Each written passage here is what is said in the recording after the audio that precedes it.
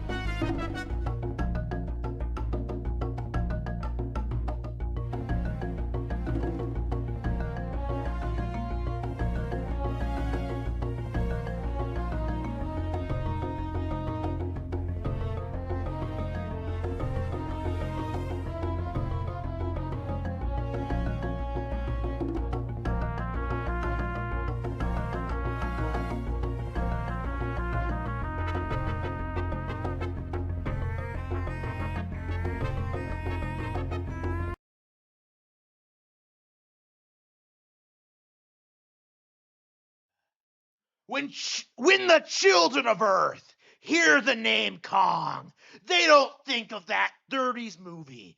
They think Donkey Kong, the mafia of monkeys. He is the dawn of King Kong.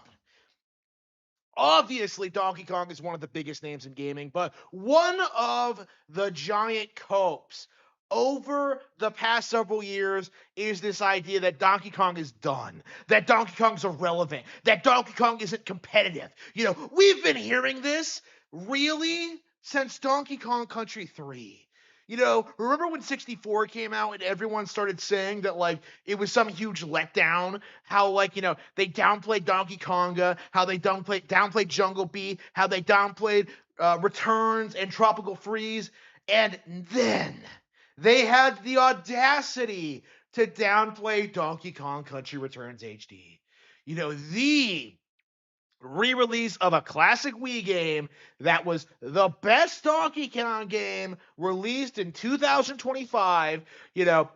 Donkey Kong Country Returns HD was a phenomenal release. Like, an amazing title. It is something that I still go back and play regularly. It was a 10 out of 10 masterpiece and far surpasses slop like Astrobot, like Claire Obscure Expedition 33, like Horse Prince, or whatever slop YouTubers are playing these days. I don't know what YouTubers are playing. Actually, I do know, because none of them play anything. All they do is make their sponsored YouTube videos like, go out and buy Expedition 33. It's game of the year in April. Like, they do that, right? They do their thing. They do their grift. They do their coping. They do their seething, and they downplay masterpieces like Donkey Kong Country Returns HD. And what happens? What happened? Not only was Donkey Kong Country Returns HD a huge success on Nintendo Switch 1, whatever cope you had going into this, whatever seed you had initially, the idea, the concept, like, well, this is a game that's been re-released twice already. They didn't add anything new. Like, sure, they have the extra levels from the 3DS version, and sure, like, the game was a masterpiece to begin with, and it isn't available on Switch yet in any form, but that doesn't mean anything. All of that has gone out the window with one completely free update that has completely revitalized interest in this game, that has completely destroyed any argument we have had against it. Like, every single Nintendo YouTuber is either coping and seething about this update, or they are acknowledging that Nintendo has won. Because this isn't just about Donkey Kong. This isn't just about the Switch or about, like, old ports. This is about the entire brand, okay? We are in an era where Nintendo can just stealth drop an update to a 16-year-old game and not only, like, revitalize interest in it, but make it this huge talked about thing for the month. Okay, like, more people are talking about Donkey Kong Country Returns HD now than they are Final Fantasy VII All. Okay, that's coming out tomorrow. That's supposed to be the big game of the day, but instead we're talking about Donkey Kong. Donkey Kong destroyed Final Fantasy VII. Donkey Kong was this huge success story. It's now a major brand for Nintendo. It's now back in the spotlight as a major brand for Nintendo, I should say. And, people just don't know how to react to this, because, this is the end result of buying off Rareware. This is the end result of, like, buying Nintendo's most critical partner, undermining the company, doing everything they possibly can to sabotage them. It was like the worst possible scenario for Nintendo, right? What happens? They make new games, they form new partnerships with Platinum Games, with Next Level, with like dozens of other partners. Like, they form, they buy Monolith Soft, they expand, they grow, they put out games, all while Rareware desperately tries to convince you that Sea of Thieves is a good game. In actuality, Rare's peak was when they worked on Donkey Kong. That is what the company will be remembered for. That is the only thing that people care about today. Nothing else they've done in the past 30 years has ever come close to what Donkey Kong Country brought to the table in 1994. Okay, like that is the reality of the situation. Is that Donkey Kong is one of the biggest games in video, one of the biggest IPs in video games, and yet the industry is very desperate to kind of try to downplay it. How many times have we seen people try and say that like Bonanza isn't as big as a new 3D Mario, or that like Donkey Kong isn't like an A-lister? Obviously not true. And I think we're now ready, with the release of like, the Donkey Kong Country movie that we already know about, with like Bonanza, with this, like, I think it's safe to say that Donkey Kong is now back, after years of attempts at revivals, only to be shut down time and time again.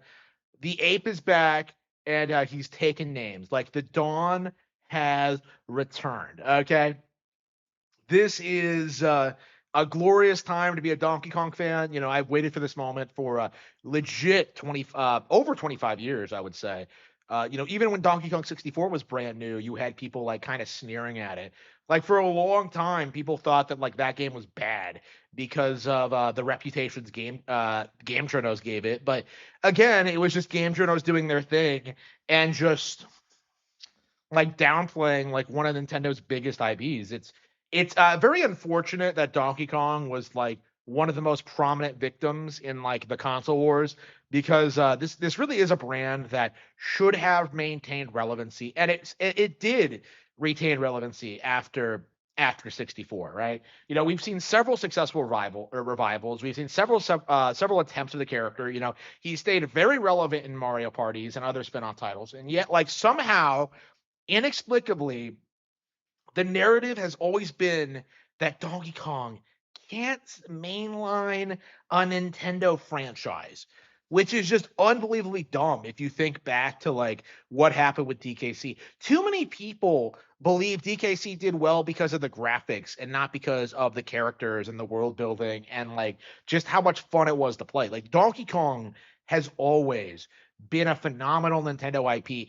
And now we're kind of seeing what happens, after game journals throw everything they have at like downplaying a new Nintendo game. They successfully downplayed Donkey Kong Country Returns HD. They thought it was through, they thought it was done, that it wouldn't sell any more units, that they had successfully managed to gaslight people into thinking this was the worst game of the year, right? They thought it was over. And then out of nowhere, somehow Donkey Kong returned. Okay, Donkey Kong came back with an update which not only revitalized the game, but kind of demonstrated like where we're going in the long term. And like something that I think a lot of game journalists aren't prepared to handle is that you cannot rely on downplaying day one games to like mitigate sales anymore. So like typically what happens is that like game journals like release all their hit pieces like just before the game comes out, and everyone's going wild.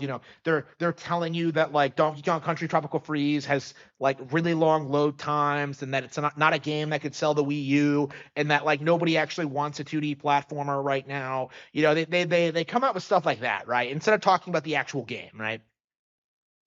um with these free updates, with these stealth drops, with like just these random things for 16-year-old games, suddenly like what you see is just this sudden like revitalization of a game that a lot of people had just kind of written off and ignored, like the I think a lot of people don't even realize that like Donkey Kong Country Returns is by far the best-selling Donkey Kong game like ever. Way bigger than the original DKC on Super Nintendo.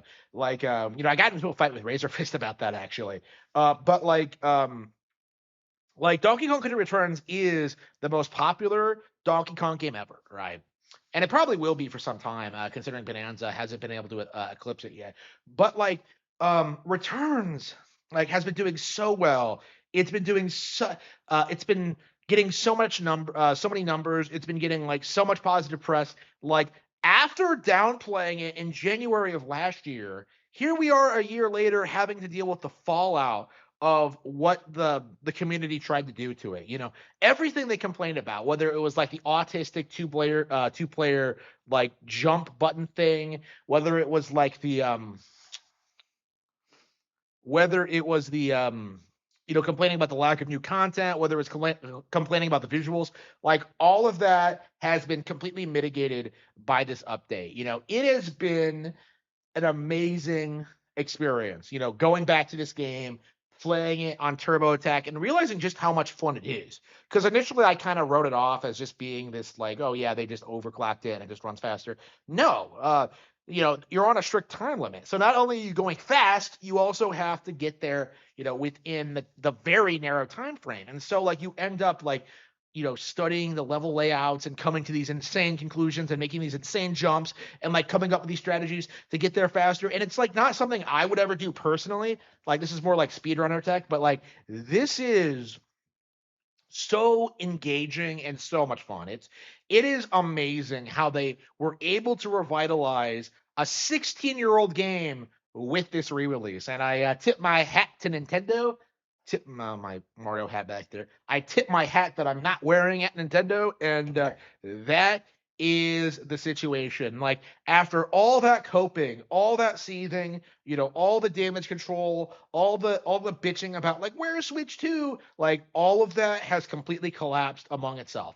And this is like a sign of what's to come, I think, because you're going to see the same thing happen with like the Switch 2 in general, right? Where you see people like you're seeing people like try and say that like the Switch 2 is going to jump in price and that like nobody's buying it and that nobody's happy with it. And like all of that is just a gigantic cope, honestly. Like the Switch 2 could be triple the price of what it is now, and it would still be more affordable than a gaming PC. Okay. Like, do these people not understand that like if Switch 2 parts are going to make the console more expensive, that like other platforms are going to get more expensive too? So the Switch 2 is still going to be less expensive, like comparatively. Like it's just a gigantic cope. Like it really is a gigantic cope. They are like hedging all their bets on this like chip shortage thing, hoping it's going to raise the price and hoping it kills sales, because nothing else they've come up with has really panned out, and they're like really desperate like to try and push this notion that like the Switch 2 is going to struggle at some point, and they're pulling out all the stops to do it. We're going to talk about all this today. Lots of people are like going crazy and like coming up with like these insane narratives. So let's take a look and see what we have here. The latest from Oh, Arlo just uploaded a new video. Okay, we're gonna watch that too. Okay, let's Nintendo of America goes full woke as Kathleen Kennedy 2.0 sparks massive backlash. Wait, what? What the hell is this?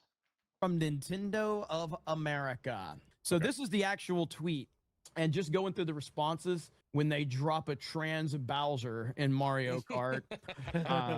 You know, Like they say that, and it's like, bro, you're talking like Bowsette wasn't a huge meme and super popular with the community.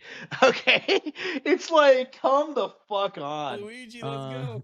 That's way worse than I imagined. Nintendo's not going to make it. Yeah, people are just like Nintendo Netflix edition. It's over. RIP Nintendo. Nintendo is no longer. Yeah, look at all these look at all these names. Look at all these it's just like typical online grifters who are like very out of touch with reality and aren't actually up to date with the company at all. I don't see anything particularly weird about the statement or the announcement or the leadership. This seems like a gigantic cope on like their part. Like they're really desperate for Nintendo to fail, I think. Like geeks and gamers, like everyone that's not part of the community is like very desperate for Nintendo to fail. And like you see this a lot in these kind of circles, but like side scrollers does the same thing. So like it's very, very interesting how they keep trying to push this narrative that Nintendo's on the way out or that they're failing. Yeah, it's really fucking bad. So she was announced last year as the replacement for Doug Bowser as the president and COO of Nintendo of America. Nintendo of America's had problems for a long fucking time. This isn't anything new. What? What problems? Name them, and I'll debunk them live. You piece of shit. But Yeah, that needs to be made understood clearly for the audience. Like, it's Nintendo of America. correct. Right? Yeah, not in. It's so Yeah. Skirting around the issue. Did you hear how uncomfortable he was? Like, oh no, please don't bring that up. That they're only a marketing firm and they don't actually make games. Please don't bring this up. could be worse. Yeah, it absolutely. So, but let's get into this. Here's her. This is the first time she has spoke publicly since. I mean, honestly, like as a Nintendo fan, I'm more concerned about like the board having female members now and Kensuke Tanabe retiring and getting replaced by Riza Tabata. Those two things are way more concerning to me than this. But of course, like these guys don't know the first thing about this because they aren't core fans. Becoming officially the president of Nintendo, or Nintendo of America. Here we go. My name is Devin, and before anything else, I want to celebrate the New York Game Awards. 15 years of supporting the games industry, and in doing so, lifting up the voices, stories, and dreams of so many. This show connects people who are united by a shared belief that every dream matters and that everyone deserves a chance to do meaningful and creative work in games and storytelling. Everyone matters, guys. Every dream matters. Every single person. So, What is this giant cope? Like what? I'm just so tired of seeing people freak out about like relatively innocuous statements like this. Like, come on, like you really are like living up to your stereotypes of just being like man children who freak out over everything. Like, oh no, it's a girl. Like girls are gonna ruin games. Like come on. so does that mean that people that want to murder people, does their vision matter? Does their dream matter? Like, what does that mean? Yeah, I agree. Like, she has a long history at Nintendo. She's been there for like 20 years. Like, I have this like very, very difficult like, I have this very hard time understanding why so many people are like having an issue with this. Like, and we saw this with like Doug Bowser too, where like people were like making stuff up about him and say he doesn't do anything, and it's just like, or like making conspiracies about why he left Nintendo. It's like, no, he didn't do anything. I just like, if anything, I think Bowser was better than Reggie actually, because like Bowser wasn't like actively stopping things from coming out in America like Reggie was. But anyway, This is such a childish thing to say that she clearly doesn't believe on. Because Exactly. Nintendo of America has selection processes What? to hire people. Yes. If you have a do you- selection process to hire someone, you are admitting what are you talking about? That they want to hire people with a specific skill set? You're complaining about them like wanting to hire people that will actually do their jobs? What are you talking about? And like she's not even talking about the business. She's talking about like the New York Game Awards and like the relationship with like the consumer and stuff like that. What are you talking about? Like we need to let everybody develop games. Like I mean, I guess you could develop the skills, and I guess you could go to Nintendo and apply, and they'll give you a fair shot. But again, like they're not going to hire you if you don't have the proper skill set. Like, what are you talking about? that you don't think anyone should work on the gaming space. Correct. This nonsense that it's for everyone is the biggest lie any of these people have ever told. Nothing is for everybody. Nothing. That's how the world works. There is something for everyone, but that Wow, like a different game, maybe. Fucking hard. From a different developer, on the same video game console. Fucking doesn't mean that everything is for everyone. That's just not true. What are you So talking let her about? continue her cringe fest. The Playing with Purpose program supports the creators, the coders, the writers, Oh, it has pockets. and anyone else dreaming big to join this community and bring all that makes them unique. I'm excited to meet you, Oh. to hear those stories, and to learn from your journeys. And remember, like any good video game character, you're on an adventure, and every step you take matters. There are some gnarly bosses, sure, but also many good friends along the way. Like, is this the same guy we heard like last? Like, are you telling me? Yeah. Geeks to Is this the same guy we saw last night? So like every time he says that, he's like trying to facepalm as if what she said is like unbelievably cringy, and I'm just kind of like, first of all, it's not like, but like on the flip side, like it's like very performative. It's very fake. It's like he's trying to incite a reaction out of people and like encourage them to freak out. Like, oh, this woman is woke. Ah, she's taking away my video games. Ah, Some There's gnarly some gnarly bosses. bosses. Some totally gnarly bosses. hey man, are they concerned that she's gonna marry their dad, become their stepmom, and then take away their video game consoles? Because that's kind of how it sounds, honestly. I find it Radical. super interesting No Nintendo for you until you get a job and move out. too. Like when you because you think about these big companies and how they present stuff like this, they picked the most neutral possible everything, the most neutral possible dress color, the most neutral possible hair color, Yep. everything. It's such a weird stance. They're like, Yeah. by the way, everyone's included, but we're not like a purple hair weirdo. We're brownish. What? What the? He is complaining about what she's wearing. What the fuck? Are you serious? She's not dressed well? Like, oh, she's wearing brown and she doesn't have dye in her hair, so that means she's secretly a woke subversive. Like, what are you talking about? What are you talking about? The whole message should be is Nintendo fans love their characters. We're here to focus on them. They have passionately supported this company for decades. And our vision is going to continue to, motivate our audience to I don't think any actual Nintendo fan has a problem with this. Like, if you're from Geeks and Gamers or any of these other clickbait channels, like, I don't see you as a Nintendo fan. I see you as an opportunistic grifter that's trying to make a controversy out of a giant nothing burger. whatever. Just focus on the people that care about it. This bullshit about everyone is welcome. Fuck them. No, they're not. Everyone is not welcome. That's what's gotten us into so many problems already. So I brought up the Kathleen Kennedy quotes from all these years about like opening star. Yeah, not the same thing at all. Like, they keep trying to do this thing where, like, oh, she's the next Kathleen Kennedy. Like, she doesn't have the same position of authority that Kathleen Kennedy did. She doesn't have the ability to make the kind of like unilateral, changes to like the lore of the franchise that Kennedy did. Like, she doesn't have the ego that Kathleen Kennedy did. Like, it's like there's nothing really. They really have nothing in common at all. Like Nintendo's even a bigger brand than Star Wars ever was. So, like, what are you even talking about?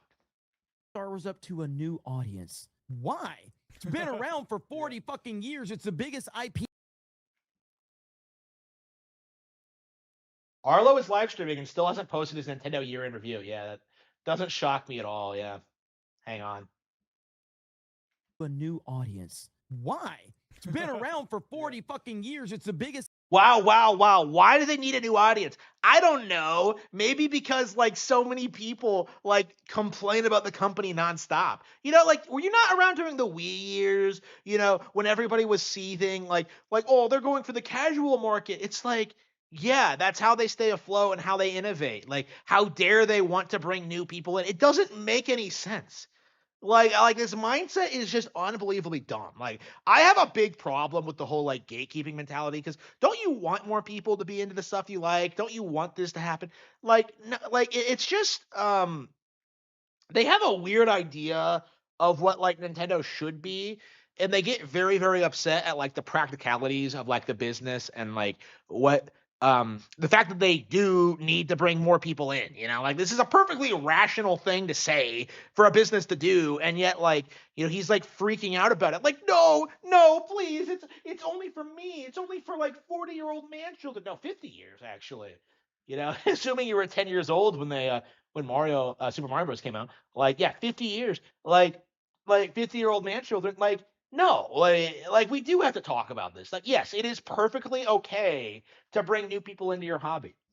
This IP in the world. Clearly, what this language means is getting rid of the toxic fanboys. What? And replace. Whoa! So you're saying that like Devin Pritchford wants to get rid of Harman Smith?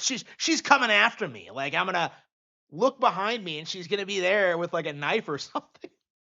Like, oh, Harman, we can't have you looking at us looking bad. Bonk. Like, who is she gonna go after? Like, toxic fanboys. Like, what are you talking about? What are you talking about? Like, toxic fanboys. Like, what toxic fanboys, Nintendo fanboys even exist? Like, if you type toxic fanboy, toxic Nintendo fanboy YouTuber into Google, you just get like a bunch of Harman Smith videos and like reactions to Harman Smith videos. Like, no other toxic Nintendo fans exist. Okay, they just don't exist.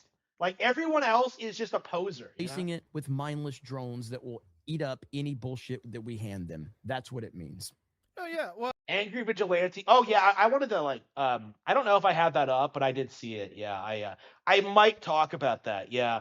Like the whole Japan sales cope thing, like it really needs to stop. I mean, I hate to kind of like, we're jumping from topic to topic, but like, yeah, right now, like the giant narrative that like people actually believe is that the Switch 2 is failing everywhere outside of Japan, the one country where we have consistent sales numbers. So like you're supposed to just believe Christopher Dring or whatever, or like that retard Steven Toto. Like, oh man, it's the sales have massively dropped off since over the holiday, and it's just like, what are you talking about?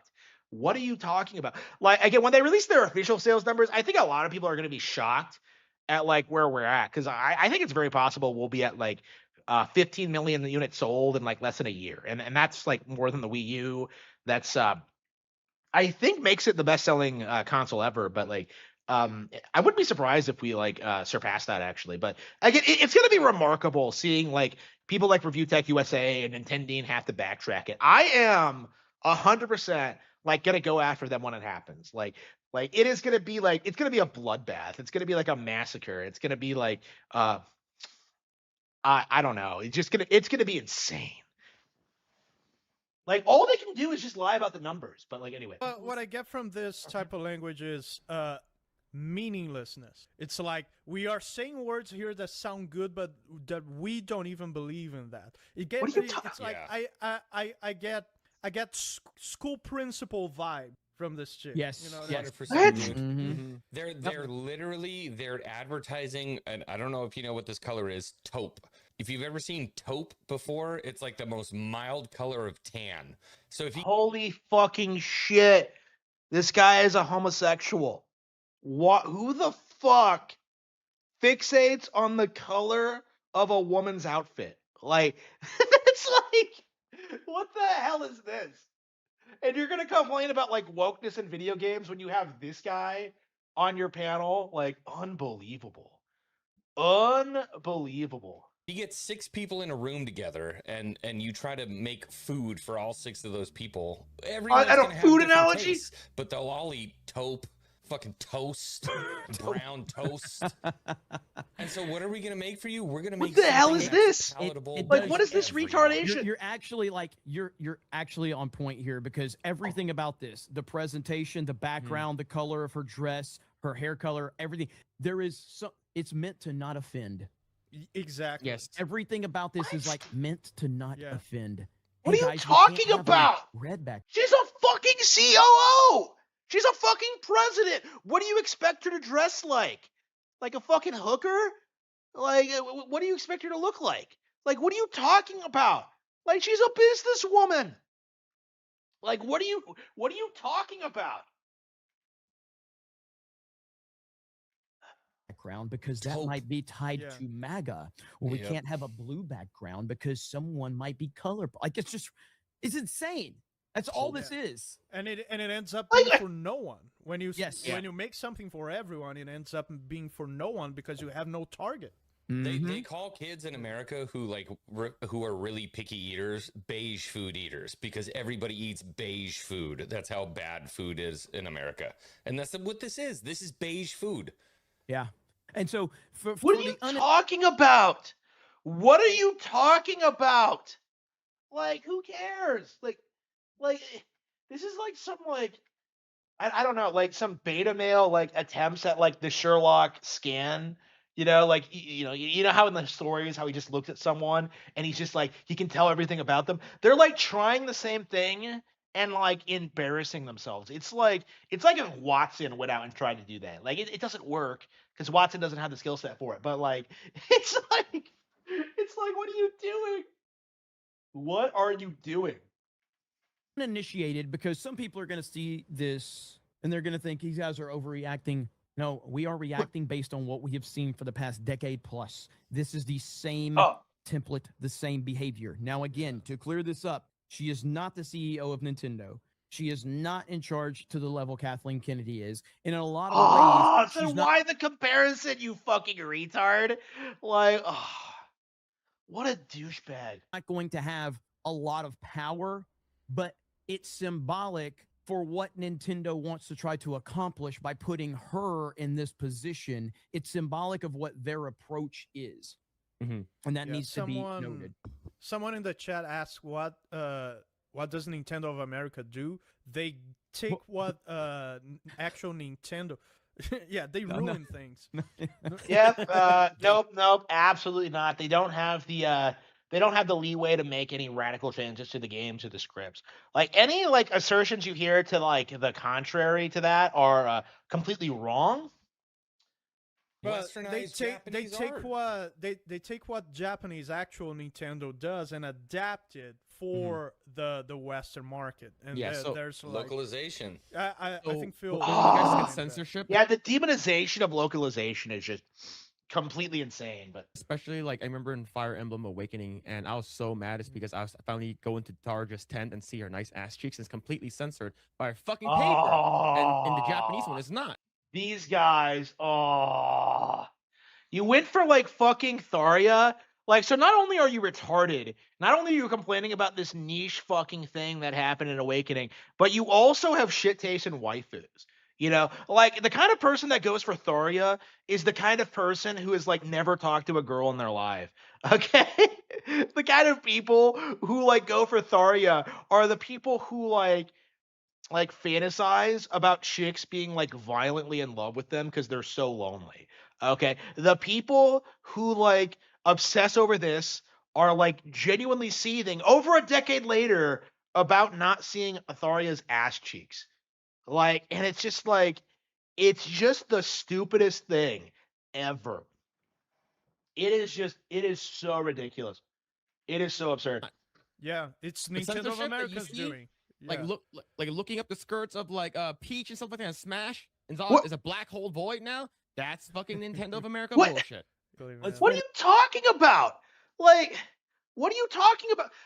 They go after that in Japan too. What are you talking about? They're getting more strict about that in Japan.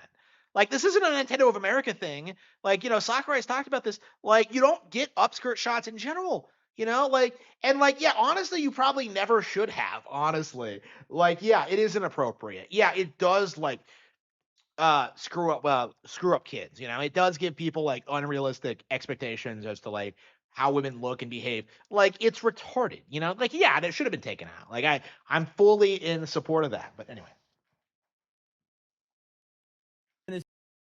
This out. Here we go. Support you and powerful rewards for those who persevere.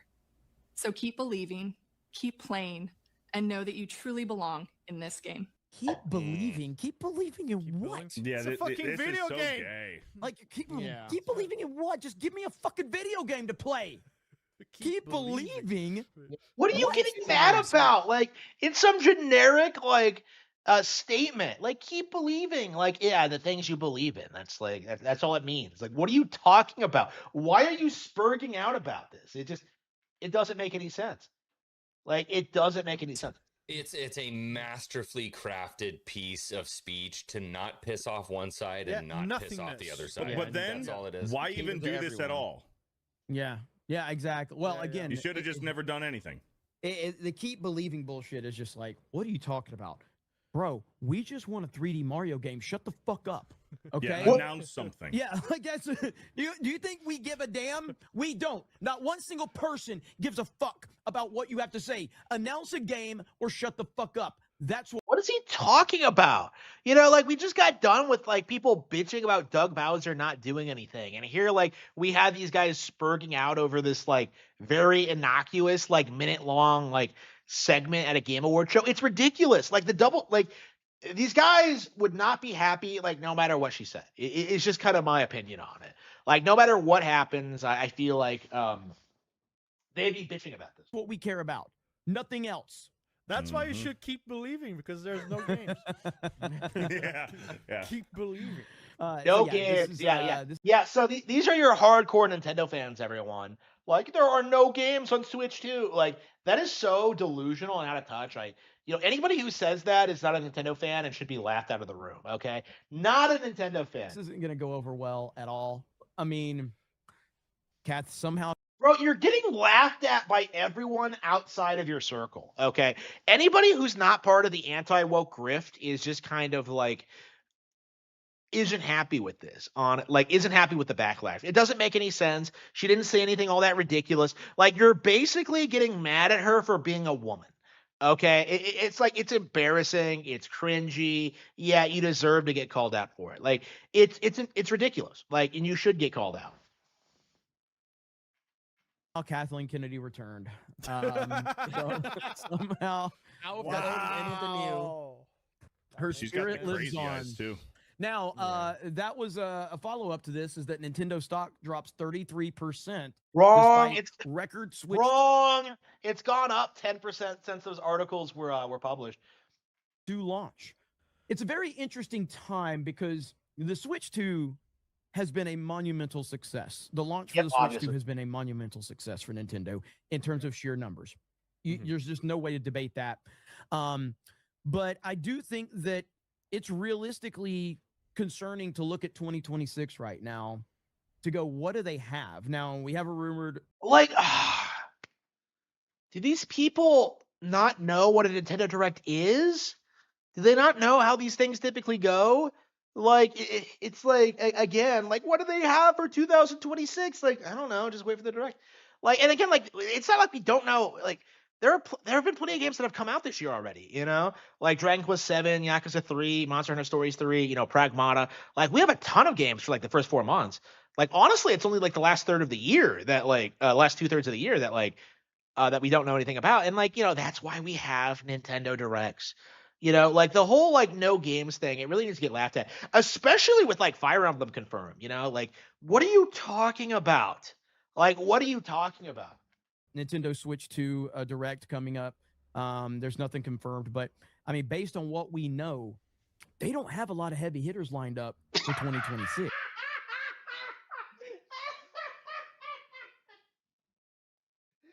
Oh man, this is gonna be amazing. The bloodbath is gonna be amazing. Like, the Nintendo Switch 2 sales massacre is gonna be like, I feel like the moment the Harman Smith channel really blows up. Because I'm gonna be going back, I'm gonna be exposing all these guys, I'm gonna be laughing at them. Because I'm the only person, the only one that came out and said the Nintendo Switch 2 won the console war, that it's over, that Nintendo won, and that everything else everyone else is doing is just coping and seething. And this is a really good example of what I'm talking about, of just delusional cope posting about the stock prices, about like, well, we don't have any new games yet. It's like, what are you talking about? You know what I mean? It's just like, I can't take you seriously. Like, you're literally complaining about how the Nintendo CEO, Nintendo of America CEO, has a vagina. You are really complaining about this COO having titties. You are really complaining about this new president for Nintendo of America being a woman. Why exactly should anyone take you seriously? Like, I have not heard a single valid complaint in this entire video. It's just pure cringe. It's embarrassing. And like, I do think we should call it out. Hang on, let me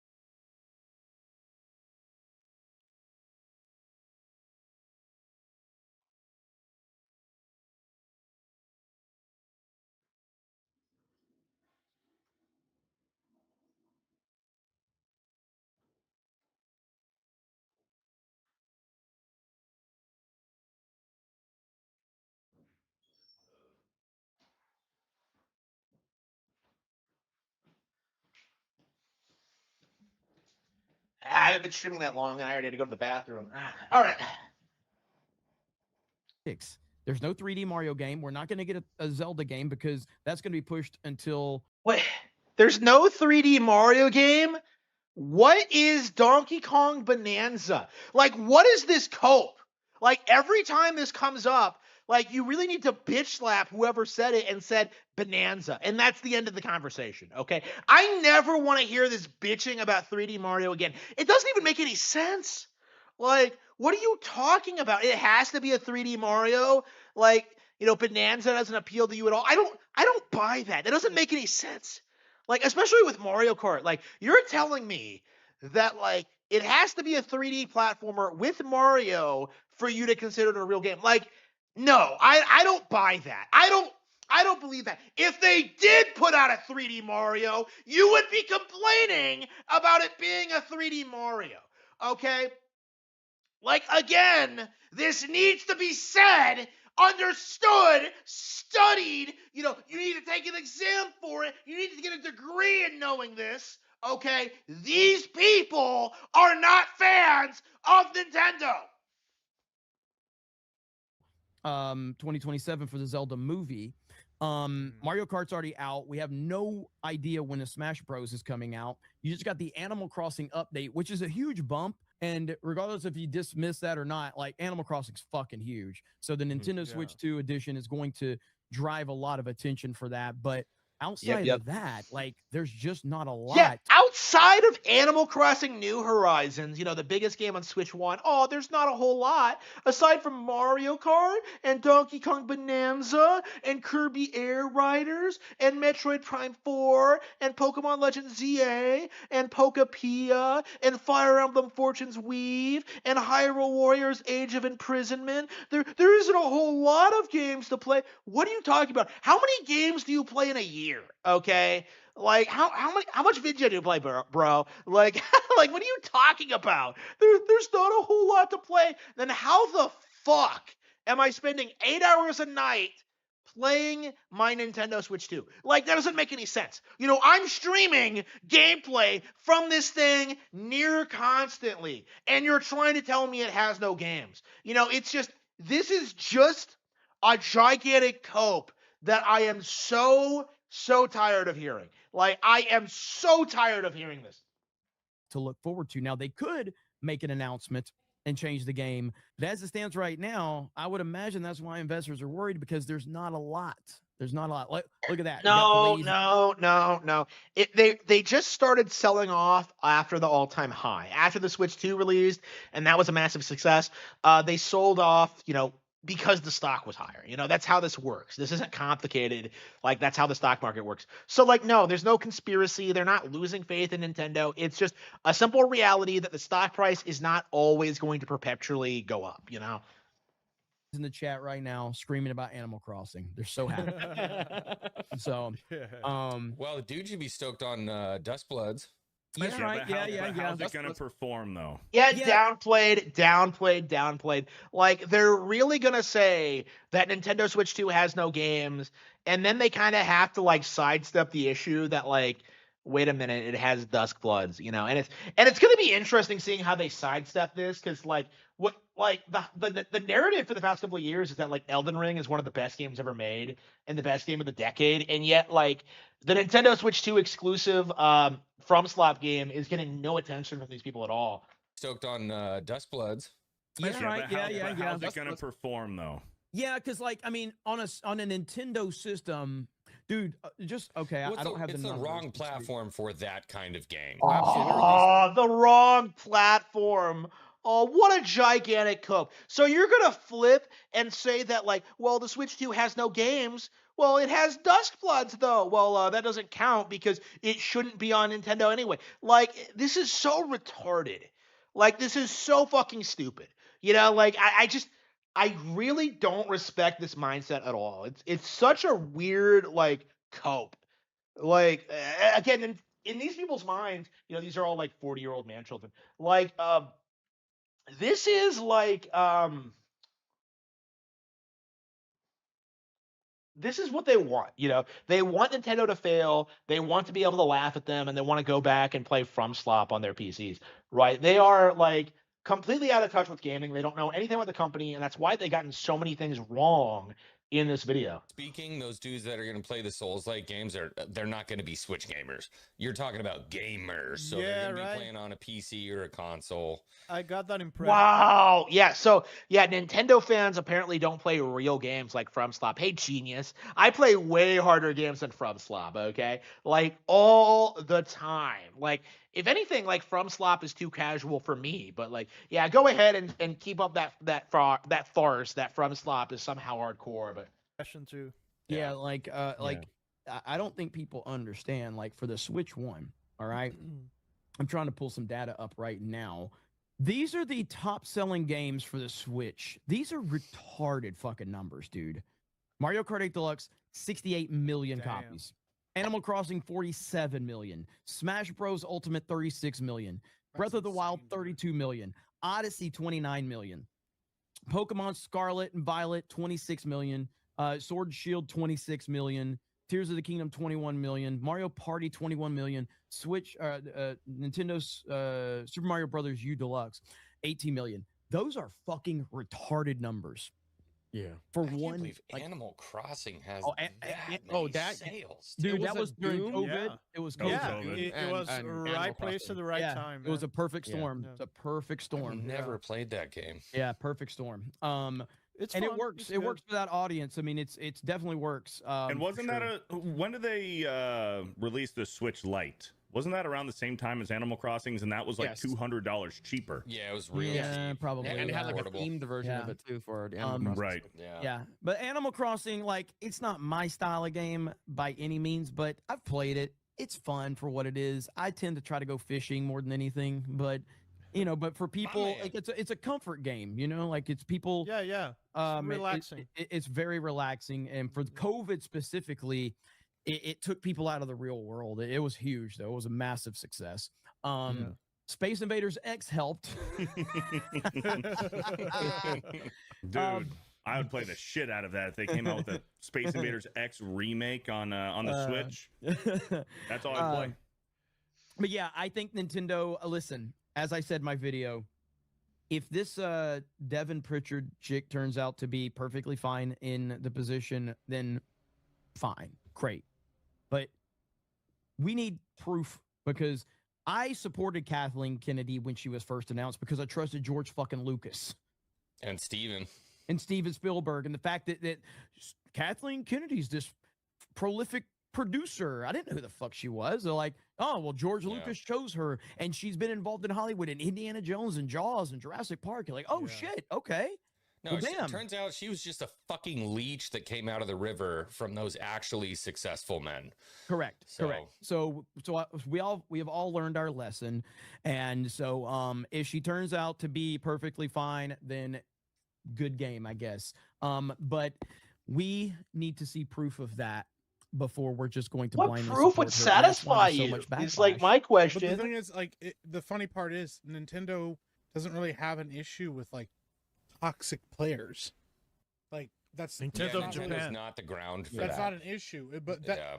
yeah, so this is like a whole thing. I'm not gonna get super deep into it. You can look it up yourself. But like the whole toxic gamer thing was brought in because they saw a market to reach out to like women, and they realized that the people don't remember this, but if you remember the marketing and the advertising back in the day for like Call of Duties and stuff, they wanted you to be that intense. They wanted you to be in those lobbies cussing each other out. They Yep. encourage people talking shit to each other, man. Hell yeah. Like it was a whole thing. They encouraged the console wars. Those gaming companies were all in on that, and they made a lot of fucking money. And then somebody stepped in and said, "Man, we just get a lot more of those women to start playing our games." And they're like, "Yeah, well, we got to get rid of these toxic gamers. Yep. All those toxic gamers are what you built your company on." Yep. So, in the same vein, a person stepping in saying, "Guys, let's all get along." It's fucking Nintendo, bro. What do you mean all get along? Like it's Nintendo. Yeah. No, They've I always mean, got I along. blame- Literally, I blame Animal Animal Crossings Crossing. is just about building an island and getting out of debt, and everybody going and hanging out on your island. Like it's Yeah, always fucking been Tom like Nook. that. Piece of shit. But I mean, again, it's the tale is all this time. Yes. Bringing more Song is women always into a male-dominated industry is a death sentence every single time. Well, it's a death Every- sentence when those people are not actually interested in video games, because you do have the occasional female gamers that will come in and they know what they're talking about and they know what they're doing and they know their audience is mostly men. Yeah. And that's who you have to sell to. Well, hey, Most of Outlaws these people did great, are not, so you know, yeah. most of these people are not. Try to imagine something like that, like a CEO for a CEO or COO or whatever. COO. He's a COO, I believe. CO. C-level executive. COO. Okay, whatever. Try to imagine something like that with a speech like that on some E3 or something 20 years ago. Oh, yeah. Yeah. Yeah. Roasted. Right? You know what I mean? You know what Yeah. you know what would have happened if she walked out on the stage in E3 20 years ago? Dude, it got booed. Show some Yeah. titties, bitch. Yeah. Exactly. Oh, come on. What are you Joke. talking about? Every Things time. that never happened. How big are they? I can't call her. Things that never happened. What are you talking about? Ridiculous. Okay. Okay, here we have an Arlo video. See.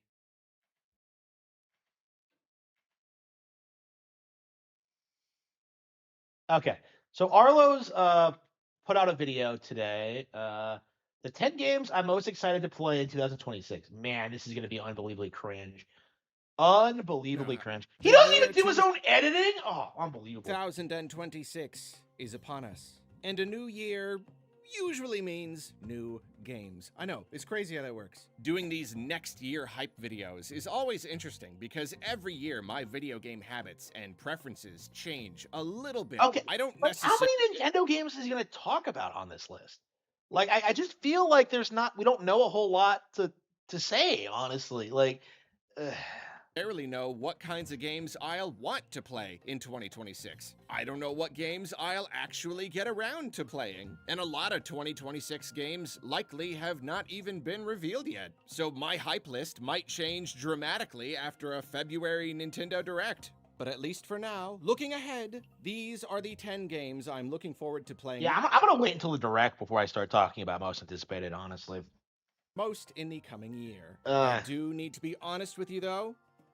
There will be no Smash Mouth references in this video. I know, I'm sorry. I'm sorry, it was the kind of bit you can only do so many times before the joke kind of just reaches its natural conclusion. So I can only hope that the, video game stuff is enough for you. And if not, if that's a deal breaker, I completely understand. Let's go. Starting with number 10. This series has not gotten a new game in so many cringe! years, and Cringe! I'm certainly not Boo! alone in saying that I cannot wait. Man, if you want to experience Grand Theft Auto 6 right now, why don't you just move down to Miami? Like, why don't you live the culture? Why don't you just experience the diversity? Instead of just waiting for a video game release, like, just go down there and do it for real. Like, you might not come back alive, but okay. Skipping that. Don't give a shit. Okay. So tactile, something so but on Heaven Groove. Wait to finally play the latest entry. It is Rhythm Heaven Groove. Many Oh, he was joking about that. Okay, that was a joke. Okay. Kind of based, honestly, but okay. So Rhythm Many Heaven. moons ago, I was on eBay and found a good deal on Rhythm Heaven for DS, and it turned out to be a bootleg that occasionally deleted my data, but I still fell in love with the game. Everything about it, the whole package, was just so quirky, so unique, so charming. And I liked rhythm games, but there was something about this one that was really simple and yet so intuitive. Something about just working with taps and holds and flicks. It was just so I got tactile. Loopy It Agents, felt yep. so good to pull off. And it has you build your Yeah, I'm own really looking forward to knowledge Rhythm Heaven of the too. game and Yeah, work when is it with coming out? natural sound and I thought it was rhythm gonna be in cues rather January. than, following the usual visual prompts. So naturally, I am very, very excited for the new one. Just look at it. Like, it looks like everything that you would want in a new Rhythm Heaven game. The characters that's a are pretty super base cute, entry. It all looks really funny. Visuals are really nice and sharp. And obviously, I just want to hear the new music. Like, they're bringing back the original Yeah. composer. Awesome. Yeah, didn't Siku like Wasn't he dying of cancer? I thought that's why they didn't make a new one. So this is the first one we've gotten since Mega Mix, and that one was like a compilation game. So it's been a long while since we've gotten one. So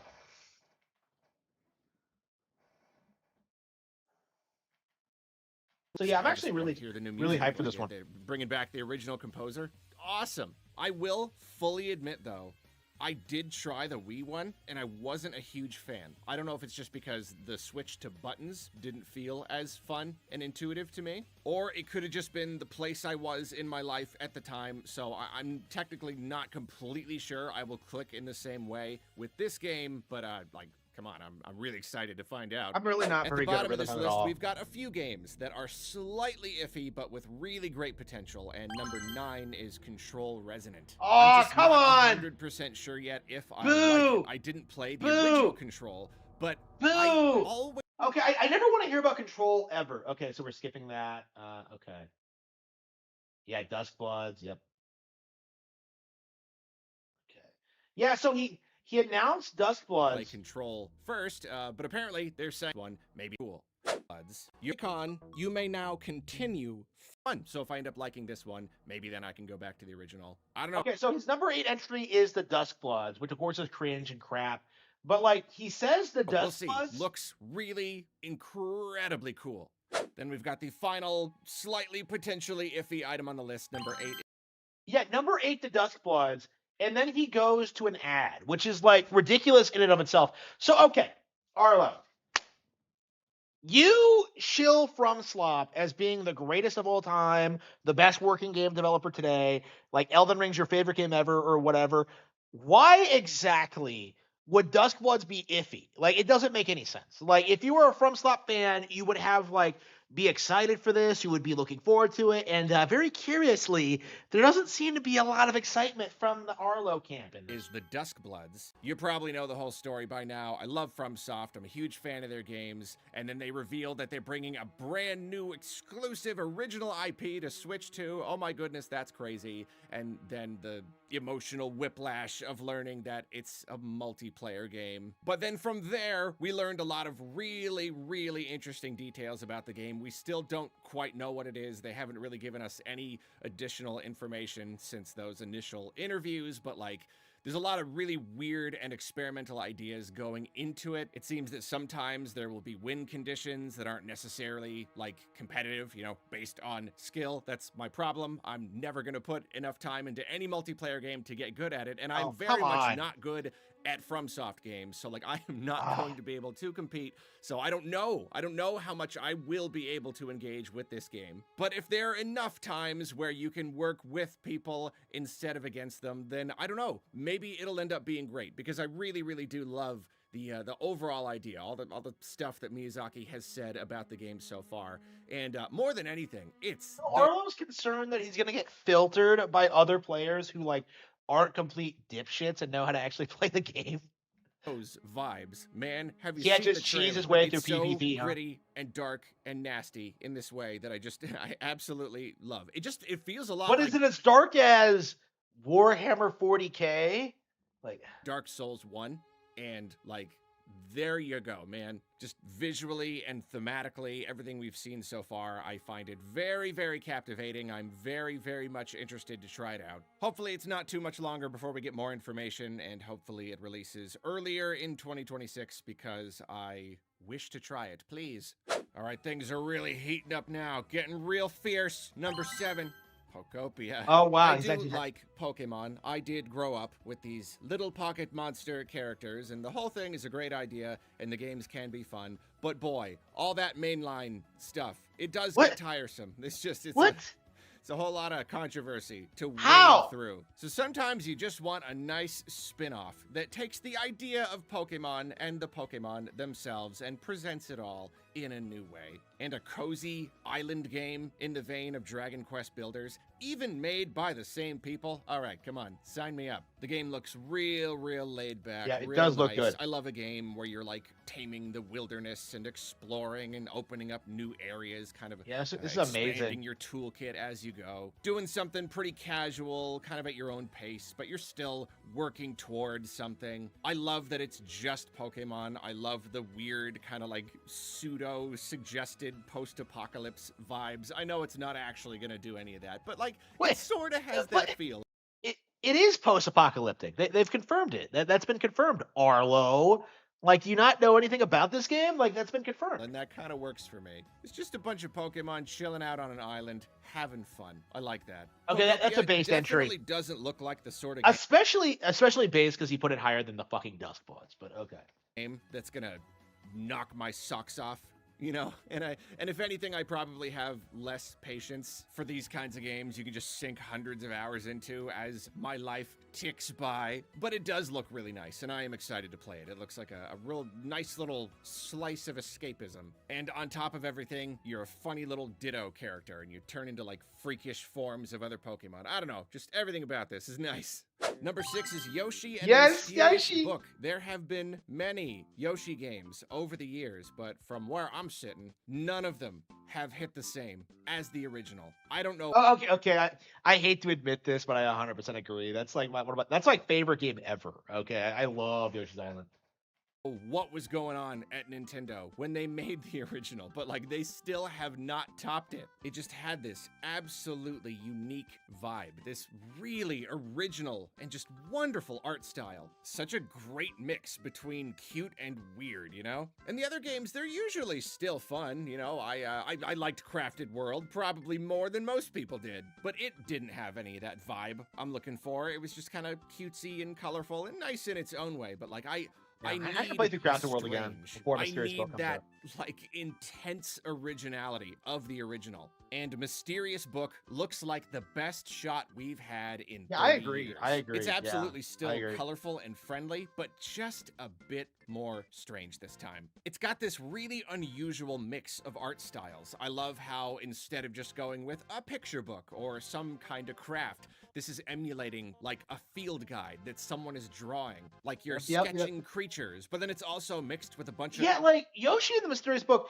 This has to be the most slept on game that's coming out this year. Because I wanted to see more of it, like before I kind of like started talking about it. But like I do think this like looks phenomenal. I'm very impressed with it. I thought it was coming out in March, but I guess it's not. like kind of stop motion elements. It just looks really cool. And then it seems like the creatures, that's actually what the game is about. You're like learning about these creatures, learning all of their features. So you've got the usual platforming stuff, but then this new element, this new like kind of problem solving sort of thing, still not 100% sure, but it looks real interesting. So in some ways it looks like it's just another Yoshi game, but then in other ways it kind of does look like something new, something unique. And I'm really, really curious to see how it turns out. I have no idea if there's any chance that it could top Yoshi's Island, which is really weird considering how old that game is. Like, why would a new game not ever top it? The very first one. It was on the Super NES, but I don't know. That's just a testament to how good Yoshi's Island is, so I don't know. We'll see. So, you want to talk about a reveal trailer that sent shockwaves through the industry. Number 5 is Coven of the Chicken Foot. This was revealed at the 2025 Game Awards, and with any big presentation like this, Yeah, nobody there's cares about usually that. at least a small handful. So like that. Putting this on the list. Number 4 is Mina the Ah! Holler, and I do recognize it is slightly dangerous. Putting this on the list of 2026 games. It was supposed to come out on Halloween, but they delayed it just to touch up a few things. They didn't give us a new date, but there is Yeah, because it was so badly received. Like this was like one of the worst demos I've ever seen in my life. I was shocked, like at like when I actually played this, like how poorly put together it was, and like how it made no sense, and like it was just like the instant that I died and I lost, like we went through the Dark Souls thing, I just instantly quit. Like I did not care for this at all, and I was like. I really thought this would be right up my alley. Like, it's a Link's Awakening style game. I really thought this would be like this really, really good game. And yeah, it's a disaster. No interest. No interest. And it's weird because they clearly put a ton of effort into it.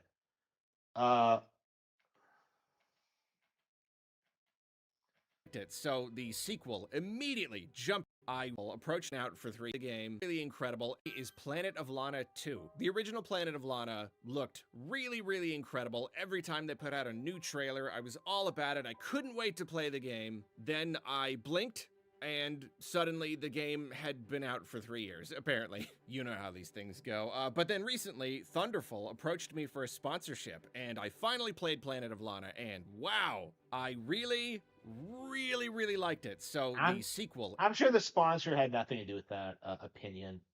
Yeah, I was offered a sponsorship today, and I'm just kind of like, nope. Make a better game. Okay. Realistic themed survival horror game, but it puts the whole on my list of the way they make these games, between the really crunchy, satisfying, which we saw already, and some single player content which we have absolutely no idea about whatsoever. I don't know how much.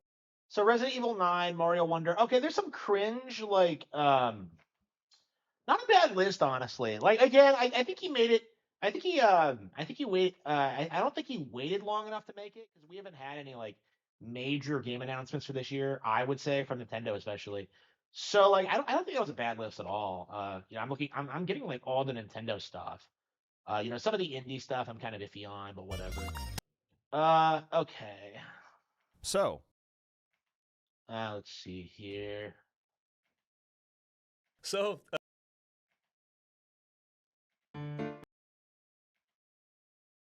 I'm trying to decide what I want. Oh, we don't need that now. Nintendo had a...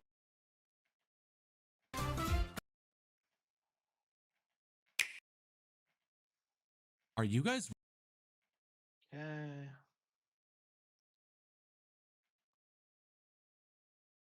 Okay. All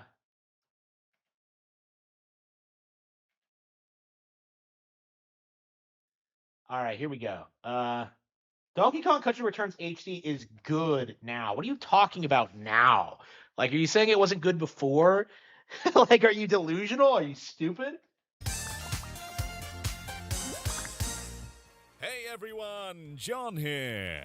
And Donkey Kong Country Returns cannot stop returning. We've now got it on Wii, 3DS, Switch 1, and now Switch 2 with a brand new update. All of these content additions are also now in the Switch 1 version, but there's also a bunch of Switch 2 optimizations as well. And this update is incredible. The original version of DKC Returns HD was flawed. It gave us all the 3DS content, which was neat, so easy mode's in there, and the bonus worlds are in there. But there's also a bunch of problems that come from the 3DS version, and some new problems introduced with the Switch game. And they have fixed basically everything. For instance, the sunset coming out and then fading away immediately has been completely resolved. Now in the level, the sun persists the entire time. And also in this level, the bat shot lasers from behind its own head. The layering was all wrong. And I saw some people say that there's even a duplicate model of the bat behind him shooting it prop. I don't know if that's true. It sounds crazy. But this is what happened in the original. And now, completely resolved. Just like on Wii, the lasers come from his mouth now. That's lovely.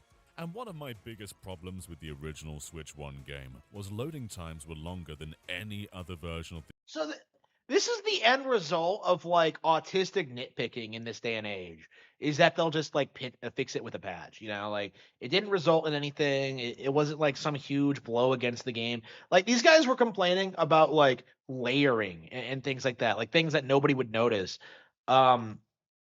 Yeah, it's embarrassing that this lasted as long as it did. Game. Way it's over now. Than Wii reading from a disc. And while Switch 2 naturally helps with this a little bit, the loading times were still far too long to do time trials. If you want to restart and perfect your level, you're looking at around a 12-second wait time, and that's with Switch 2 benefits. This was even worse on Switch 1. And now, they shrunk it down to around 4.8 seconds, which is so much better. You can now load the entire level, get into the menu, restart the level, and nearly load it again before the prior update had even loaded it once. There have been a couple of minor graphical changes as well that you probably won't see unless you're comparing the game side by side. But DK's looking a lot lighter in the brand new patch. In the prior one, his fur was always quite dark, but now it seems to adjust to the environment he's in. So it's much lighter in this beach versus the dark fur. Yeah, so they put quite a lot of work into this. Like they fixed a lot of the visual effects, made them look better. Like, and again, it's very interesting that they went to such lengths. Yeah, I was wondering, like, are they thinking about making a third game? Like, I wonder. Of the prior patch. We're also running a much higher resolution here on Switch 2, and we can zoom in all the way, and you can see just how much of the image is maintained versus the 1080p of the Switch 1 game. And there's also some stuff that I would argue the game should have had when it first released. So my daughter loves Tropical Freeze because of Dixie Kong, and I tried playing Returns HD with her, but she wouldn't have any of it. Where's the girl monkey, she kept declaring, banging her fists on the table. Girl monkey, give me the girl monkey, she would say. And here you go, the girl monkey is here. Dixie Kong has basically been ripped from Tropical Freeze, and she is now in Returns, and she's wonderful. She plays exactly like she does in Tropical Freeze, so the barrels are going to be rotating between Diddy Kong and Dixie Kong, so you wait for the one that you want, and then she goes in your back much like Diddy Kong, apart from she gives you the hair twirl, giving you a bit more height. And sometimes there's collectibles that you've got to, jump off platforms to get, and Diddy Kong can't quite reach it because he's meant for hovering rather than additional height. But that's no problem for Dixie Kong. She makes the game a little bit breezier, but also, I'd argue, just more fun. It's funny too. She's got a couple of new animations for the in-game scenes where she's viewable, but when it comes to the CG ones, obviously they only have Diddy Kong rendered. And so they fade her in and fade her out using the Tropical Freeze special ability, where you even see like the balloons spawn for a moment and then it's gone. So they sort of tag in, tag out, by reusing an animation that has no relevance to Returns, but it's funny that it's there. And then when the scene ends, Diddy Kong just kind of flies away. It's very good. They also added a new form of time trial, where the game is just sped up massively. And this is a funny feature, because this doesn't come from anything. This is something brand new to this version of Returns HD. Didn't come from Tropical Freeze, and honestly, it's really fun. I think this is a great addition to the game. I would have liked to see, funky mode or something pulled if we're just pulling stuff from Tropical Freeze, but this is still a really cool update and makes Returns HD far more of a complete package and way more desirable than it used to be. But I think the biggest change of all comes with the multiplayer, because they completely broke it last time. And they broke it on 3DS too. Basically, every time you hop on an enemy on the Wii, they would maintain their state for around half a second before completely disappearing. And that allows both players to jump on the enemies, which is pretty beneficial and especially essential for the K levels, where you've got to use them as platforms to get around. In the prior patch, if one of you jumped on the enemy, it would then disappear and the other player would just fall to the ground. There's nothing they could do. And that has been completely resolved. We've reverted back. Can't you just get on top of his back? Like, I think that's how you would do it to the normally. Wii this time, and is so much better. This is now playable with a second person. Whereas prior, it really wasn't. Like, for some levels it was fine, but other levels were impossible with two players. So, massive change, and a really cool update to the game. This is the kind of update I love to see. Just taking a flawed game and fixing it. Pretty much every issue I had with the original has been resolved, which is wonderful. It's nice playing these games in a much higher resolution, it always is. But that kind of wonder does wear off after a while. But when you apply actual fixes and make the game way more playable and enjoyable, that is what we love to see. I saw a few people saying like, oh, who is this patch for? This patch is for people who like good games. I'm happy, and you should be happy too. You should be happy with the girl monkey, and that you can see her in all of her pixely glory. There's also game share, which I find a little odd in games like this. I mean, I'm glad it's there. I'd rather it be there than not be there. But it's a game where you share a screen. Like, wouldn't you rather hold a controller each and be intimately together? I don't know. Maybe some people just don't want to be near each other while they game share. Anyway, thank you so much for watching, and I will catch you. Yeah, so like I said, this update has been very, very, very well received. There's just no getting around it. That, like, Donkey Kong Country Returns, all the cope that people came up with last year, it's been completely dismantled. And I don't think this is going to be the last time we see this happen. Like, at the very least, we're going to see like the Switch 2 has no games narrative fall apart. Like after the next Nintendo Direct. So Donkey Kong is back again. I actually have kind of forgotten how many times he's come back, but yeah, I'm gonna go ahead and try out the Donkey Kong Returns HD update. We're gonna see how it is. It's got Dixie Kong. There's a turbo attack mode. Co-op has been fixed in terms of being able to bounce off enemies. Donkey Kong's supposed to look a lot better. Everything's supposed to run faster. There's game share. Thank God we got game share. That was the only reason. Honestly, the only reason I'm playing this is because of freaking game share. But no, I'm actually pretty excited to try this out. Oh yeah, this already looks a lot sharper, which is great. Okay, let's do this. Now, I did play this game, God, last year, so it's been a minute. Okay, new features have been added. Now, P2 can swap between Diddy and Dixie, and you can test your skills. Okay. For advanced players only. Oh boy, I don't know if I'm advanced enough. We'll have to find out if I am. We'll see. This definitely looks a lot sharper. You know, I have not tested this game at all, even before the update came out. I'm not sure if the visuals always looked this crisp, but honestly, I think they just look crisper in general. I think all of it looks a lot cleaner. Let's just start with the first level of the game, because I just want to try out Dixie Kong and see how that goes. Oh, we just have turbo attack right off the Yeah, fly. I had Okay, like that's a great. blast Wow, this like looks playing a turbo lot attack for the first sharper. time. Oh yeah. Okay, yeah, DK's fur also looks a little bit better too. It looks a little bit more like it did in Tropical Freeze, which is awesome. Okay, yeah, awesome. Well, the loading was definitely faster, so that's nice. Now, I'm not sure if I've summoned Dixie Kong yet. I'm actually not exactly positive how to get Dixie Kong, so I'm just going to go for a barrel, and then we'll see what happens. I think I'm probably going to get Diddy Kong, so I need to figure out how to get the He's playing on swap the easy. Dixie. What a Oh, dipshit. this game What is is he still doing? so good. You know, I feel like I was one of the few people that didn't really say anything bad about the game when it released, because I know a lot of people did not like how much it cost. I mean, it wasn't. The complaints weren't reasonable, like at all, but. Did. And I think like the main thing I didn't like about the re-release was them not crediting the original developers.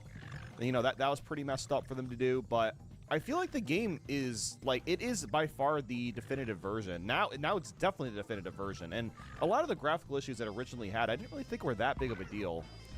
But it's cool that they've actually fixed a lot of those problems now. So big props to them. And this is free. We didn't have to pay like oh, okay, so this actually works a lot like Tropical Freeze.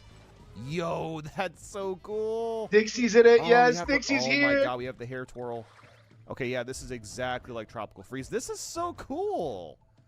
Oh, this is awesome. I'm gonna have to try some of the harder levels and see if she makes them like any easier, because some of these stages can get pretty damn hard in this game. Okay, well that was really dumb. Hey, but at least we got 69 balloons though. Hell yeah. Okay. I honestly completely forgot the barrel shows up. All right, there we go. Look at that. It's Jungle Hijinks from Smash Bros, but they put it in a Donkey Kong game. Isn't that crazy? All right. Boom. It's barrel time, baby. Dude, it's so weird I to have play never this played this as game on the easy, Rareware never. DK. I've honestly gotten very used to the Bonanza version of DK. Or I guess just now the new version, how he looks. I can't say that I like I do think the Returns version is better. miss it or I prefer it. I mean, I honestly like both versions, but I definitely have gotten used to the way the Bonanza design is. All right, gotta get that coin. We needed that coin. Oh, dude, she makes these jumps like feel so much more manageable. Oh my god, this is so nice. Okay, maybe I'm gonna do a full playthrough at some point just to replay it all. All right, let's go. Okay, that was fun.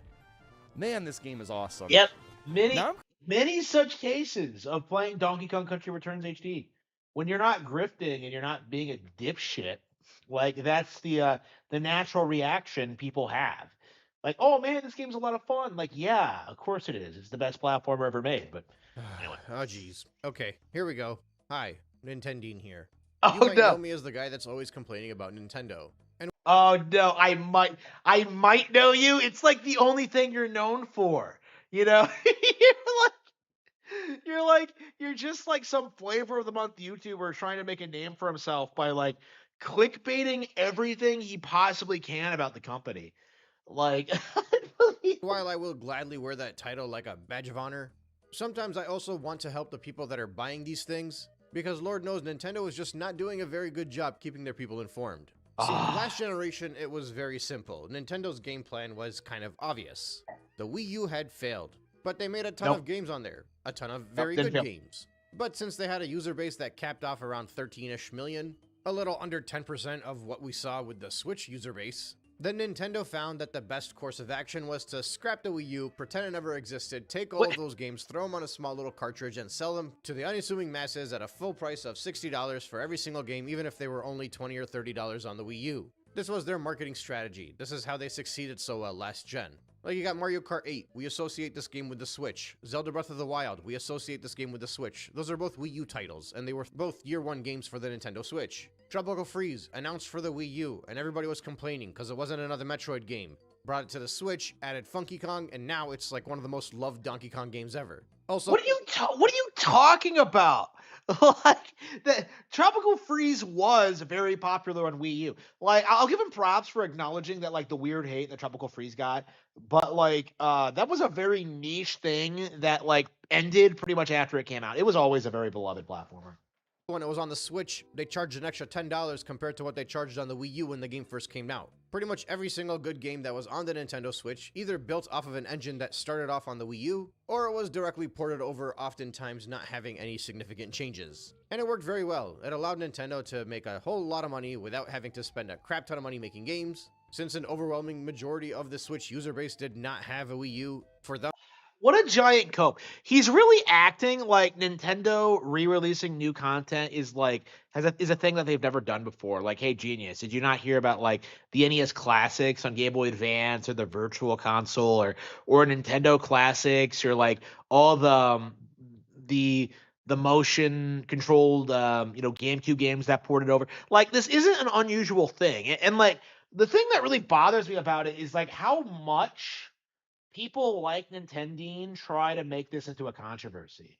You know, like I think the fact that they were able to develop Breath of the Wild and Mario Kart 8 on Wii U, like port them over to Switch and have them be huge successes, kind of demonstrates, I think, how it's pretty much impossible for Nintendo to fail at this point, because the entire narrative for the Wii U was that like, oh, it bombed, it made them no money, and yet all the games were ported over to the next console and they did well there, right?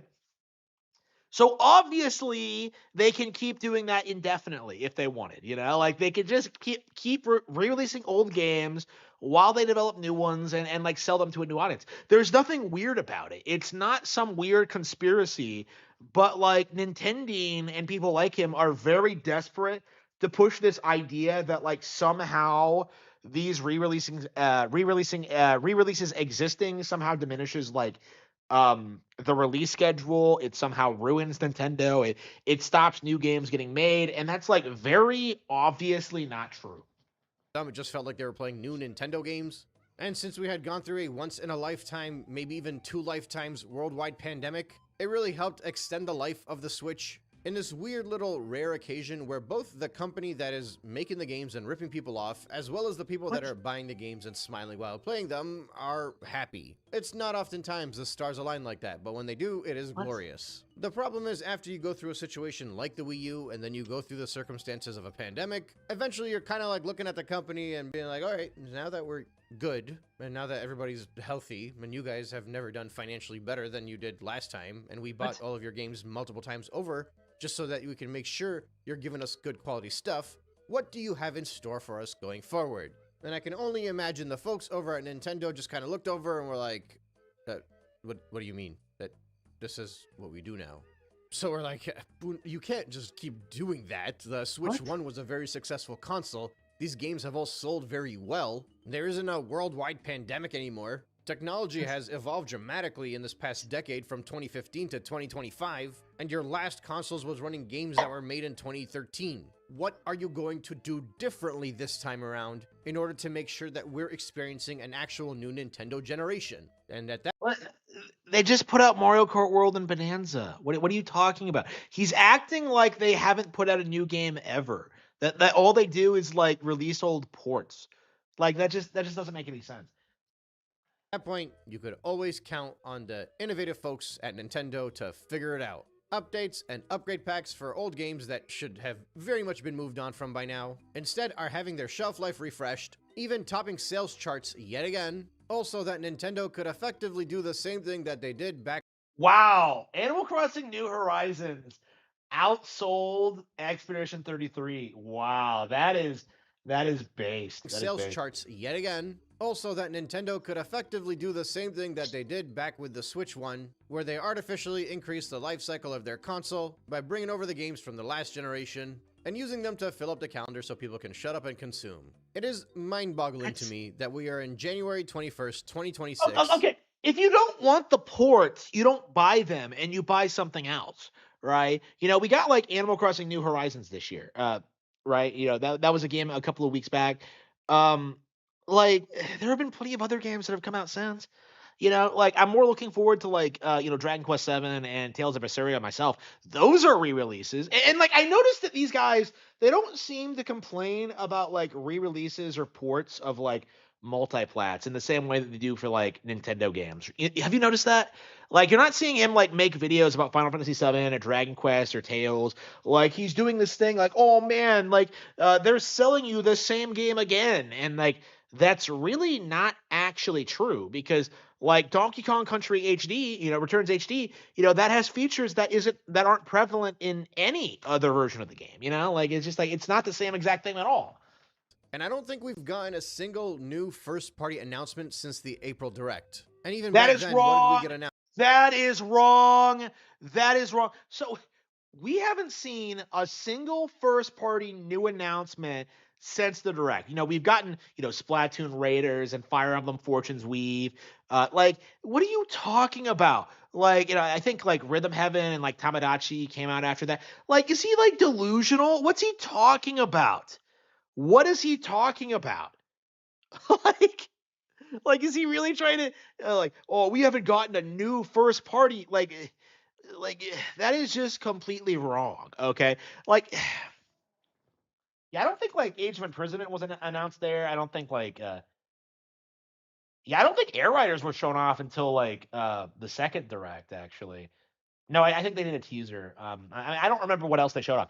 But like, what are you talking about? We haven't seen a new first-party game since the Direct. Yeah, because they were releasing the games they had already announced.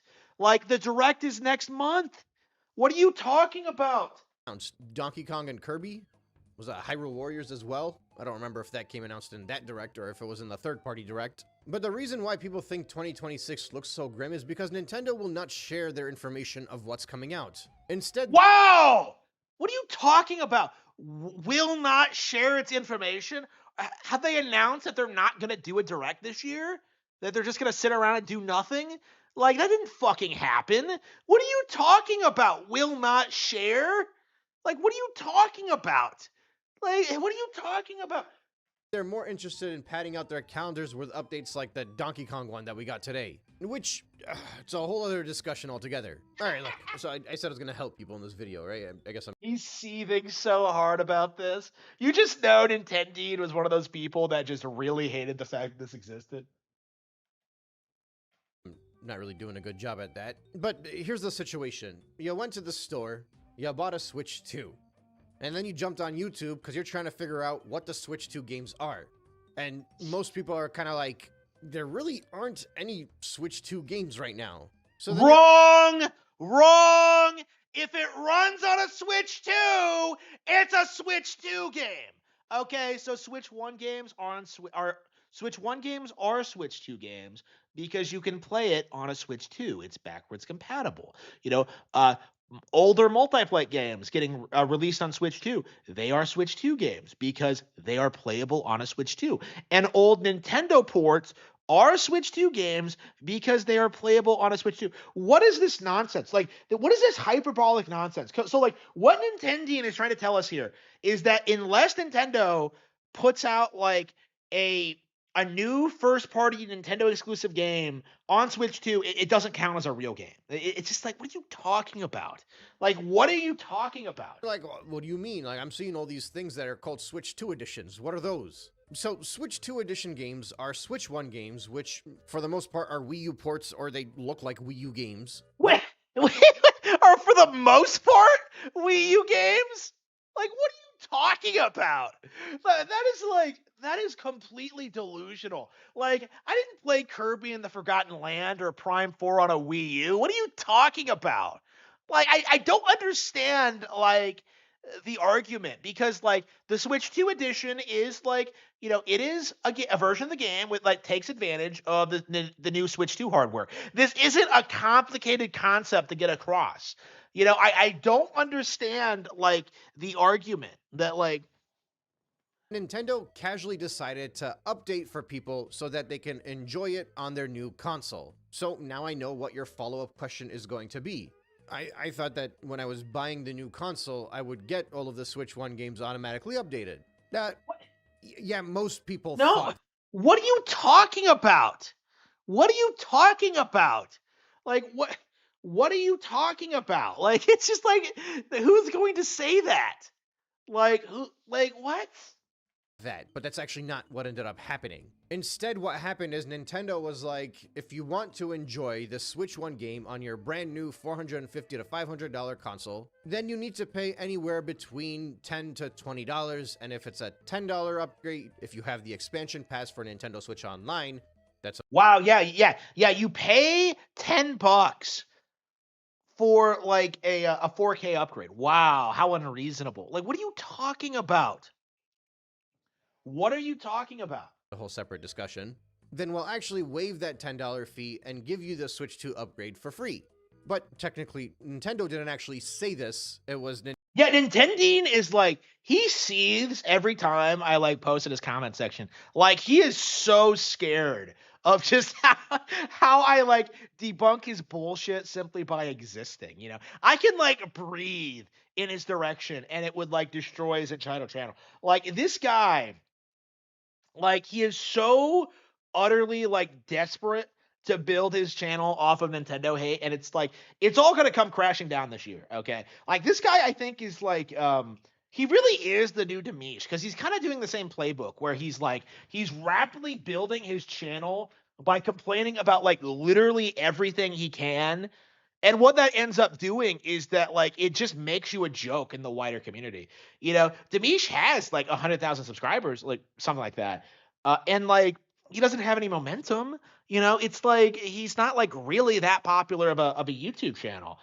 Considering like how much of a meme he was at one point. Like Nintendine is kind of going down the same path where like it's his channel is getting views because of the Nintendo hate, but it's never going to expand beyond that.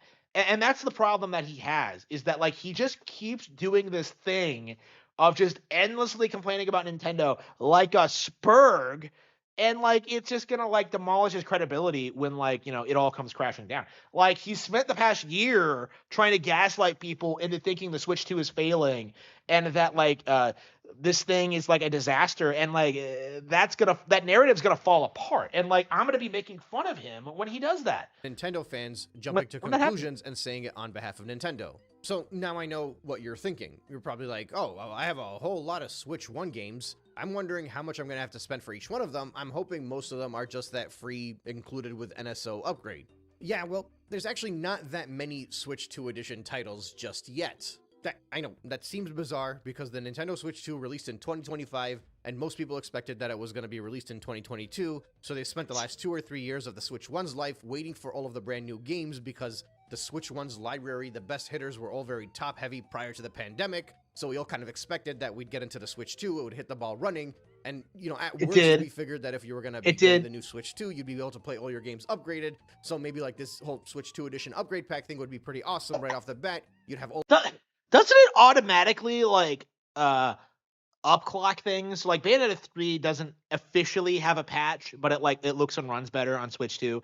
Like there's a lot of examples like that. Like the upgrades are like stuff that Nintendo puts actual effort into, like actually redoing the visuals and stuff like that. Like in general though, like I think just playing on a Switch 2 does make games look and play a little bit better, like regardless of like whether you get the upgrade patch or not. But of your Switch 1 games with these nice upgrades, and they would be so this is all a giant Switch Online potentially, but no, there's actually very few Switch 2 edition titles, and most of them are going to require you to pay $20 just for the extra frame bump. Although technically, when you're paying that $20, you might get an additional DLC, we'll call it. I know the following question is the DLC worth the $20? That's debatable. For the most part, the common consensus seems to be no. And Oh, now I come know your on. next follow-up question. Wrong. Can I just play the game with the frame bump and the resolution bumps without the $20? And once again, no. You are forced to buy this additional DLC if you want to play your Switch 1 game on your Switch 2 with the improvements of the Switch 2. So now... That's not even true. We just went over that. Like, it's like, what's he talking about? I'm guessing you're pretty confused, because we all are. We all were. Yeah, I'm confused because what you're saying is wrong. Like, it's just like, this isn't complicated.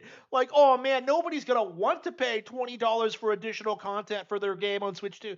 Like, who are you trying to fool? Really? And we've been trying to kind of go through this for the past 6 or 7 months. But there is a positive in all this. The Nintendo Switch 2 is backwards compatible. It can play every single one of your Switch 1 games. You're not going to get a performance upgrade. Some of the games that were basically broken on the Switch 1 will run more smooth, so I guess that's technically a performance upgrade, maybe, depending on how optimistic of a human you are. And you know, the Switch 2, it's a bigger screen. It feels nicer in the hands, I think, for some people. So your handheld experience might feel better, is what some people had foolishly thought months ago. But unfortunately, with that, we realized 2 very bad things. No. First off, the LCD, the actual screen itself. No! Are you serious? Are you serious? He's gonna complain about the fucking screen? Wow. Yeah, and this is from a website that's promoting handheld gaming PCs. Wow. Yeah, a super reliable source. Wow. Unfucking believable. I don't know. I can't watch this anymore. This is just unbelievably autistic. I can't take him seriously. Like, I really can't. He's so desperate to try and gaslight you into thinking, no, everyone you meet is gonna hate Switch 2 because it's such a bad deal and they're not gonna want to pay money for it. Like, $20, like nobody can afford that. Like, it's just, what are you talking about? Like, I've said this before, but like, Nintendo is absolutely the worst person in the sphere right now. Like, I can't think of anybody who's like as bad as he is at this stage. Like, I'm sure, like, he's gonna get replaced eventually. He always will be. There'll never be another Harman Smith. But like, Nintendo is just like a dime and a dozen. Like, 10 years ago, like, I'd say like Player Essence was doing the same thing. He is like, it's like, this is a very typical like Nintendo YouTuber like channel arc thing. Where you just like you just relentlessly shit on the company, trying to get like haters to promote your channel, and then you kind of like shift into being a more like generic channel once you have views. Like, that's kind of what I anticipate him to do. But like, we'll have to see. I definitely don't see him like doing as he's been doing forever, especially as he becomes more and more of a well known and people start making fun of him for some of his mistakes. But wild news dropping at 5 p.m. Ubisoft's done a huge organizational reshift and just cancelled Prince of Persia.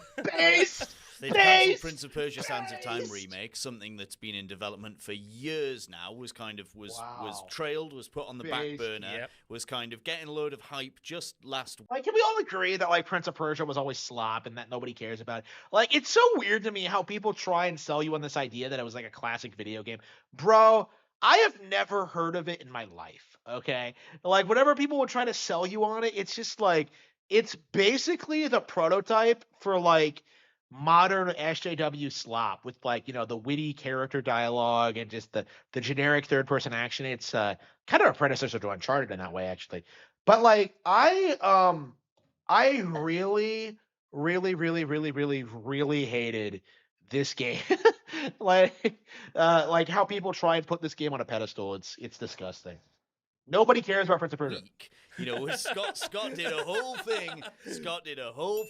It's been rated. There's all this stuff coming out. We think it's going to shadow drop, and I'm sure Scott said by the time this video's out, you might even be playing Prince of Persia: Sands of Time remake. Nope, Sands of Time remake dead.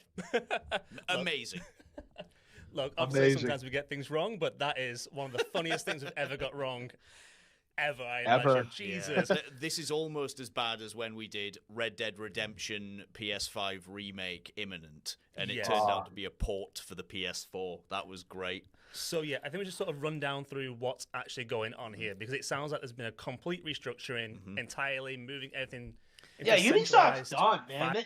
They canceled Beyond Good and Evil 2. They canceled this. Like, they're canceling a lot of shit. I guess, Yasuke the Black Samurai couldn't save Ubisoft, Like, they killed all their most prominent brands. Michael Ansel's retired now. Like, what do they have left? 10 years ago, more like 15. Like, it felt like they were a huge, like, major power player in the world of, like, Western AAA devs. And now they're the company that's fallen off first, honestly. Like, they're kind of the end game of, like, the woke culture.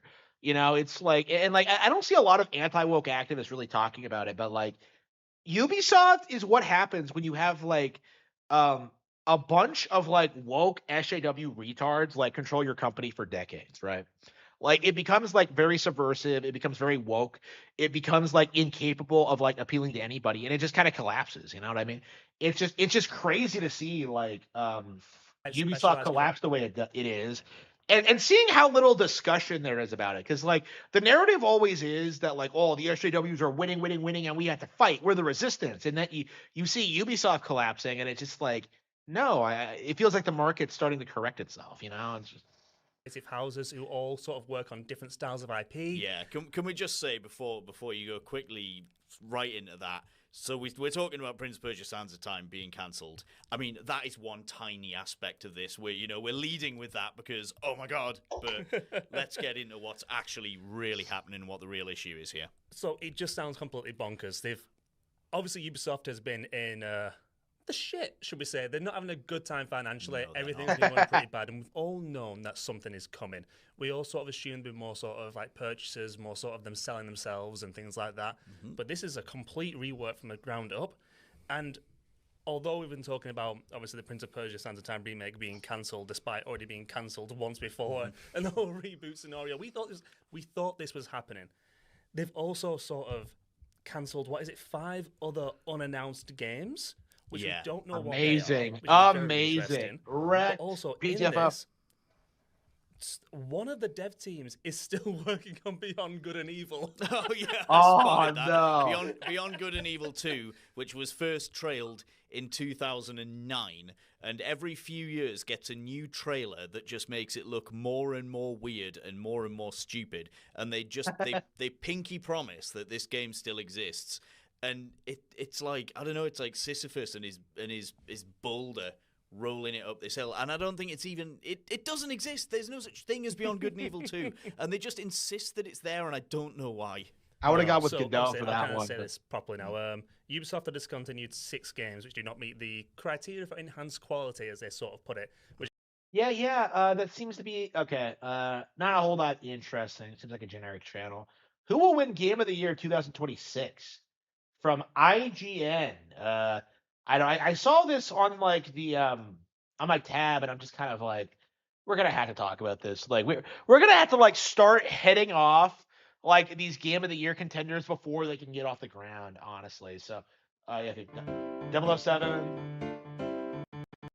007, Fable, Wolverine, Grand Theft Auto 6. It may only be January, but imagine if like 007 like steals it from like Grand Theft Auto 6. That'd be insane.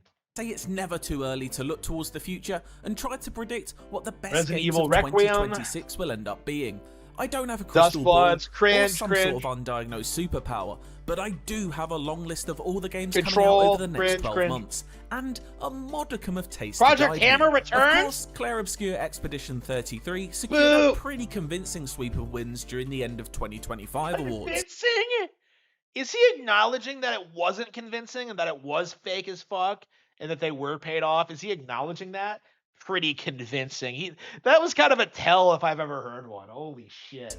But who truthfully saw that coming before its April release date? So what could surprise us this year? And will a left field project have what it takes to steal this year's IGN Best Game Award away from the very obvious contender we can see coming from a mile off?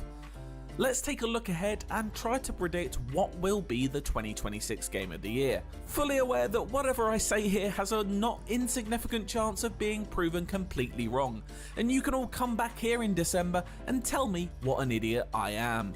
Don't worry, I'm used to it. Written by Simon Cardy.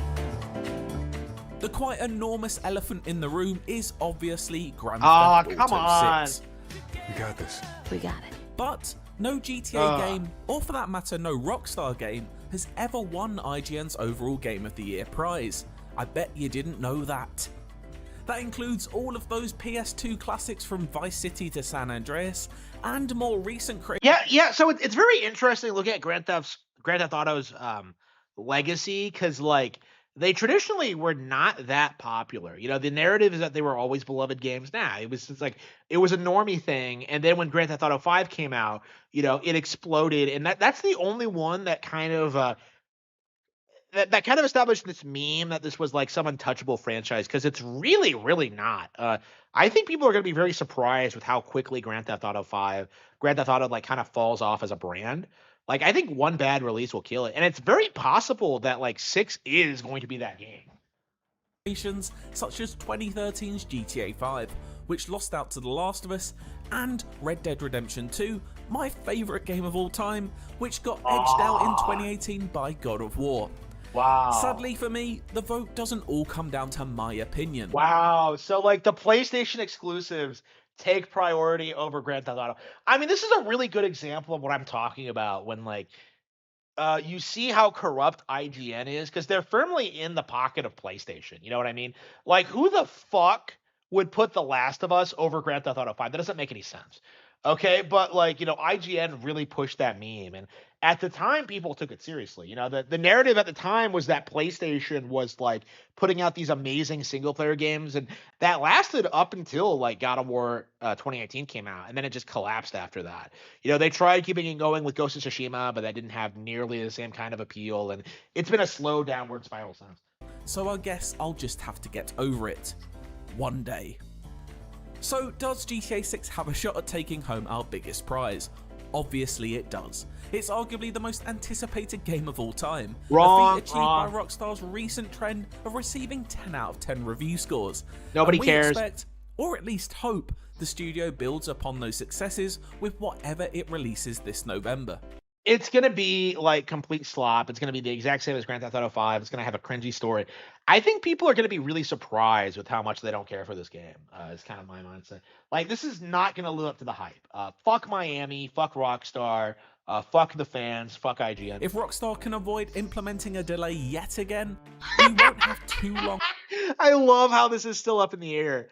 Like, it's January, okay? If that's not locked in, if it's not definitely coming out in November, like, there's a very real possibility they could delay it again. And like, I don't know, the longer we have to wait, like the more like they're gonna have to. I just don't see it surviving, honestly. Like, I think this is gonna be one of those situations where like the game can't possibly live up to the hype. Like, I could see it being like Avatar, right? Where like it technically is like the highest earner at the box office, and yet like nobody likes it, nobody talks about it. It's just kind of like forgotten. You know what I mean? Like, people are coming for like very specific reasons, and they don't really care about video games. They don't really care about the brand or Rockstar or what's going on. Like, this is a very interesting testament to like the current state of video games, where this thing is going to come out, and yet it's going to leave no impact whatsoever. After that release date to see if the IGN staff and the voters behind other award ceremonies determine it as the greatest game of 2026. So my verdict, it could rock and also take the star prize. I am so sorry. There's going to be more of these. Grace Ashcroft. Yes? Similarly, Resident Evil is another series that has never won IGN's Game of the Year. It did come very close to doing so though when the Resident Evil 2 remake narrowly missed out on the 2019 award, coming in as our runner-up to Remedy's Control. The soonest to release on this— Control! Are you fucking serious? Like I said, like for some bizarre reason, game journals have this like insane fixation on trying to make Control into a thing. It's never going to be a thing. Like Remedy's the best studio in gaming. No, they're not. Like, nobody fucking plays them. Nobody talks about them. Like, Alan Wake 2 failed. Nobody talks about it. Like, you are a complete...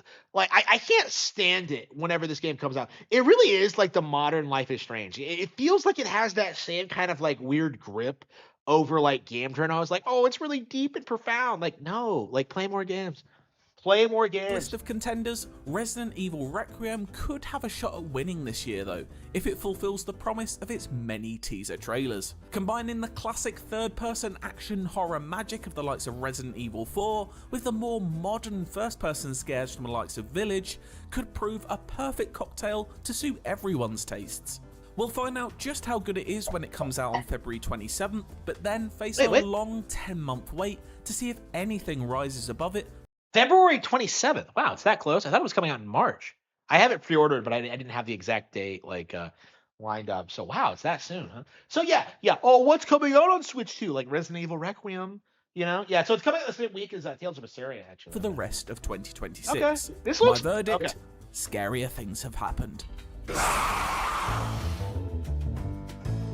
Speaking of the 2019 awards, could Control go back-to-back on Game of the Year wins when... No, it's not. Control sucks. Don't want to hear about it. Okay. Insomniac has delivered consistently amazing games, but the studio has never... Oh, yeah? Did the leaks look good? Does anyone care? Hang on, someone's outside.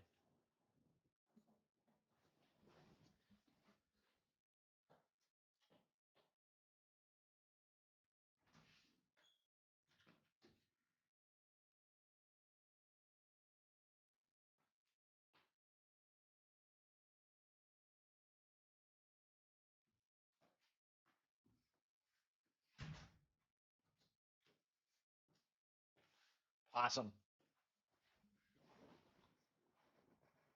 Quite secured one of our overall Game of the Year awards. Both Marvel's Spider-Man games made the shortlist in their respective years, and Ratchet & Clank Rift Apart also impressed in 2021.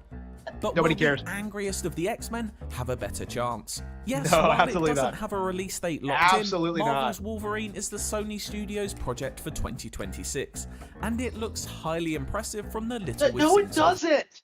No, it doesn't. Like, I never want to hear about Marvel again after, like, the past couple of Spider-Man games. It's over, okay? Like, there's no hope of recovery. It's done. They don't understand the characters. I have no optimism for this at all. And it's so strange, like, how they keep trying to make this into a thing. Like, I don't know. It's frustrating. Bar. It's actually been a whole 8 years since a PlayStation exclusive won the IGN Game of the Year award. So could Wolverine be set to claw back that record? My verdict on this one, we wouldn't lose sleep if Insomniac came out on top. I did warn you about these puns, and I am so sorry. I'm Wolverine. I'm Wolverine. Sony will have more than one opportunity this year though, as Saros arrives in April. Housemarque's follow-up to its critically acclaimed looper shooter Returnal hopes are definitely high for this PS5 exclusive. Returnal made our shortlist back in 2021, but ultimately lost out to Xbox exclusive, at the time anyway, Forza Horizon 5.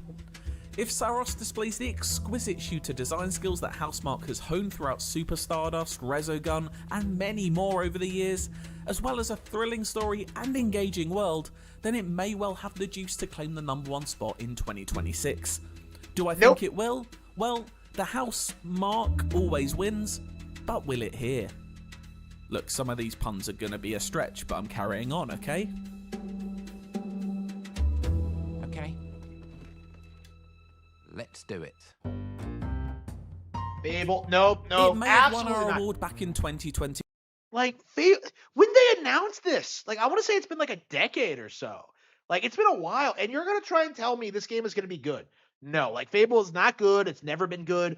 I don't understand, like, the obsession to try and pretend this is, like, some, like, staple fantasy RPG series. It's not.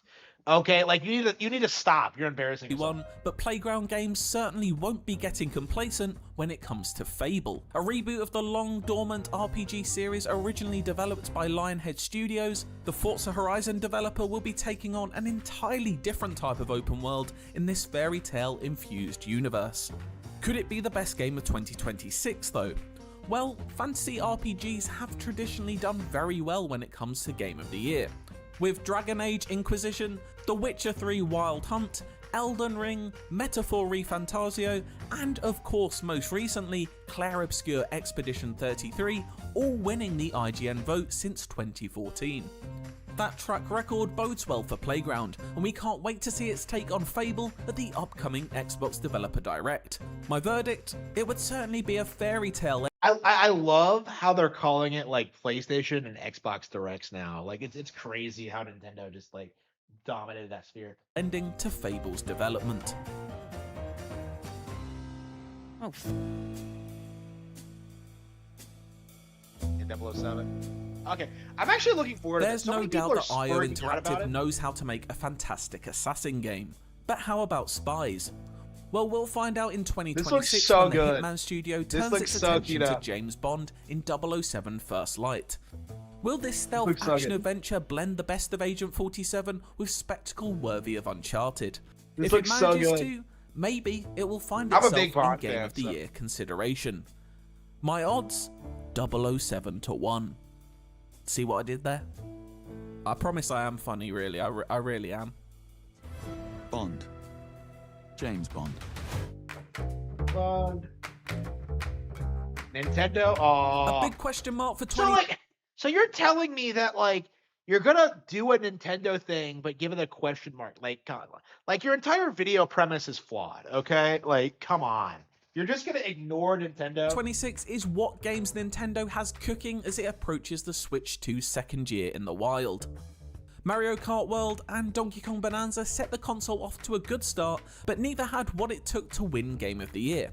So what could stand a chance? Fire Emblem Fortune's Weave is the upcoming 18th entry into the tactical RPG series, and while we know little about it yet, Fire Emblem has traditionally set a high quality. 18th? What are you talking about? Like, aren't we on like 14 now? Where's he getting this 18th? Like, 18th? Are you counting the Fates games separately?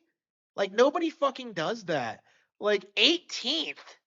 What are you talking about? Like, Engage was 13, right? So this would be 14. So, like I don't... Where the fuck is he getting 18 from? Like, we haven't had that fucking many. Marker. There's also Switch 2 exclusive The Duskbloods, and if Nobody there's cares. anything Hidetaka Miyazaki and the team at From Software know about, it's winning Game of the Year awards. Let's see if this upcoming PvPvE action RPG can do something similar.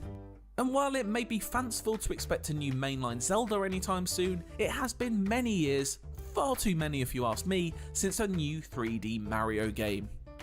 Nothing is hinting at one arriving in 2026, but we can dare to dream, because if history is to go by, when that plumber starts jumping, he more often than not enters the Game of the Year conversation. Could Nintendo get a Game of the Year award this year? It would sure switch things up nicely. Switch things up nicely, like implying that Nintendo never wins Game of the Year. What an idiot. What a dumbass. Valve? Wow. Okay, not gonna...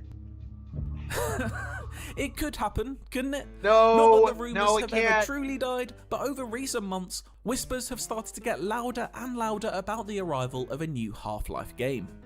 A new Steam machine is due out early in 2026, and it would be the perfect launch game after all. We won't seriously consider Half-Life 3 a Game of the Year prospect until we have it in our hands though, and who knows if that will ever happen. If Valve does decide that the time is now, then it's certainly a strong contender, as we gave Portal 2 our biggest award back in 2011, as well as Half-Life 2 back in 2004. My verdict? I might as well just laugh for 10 seconds, but you don't want to hear that.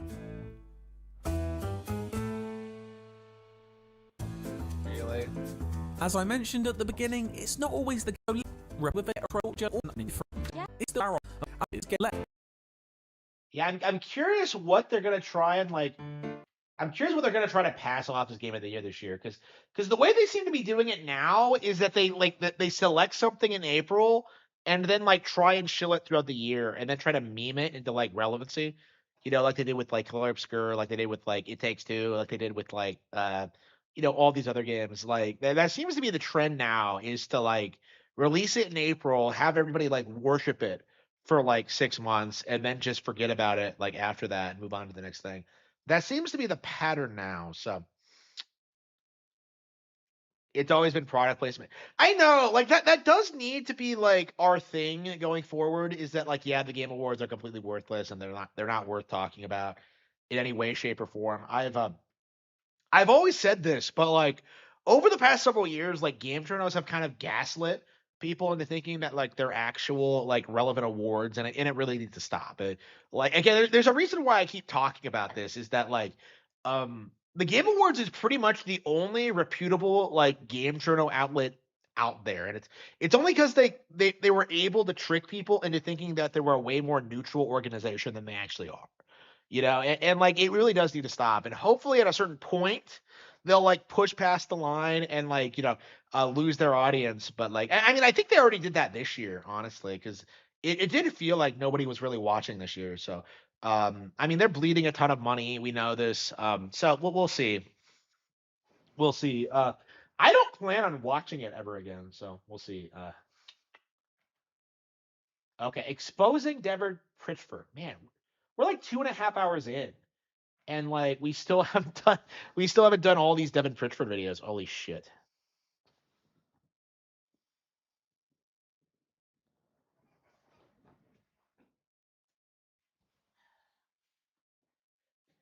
Whew. Okay.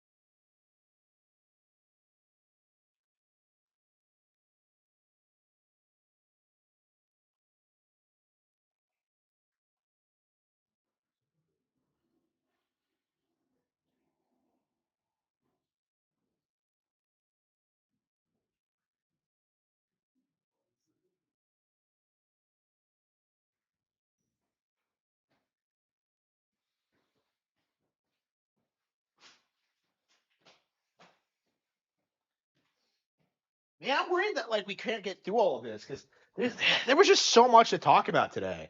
Like the past couple of days have been kind of slow, but today's been awesome. Okay. All right, so today we're going to have a discussion about the new president of Nintendo of America, Devin Pritchard. Doug Bowser has indeed left the company. He's now at Hasbro for some reason. I don't know. I like Hasbro.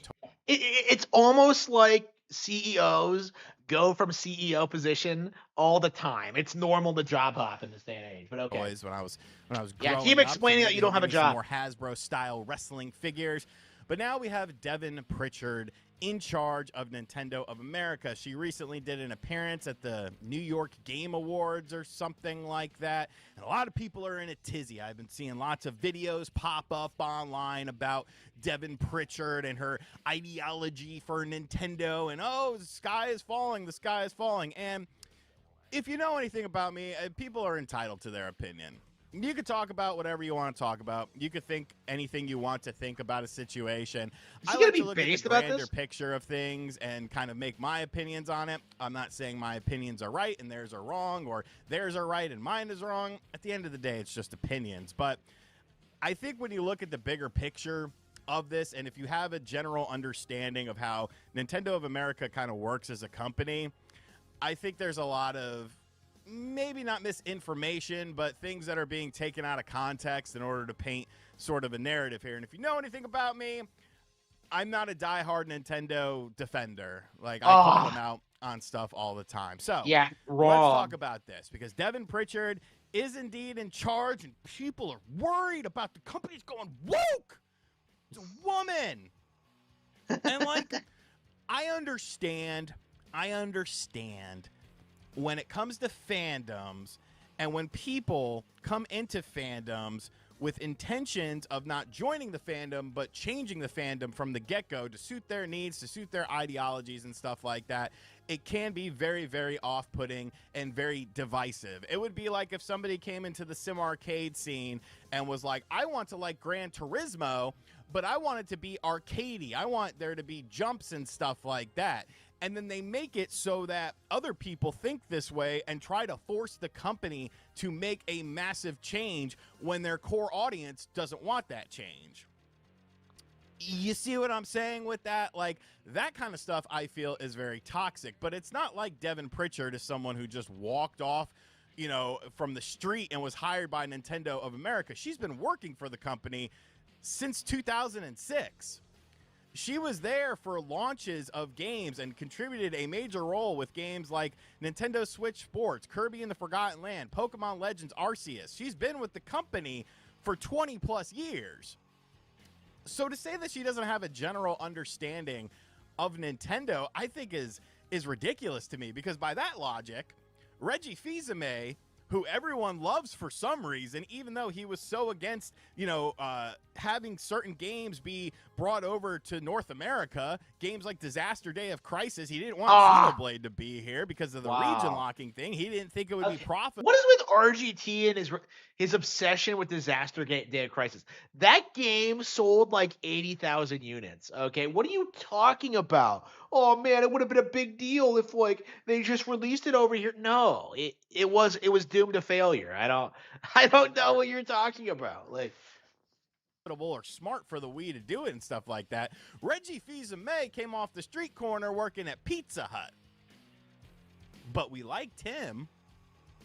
Everyone loved Reggie. Reggie, you know, oh, this guy's awesome. He's gonna kick ass, and it's like he has no knowledge about video games. You know, he's probably a very casual gamer. You seen how he plays games when he was at events and stuff like that. Yeah. But everyone welcomed him with open arms, even though he had no real prior experience to things.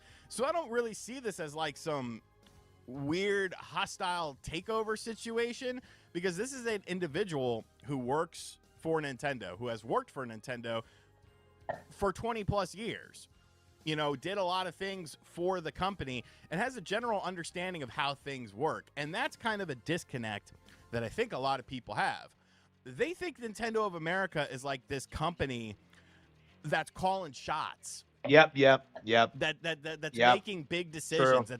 That's you know, we're gonna do this. You're game. telling me that like RGT actually has a base take for once? You're telling me that RGT 85 has like more credibility than like Geeks and Gamers? Like, you're really telling me that like RGT 85 is like, is this the first time ever we've been on the same side? I think so. We're gonna have this game. Nintendo of America literally is a marketing firm, and sometimes will dabble in like translation stuff and stuff like that. Nintendo of America is basically a marketing firm, though, at the end of the day. This is not the era of Iwata and Reggie, where Reggie would make a decision and that would actually impact people, because Nintendo has kind of changed how things are going after Iwata passed away. It is a very different thing. Nintendo of America simply exists to get you information about what's happening with Nintendo in America. It is still a very Japanese-centric company, if not more so now than what it was 20 plus years ago when Reggie Fils-Aimé was around, far, because now the decision making, like name me 5 things that Doug Bowser decided. Oh, come on. Name me 5 things that Doug Bowser, in his entire tenure at Nintendo of America as president, name me 5 things that he played a role in. I mean, like, are you like, gonna they don't say talk about this pricing? openly. Where do you think that came from? You think Doug was like, oh God, we've got to, he kind of looked like a turtle, like coming out of his shell. Oh God, we've got to up the prices of these accessories. No, it came from Nintendo of Japan. Nintendo of Japan is deciding everything with this. They're not just sitting back and letting Nintendo of America. This is not a situation of Sega of Japan and Sega of America in the early 90s, where the two companies were at complete odds and they were ran as two different companies entirely, really. This is a situation where it's like, it's what Nintendo of Japan says goes. Like, that's it. You can't sit there and name me a bunch of things that Doug Bowser did. So why does anyone think it's necessarily going to be any different with this lady? Now, I could be completely wrong on this. She could be a complete tyrant, come in there and be like, Mario's going to have a vagine and this, that, and the other. But that just doesn't make sense to me. There's no precedent for that to like, be. So this video is based. Yeah, RGT85 has more credibility than like the average gaming grifter confirmed. Wow, that's crazy. Like, again, this is why, like, you know, I've gone anti woke, because like so many of these people are just grifters and they have no capacity to, like, they're not really fans, and like that becomes very apparent. Like, they've kind of become what they hate in a lot of ways, and it's very interesting to watch. And like it is about time we start talking about this more openly, because I'm very sick of seeing it. So a pretty good year last year with the release of the Switch 2 and a bunch of great games, but I want to take a look now at what their plans are for 2026. I want to go over what stuff we know is happening for sure, what stuff we at least have some idea about, even if we don't know when it's actually going to release, and what stuff just might get announced and even released this year that we don't know about yet.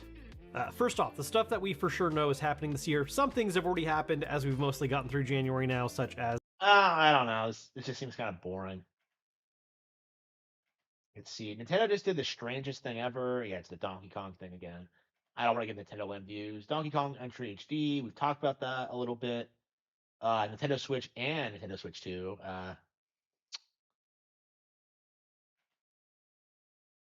Okay, OmniArc. Okay, so this is okay. I hate this fucker more than anyone. This guy is the worst. Ready for price increases in 2026? A highly reputable gaming industry analyst just predicted a Switch 2 price increase for 2026. Amazon CEO just issued a warning about tariffs finally hitting consumer prices, and Spotify just announced that they're going to, well, do what Spotify does best. And all of these announcements just happened in the last couple of days, and we're only a few weeks into 20. So, like, you're going to tell me that, like, all these other companies are going to announce price increases, Nintendo isn't announcing anything, and you're going to complain about the potential of Nintendo announcing a price increase.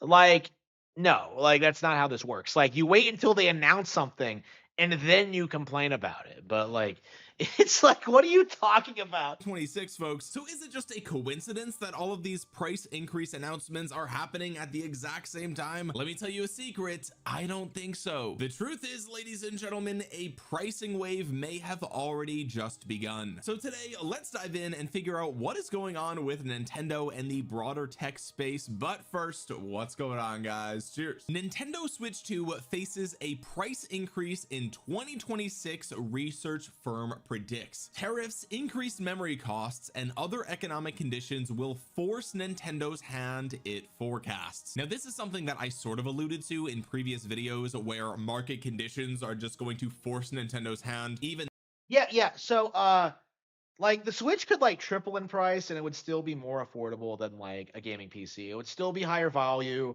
It would still be a better console. Like, again, these guys think that, like, a price increase would somehow, like, sabotage Switch 2. It would somehow kill it, and it's just not going to happen.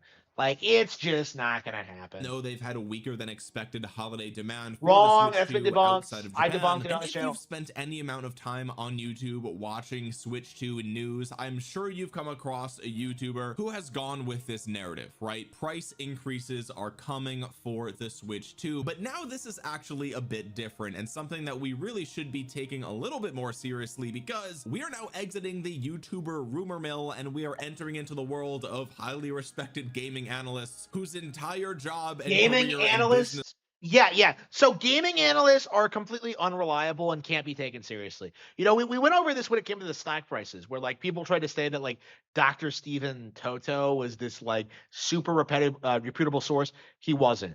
Like I've gone after him in the past before for like his hot takes. So like again, like if you're a gaming analyst, like basically your job is to downplay Nintendo and try to defend Sony. Basically what happens. Like if that's your career path. Like you see this all the time. So like I don't take people seriously when they claim to be reputable gaming analysts. Like I just don't. This model is built off of tracking data and accurately predicting what the industry is going to do. And we're going to talk more about the specific firm that made this prediction and sort of what their reputation is. But let's take a look at the article here, okay? In a report detailing its 10 predictions for 2026, video game business intelligence and consumer insight firm Nico Partners says it believes a global price hike for Switch 2 will take place at some point in 2026. Quote, the Nintendo Switch 2 is competitively priced compared to the PS5 and Xbox Series X after the latter consoles witnessed price hikes last year, the report reads. But we believe the Switch 2 is set to follow in Sony and Microsoft's footsteps with its own price hike driven by the impact from tariffs, increased memory costs, and broader macroeconomic conditions. Nintendo chose to maintain its $449 entry price last year despite the introduction of tariffs impacting production in China, Japan, and Vietnam. More recently, increased demand for AI data centers has pushed RAM and storage prices up. While we do anticipate Nintendo to increase the price of the Switch 2, they may opt to discontinue the $449 SKU and only sell a $499 or higher bundle SKU instead. Oh, come on. And they did the exact opposite. What are you talking about? They got rid of the bundle already. Like that was always a limited edition thing. So this analyst doesn't know what he's talking about already. Like, oh, they're gonna just sell the bundle instead. No, dipshit. SKU is going to be, because Nintendo has already announced that they have stopped production of the Mario Kart World bundle, right? So I kind of feel like they couldn't have done that at a worse time. Like, frankly, I do think that if they don't. What are you talking about? It was always a limited edition thing. They were never going to have that on store shelves perpetually. Like, what are you talking about? Like, this was a bad move, as if they can't just release another bundle. Like, what are you talking about? To just increase the raw price of the console, right? Which is going to be devastating for the demand of the console, by the way. Like, it is already a tough sell at $450 when you consider that there's just, outside of Mario Kart and Donkey Kong, there's just not great exclusives yet. You could say how oh no, Kirby Air Riders isn't great. Rhythm Heaven isn't great. Fire Emblem is great. What a fucking poser. There's just not enough great exclusives. Well, what about all the other games on there? Well, they don't count. Like every Hyrule Warriors, you could say Kirby Air Riders until you're red in the face, but the truth is that those are niche games. You know, no, they're not. Everyone knows it, and nobody's really buying a Switch 2 for those games. Yeah, they're buying it for Mario Kart World, and then they're buying those games. That's how this works. Like, what are you talking about? Well, they're not system sellers. Yeah, but Mario Kart is.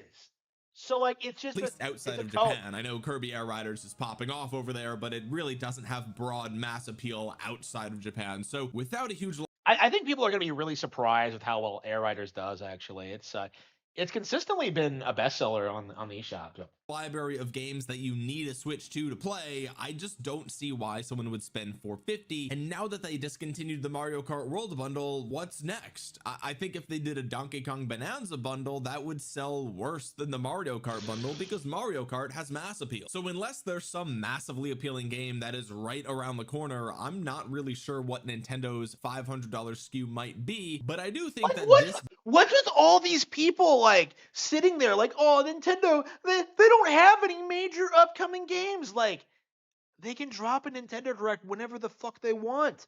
Like, what is this nonsense? It doesn't make any sense. being a sneaky way to sort of artificially inflate the price without actually just increasing the raw dollar sign is the way that they probably will go, right? Because again, I don't think that they can afford to just raise the price to 500 just willy-nilly. I don't see it, right? But if they have good margins on the software side, then that could be somewhere that they actually could squeeze out some value, right? Where they can raise the price to 500 and kind of mask it as, okay, you're getting this game with it, right? And then maybe they'll do something similar to like what they did with the original Switch, where they might bundle in a couple of months of Nintendo Online for that $500 price or something. I'm not really sure. Now, real quick, if you guys made it this far into the video, I just want to thank you. The support on the channel over the last couple of months has been insane. So to all of you who have been dropping a thumbs up down below and using the new hype feature, I really do appreciate it. And this channel has grown a ton, and I couldn't have done it without you. So thank you so much. And if you made it this far, consider dropping a thumbs up down below. Let's move on with the article. Last week, Nintendo President Shuntaro Furukawa said the company is keeping a close eye on Switch 2's profit margin as the increase in memory prices and ongoing tariffs remain an ongoing issue in the industry. And this statement, we actually covered this in a previous video, but this actually kind of drives me crazy, right? Because I can understand that Nintendo is a multi-billion-dollar business, and of course they're going to keep an eye on profit margins, right? But when you're doing an interview as Nintendo's president, what you probably shouldn't say is that you're keeping an eye on the profit margin. What you should probably do is say, we are keeping a close eye on the consumer demand. We're keeping a close eye on what the gamers want, right? I don't want to. It was a financial magazine. Of course they're going to talk about profit margin. Like, what are you talking about? Like, that... He was specifically asked about like the rising prices. Of course he's going to talk about like the pricing margin. Like, what are you talking? This has nothing to do with the consumers. Nothing.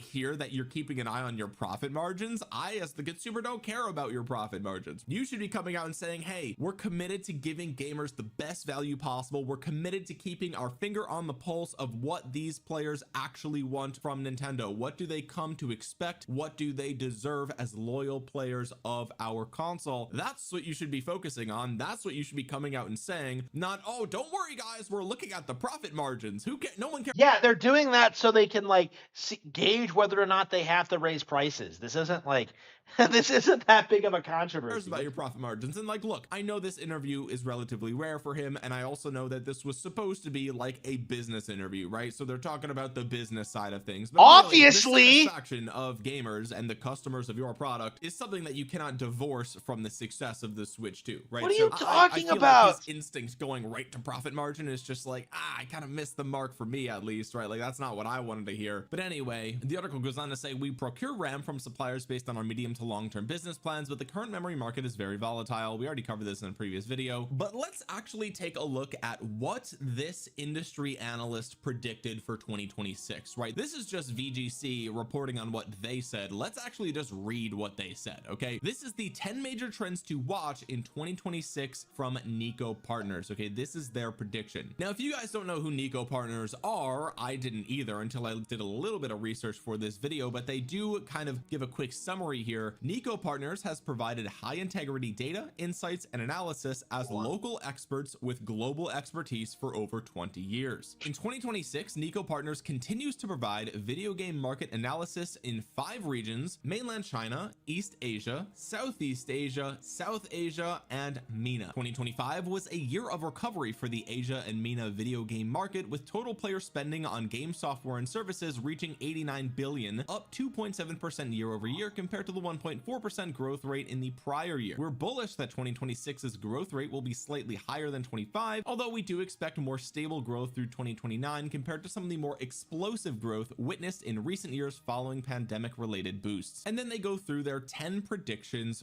for 2026. Okay, let's run through these quickly and then we'll drill down more on Nintendo. Number 1, women will account for over 40% of players in Asia and MENA. Number 2, come on, that's a meme. Uneven growth between East and West. Number 3, the Switch 2 will see a global price hike. Number 4, more than 2,100 games will be granted ISBNs for release in China. That's huge. Number 5, government policies will emphasize child safety and addiction to video games. Number 6, Asian developers embrace generative AI despite mixed player reaction. I know people are gonna hate to read this one, but unfortunately they are correct here. Number 7, M&A deals focus on smaller target firms. Number 8, multiple live service games will add UGC tools and revenue sharing. That's also huge, by the way. Number 9, Asia's game developers will move away from character gacha monetization. Okay, I don't know about that one. Number 10, evergreen games and established IP will increase barriers to entry for new titles. That's just a continuing trend, to be frank with you. I'm probably gonna make a video very soon talking more about some of the most popular live service games and how that relates to Nintendo. I don't want to reveal too much there, but let's drill down a little bit on their Switch 2 prediction, okay? And really, the article we just read kind of goes over the entire thing, but their final note is, while we do anticipate Nintendo to increase the price of the Switch 2, they may opt to discontinue the $449 SKU and only sell 500 or higher bundles instead. All right, so then I was curious, right? Like, who is Nico Partners, and like, are they actually accurate? Are they respected with this stuff? Like, have they ever like actually predicted anything, or are they just throwing this stuff out here, right? Well, what I found interesting, back in 2023, they posted their predictions, right, for 2023, and what you'll see right here is in the last part of the intro, they said our forecast accuracy rate and our market models was very strong, with 10% variance on average. You're gonna across believe the them? markets for 3 years out, and 16 of our 18 predictions made in January of 2022 were accurate. Okay, now again, I know we're going back a couple of years here, but I'm using this to illustrate the fact that You're gonna just believe what they said about themselves in their own article? Like, oh yeah, all of our articles predictions from last year were correct. Please don't look at them. Like, what a 2022, 16 of their 18 predictions came true. They were right. They were on the money. And again, they've been around for over 20 years doing this kind of analysis. And back in May, they actually won the best service provider at the MENA Game Industry Awards. Okay, so this is not just some college student writing their blog, right? Like, this isn't just some little goofball firm that has no idea what they're talking about. Like, yeah, I mean, we can't take gaming analysts seriously. That's something that's been consistent like throughout the years, is that like, you know, like growing up, you know, we were told this, right? That like Nintendo was doomed, they would be acquired, they would go third party, and like, yeah, that didn't fucking happen. This has the same kind of energy, you know? Like, I don't believe there's going to be a price hike, and if there was, it wouldn't severely impact the Switch, you know? This is just them trying to find something to complain about when it comes to Nintendo. Like, oh, how dare they consider raising the prices? It's just a giant cope. Just a giant cope. Okay. Oops. Hey, wait a minute, that's me! What the fuck? What am I doing there? I need my ass! I just wanted some sauce on those zingers. What the hell is this? All right, everybody, welcome to the show. I hope you're having a fantastic man and bird day. A couple shameless plugs first. First and foremost, subscribe to Review Tech USA. I upload content on pretty much a regular basis. There is some more shit. Suck shit, Rich. On a fairly regular basis, so leave a like and a comment as well. It helps out in the algorithm.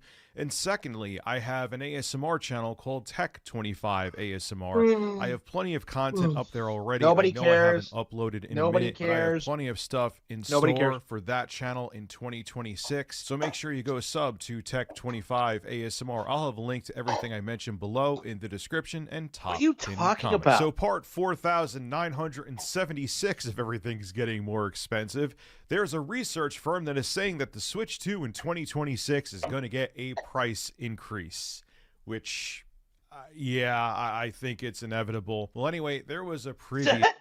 Okay, Rich. Even if it does happen, it happened after the other consoles already had their price hikes, and the console's already a huge hit. So, like, I would say they've already gotten past, like, the initial hype wave, and that they weren't directly impacted. So, like, I think they're fine, honestly. You're coping. This video I made where Nintendo president Shuntaro Furukawa, hopefully I said the name right, actually came out and made a statement. And essentially it was a vague one saying that we're watching the situation closely. We have a stockpile of components right now, but that it was basically saying we don't want to say anything right now. We don't want the bad PR, and we're going to see how long we could keep going with this current price but eventually we're going to have to change it. That's what I gathered from it. Because I promise you, if they thought that they could keep the price down for all of 2026, even if they maybe had to increase it in 2027, they would say for 2026, we see that we could keep the current price of the Switch 2. They're not saying that. So that's bad news. Well, anyway, Oh, no. I've made a billion videos no. so They might raise the price point eventually for a console that we already have. Like, far talking about how components no. for PCs, the price is increasing, especially RAM. I mean, buying 32 or 64 gigabyte kits or any kind of DDR5 RAM especially has gone up sometimes double, if not more, in price. And what do you think happens when those components go up? It's not just going to affect pre-built or home-built or custom-built PCs. I don't, what is home-built? Where else are you going to build it on the roof of your house? It's not just going to affect that. Anything that has these components like RAM and storage, and it's going to affect it all. And the Switch 2 is no exception. Well, if you think the price of the Switch 2 is going to stay the same, even with the vague statement of Nintendo's president, I got bad news for you. This comes from PCGamer.com. I'll read it to you. Yeah, your most trusted source in Nintendo news, PC Gamer. Aw. Like, Review Tech USA is going to read us this completely reliable PC Gamer article about Nintendo that had no reason to lie or mislead their consumer base at all. Aw. Discuss. In response to the rising prices of RAM and storage in 2026, the Nintendo Switch 2 may be set to become more expensive. This is according to research firm Nico Partners, who I've used throughout the years, and they're pretty on point and accurate with their predictions. This is according to research firm Nico Partners via Video Games Chronicle. In its 2026 prediction post, Nico Partner says, "We believe the Switch 2 is set to follow in Sony and Microsoft's footsteps with its own price hike driven by the impact." Typical industry nonsense. Oh, Nintendo, they have to do the same thing Xbox and PlayStation are doing. That it's just not right. Like, from tariffs, increased memory costs, and broader macroeconomic conditions. Now, this part is interesting. The report goes on to point out that Nintendo chose to keep the $449 price point last year, despite tariffs impacting production. And it suggests that Nintendo may instead choose to remove the cheapest. Yeah. So if you weren't aware, the narrative last year, and this was last year at this point, was that like Trump's tariffs were going to make the Switch, the Nintendo Switch 2 unbearably expensive, and that just didn't happen. So like this is just a giant cope. Like the fact of the matter is, this was supposed to happen already. So Switch bundle. This is what they think they will do. This would make buying a Switch 2 more expensive, but only for those looking for a console by itself.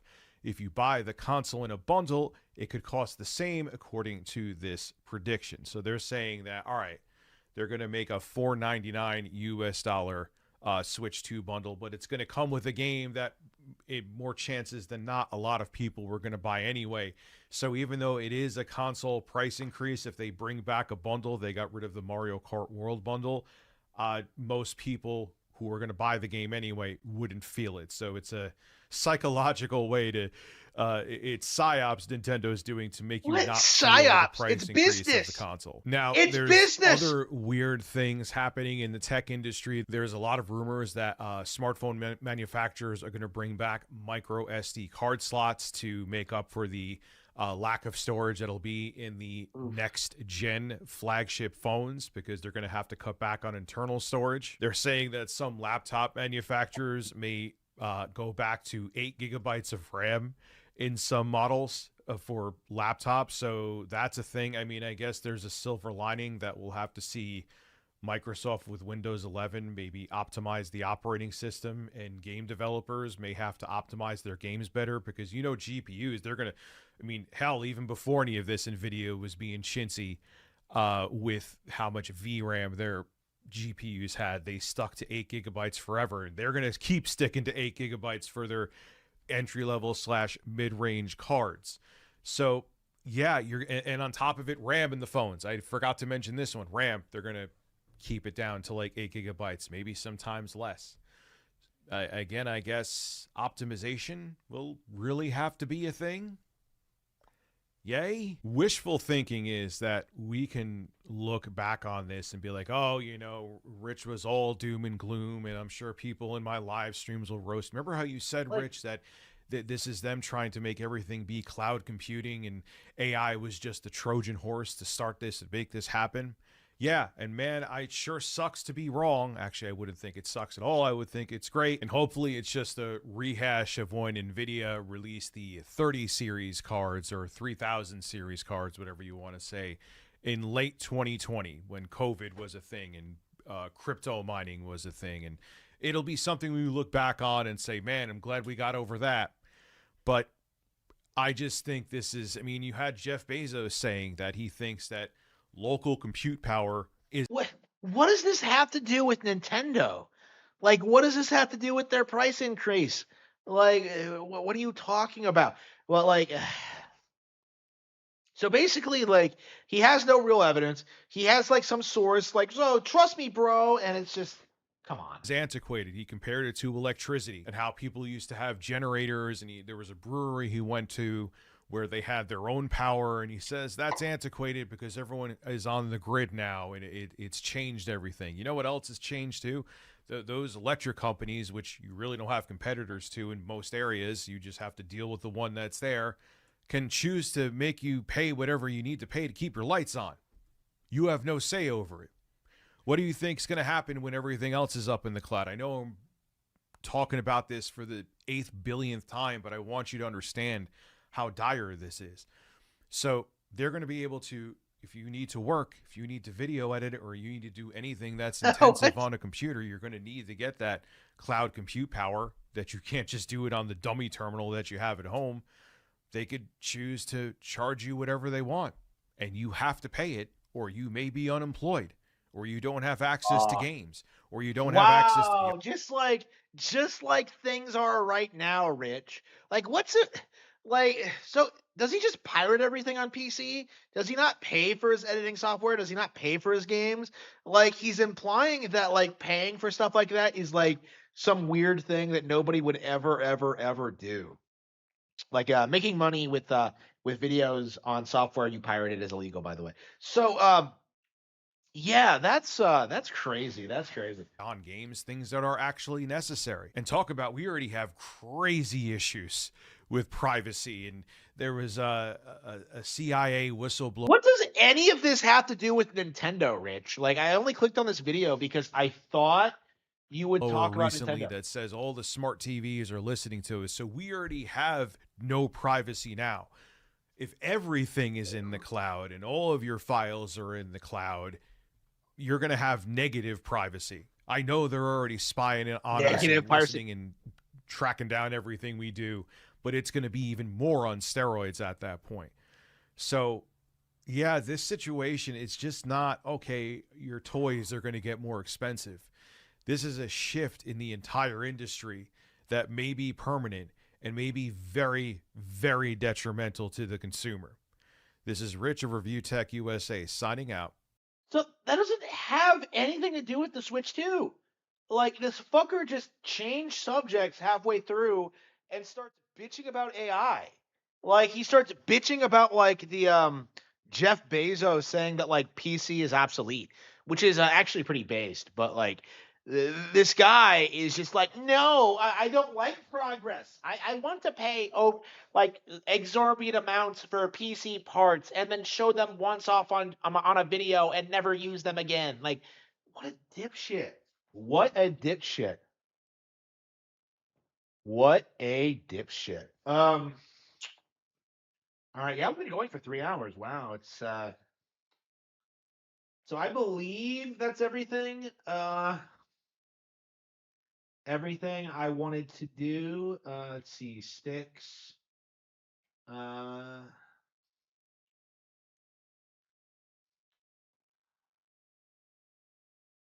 there's something else that's happened since they started streaming. I don't see anything. It's kind of a long one today. Wow.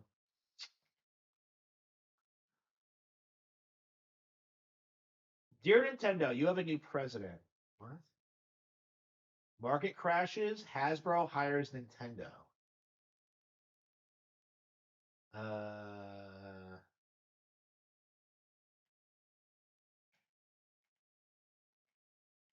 Okay, man. We're and this is the problem when you get started so early is that like sometimes people like upload videos It's so later and like you I don't feel the need to talk about them. So yeah, we're gonna keep going even though I'm worn out. Okay. Okay. Yeah, I've been working for like shit. Like Hello, and thank you for joining me today. My name is Jarrell. I develop games for a living. Recently, we saw the 15th Annual New York Game Awards, in which the new president of Nintendo America and Chief Operations Officer, Devin Pritchard, make her first public appearance and a short speech. I wish Devin Pritchard all the best. he's wearing a and I Metroid want pin like he's a to Reggie at the reach 2014 out to you VGAs. and use what I think most people don't know about this, so I hope I'm not breaking NDAs when I discuss this topic, but whenever Nintendo changes their president, every developer that makes games for Nintendo gets one Wonder Wish. Previously, you guys did grant my Wonder Wish of the Switch 2 being able to use another Switch console as a controller, so I'm hoping to secure a Switch 2 dev kit in the future so I can make games that use the functionality there with the game share using another He doesn't console have a as Switch controller 2 while dev kit? What? another console is on the screen, so thank you for granting that Wonder Wish. I would like Is this to guy a formally poser? use Like, my how next does he not have a Switch 2 dev kit? Like, they're not that hard to get. And besides, you can just get a Switch 1 dev kit. Why do you need a Switch 2 dev, like, specifically? Like, it doesn't make any sense. Wonder Just Wish, use and the again, Switch I hope 1 I'm not one if you're breaking a small NDA. developer.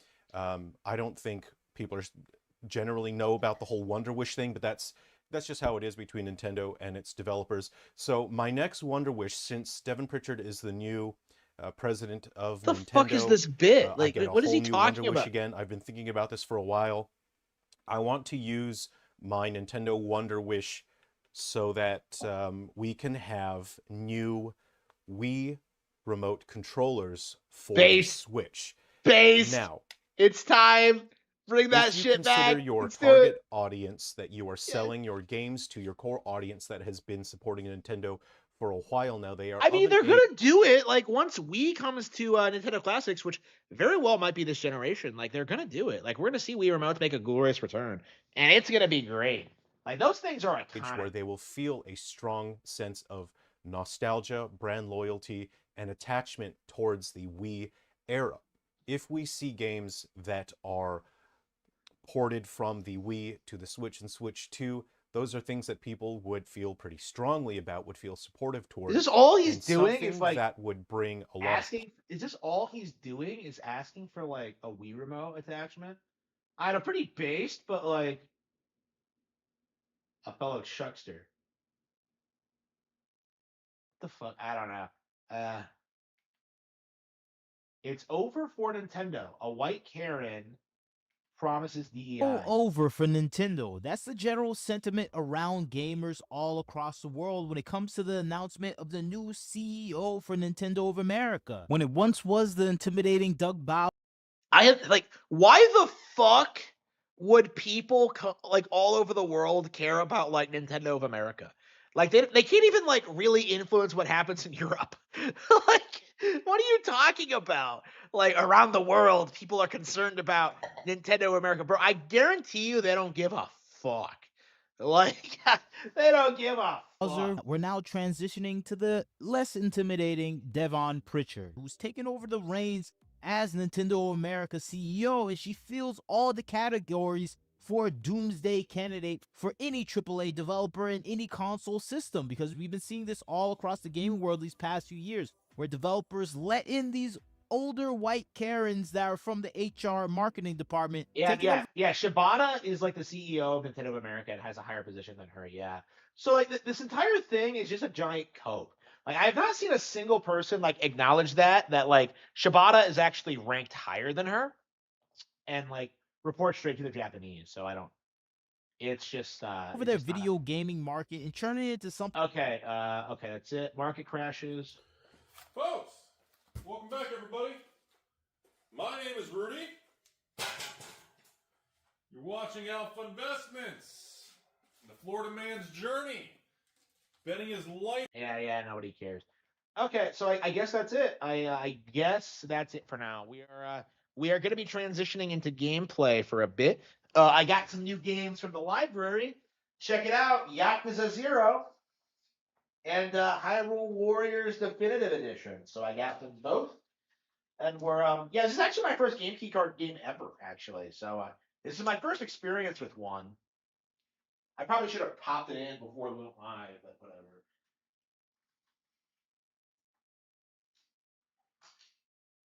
Yeah, I think this is the first time I've even seen a Switch 2 card. Okay. Yeah, so they're bright red.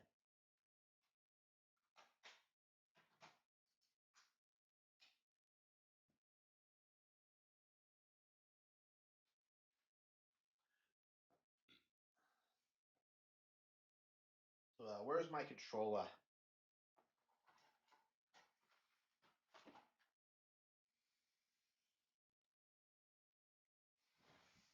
So yeah, I went ahead and took Minecraft back, and I got these two. And I also picked up Fahrenheit 451, which apparently I've never read before because I thought I had for a minute there. To use this game key card, you'll need to download data. Checking software information. Okay.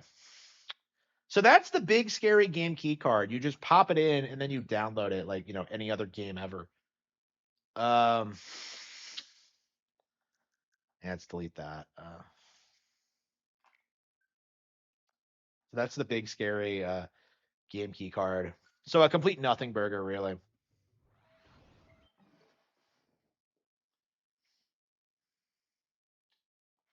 Okay, Donkey Kong Country Returns HD.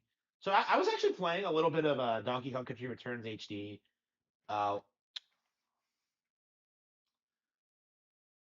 And I can't put it down, honestly. Like, this game has always been a 10 out of 10, and they've made it even better with this update. It's just insane, like how much. Oops. Shit, no, damn. I changed the controller outfit.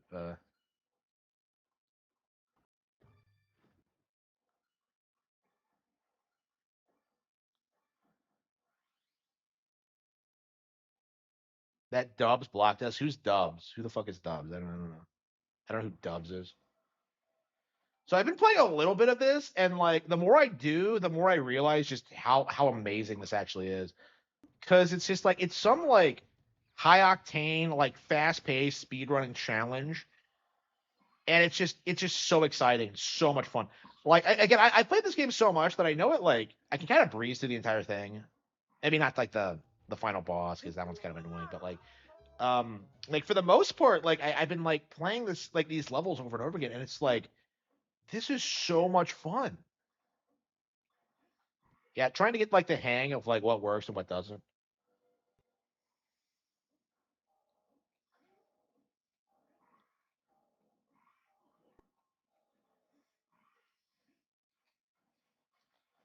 Yeah, you get like so used to like how the level layouts work, and like you start doing all these crazy like moves at like high speed.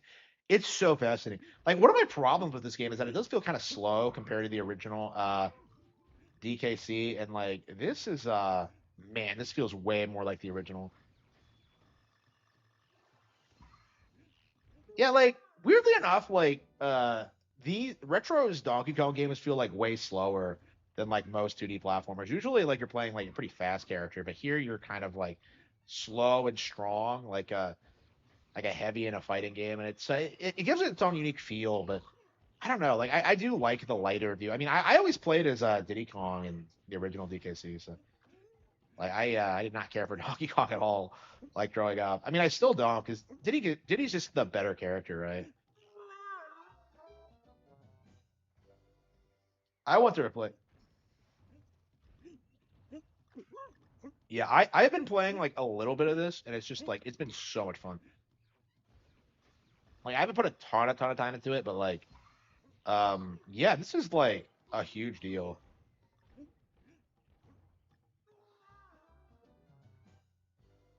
And you don't lose lives in this mode either, which is great.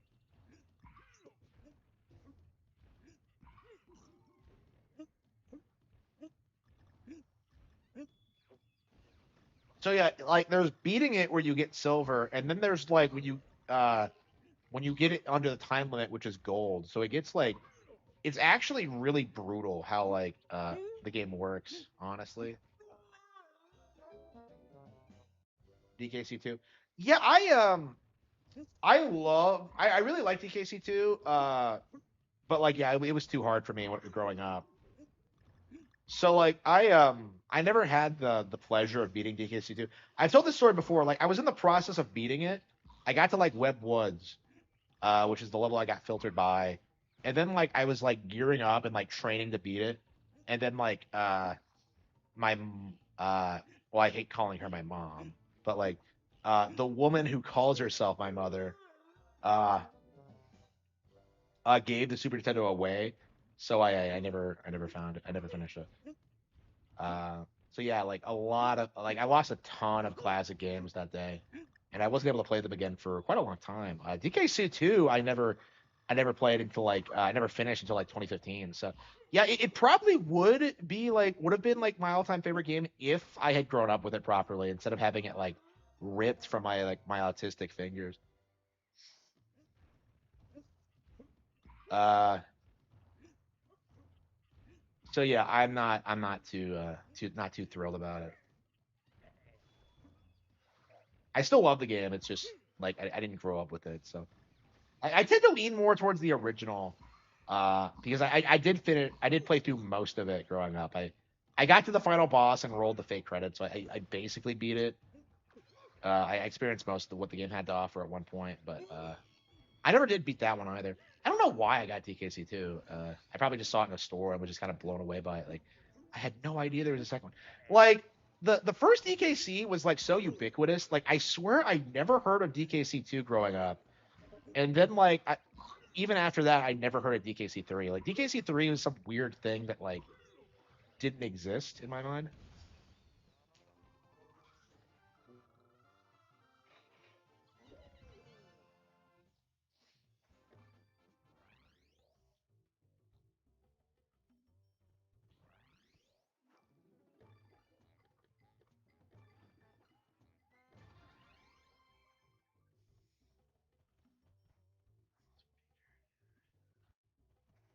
I'm not speaking to her again.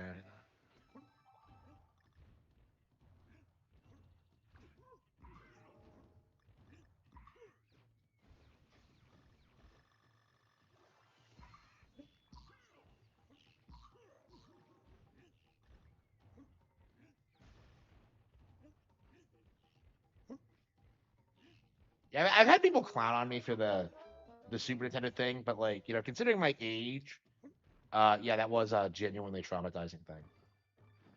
Uh,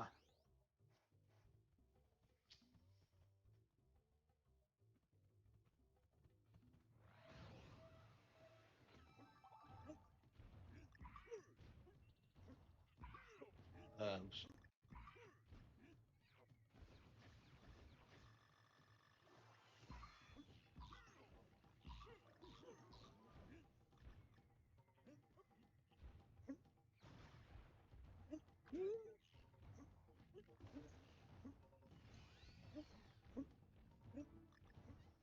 yeah, I'm just thankful I beat Super Metroid. Oops.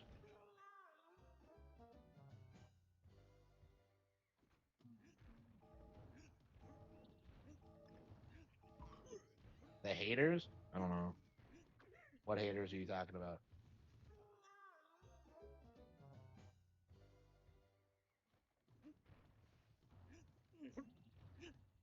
I wonder how long it's gonna take to get Yakuza downloaded.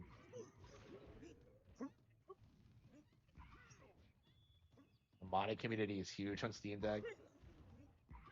Well, you have to mod like your Steam Deck if it's gonna do anything like remotely interesting, because that shit doesn't work out of the box.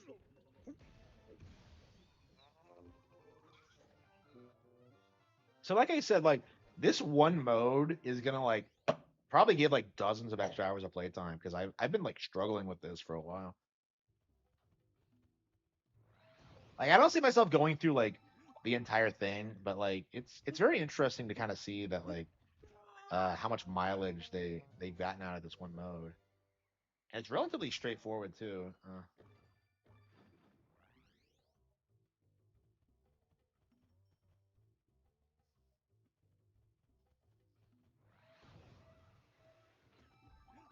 Henry Danger character. He didn't name himself after DSP's cat, Jasper Kitty. Yeah, I've been trying this forever. I don't know if it will beat this anytime soon. I don't see myself like ever beating it. It's cool to like come back and play though, because I feel like I've played the game like itself like to death in recent years. Like I've done like 3 different playthroughs in the past 5 years of this. Like it's very interesting because like traditionally this was like a 2D platform I didn't come back to all that much. So like it's very interesting how it's gone on to be like one of my favorites. Like I do think it takes time for like games like this to become favorites because that's something a lot of people like don't think about really is that like well did people like play Mario World endlessly when it came out? Like I don't think so. Like I think there were plenty of people who like beat it in a weekend and then like never touched it again until years later and then like went back to it and then like realized how good it was. I think that's very common with like Nintendo discourse is that you kind of like become fans of things like gradually over time. Like it's like and I think that's something we need to talk about more honestly. RDR1, yeah, 100%, 100% better than RDR1. Uh, I don't know. I think I'm done playing this. Damn, it's gonna take 2 hours to download that. Ah, shit.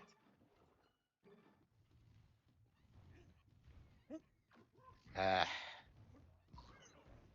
I knew I should have had that popped in immediately. Well, we have plenty of time. It's only like 10, but I don't know how far we'll get into Yakuza 0. I don't expect we'll play it long. I think I'm gonna turn it in like tomorrow and get something else. That's what I wanted to do is just like get a bunch of like weird random games and then just be like, okay, let's like play them on the stream. Let's talk about them a little bit. Yakuza Zero is interesting because I played through most of it on Xbox One and I did not care for it at all. So, it's generally considered to be the best Yakuza, but I don't really see it as such.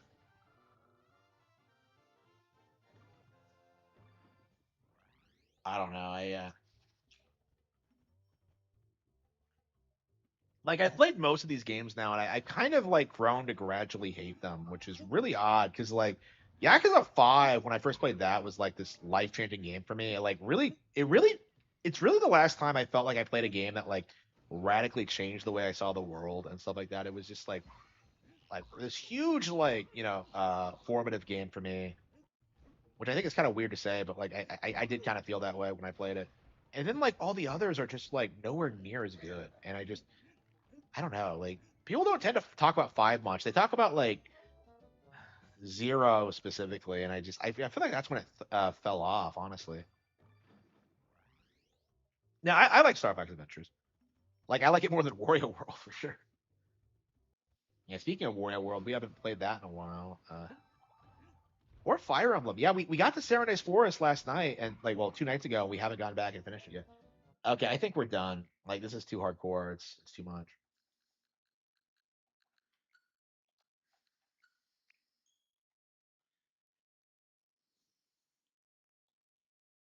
Yeah, I think I'm gonna grind through Hyrule Warriors Age of Imprisonment.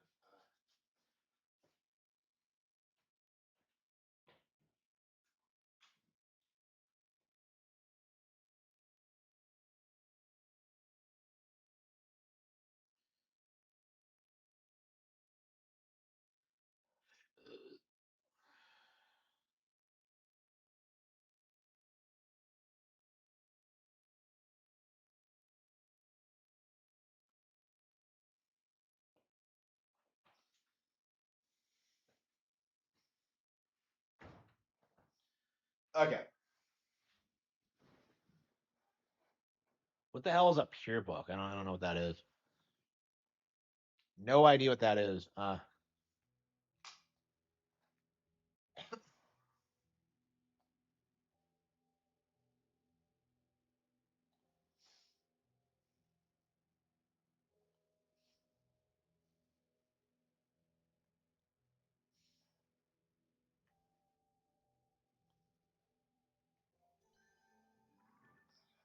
Yeah, so I got hooked on like Age of Imprisonment last night. So for some reason, I went out and like got the original Hyrule Warriors. So yeah, we'll be playing that tonight as well. I don't know. We'll probably just gradually grind through like Definitive Edition. I don't.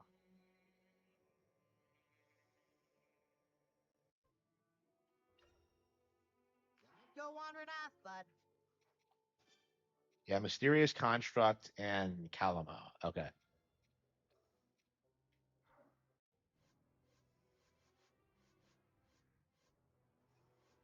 Yeah, aren't these guys like? That's right. Calamo's voiced by like fucking Pro ZD.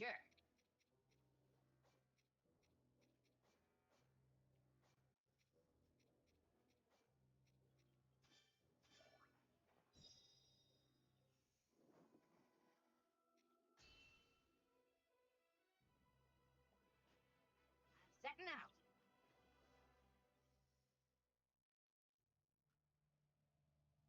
Together, Calamo and the Construct repelled Grimora and put a halt to their enemy's ruthless offensive. Yet no sooner was the battle won. The pair's arrival did not go unnoticed. Yeah, yeah, yeah. Yeah, he's been in a couple of Nintendo games. He was like Holst in Fire Emblem Three Hopes, and what was the other thing he was in? He was in East 10. He was like the girl's dad in that.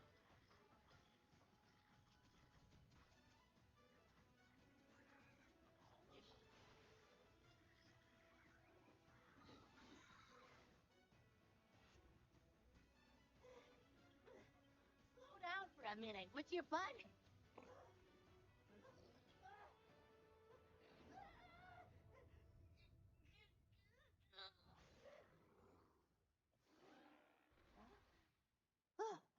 You know,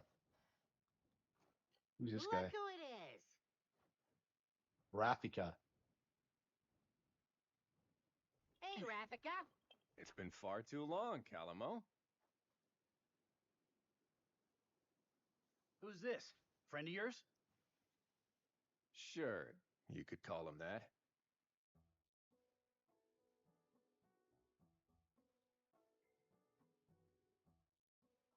I agree. They should be banned from the industry. Calamo here has been roaming around Hyrule, looking for a place he can put down roots.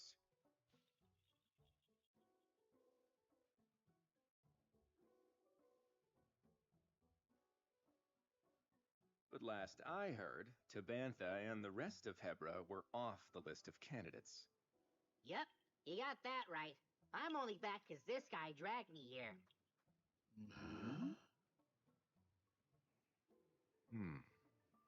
Calamo, you and your friend here wouldn't want to help us save Tabantha, would you? Huh? Sorry, pal. Not a chance. I mean, you know how bad I am with the cold. I just want to go home. I'm pretty sure you owe me the favor after last time, remember? You'd still be freezing your leaves off if I hadn't shown up when I did. So are you helping or not, pal? And what? You're gonna stick me back out in the snow if I don't? Well, too bad. Nothing you say is gonna change our minds, and that's that. Suit yourself, but someone's got other ideas. Huh? Wait, bud, wait! Why does this keep happening to me? It's settled then. He's got the mask. Now come on. They actually gave them personalities in this. I don't know why this wasn't like in base tiers, but okay. I mean, the writing in this game is definitely a huge step up from controlling Rafika.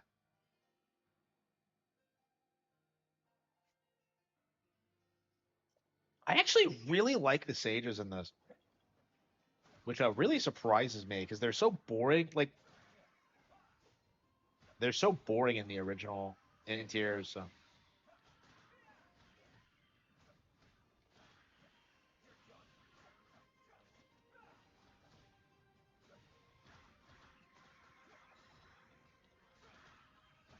Is this Dragon Roost?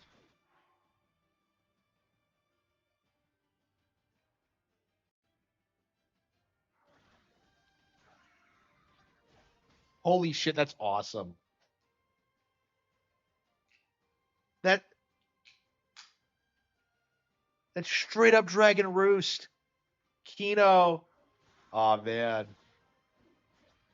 Man, I love this theme. Yeah, the music in this game is actually really good.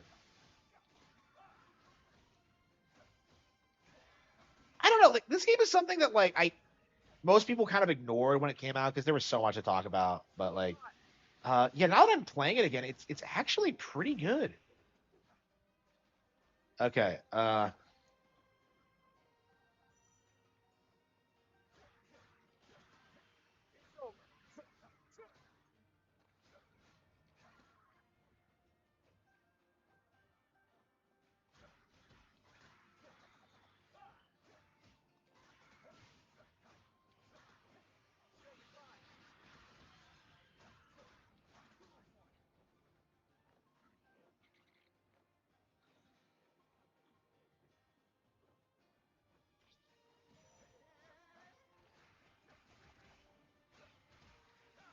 And that's Keto.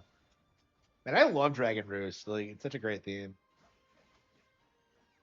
Man, it sucks that we still haven't gotten like a Rito like as iconic as Medley. I feel like she's the Rito character, and she never really. I don't know. She doesn't do a whole lot in Wind Waker. It is kind of frustrating. Sorry about this. I guess I kind of like the idea of her being like a love interest for Link, but like at the time I wasn't sure like can Rito and like Hylians interbreed. I guess they can if this game's an indication, but.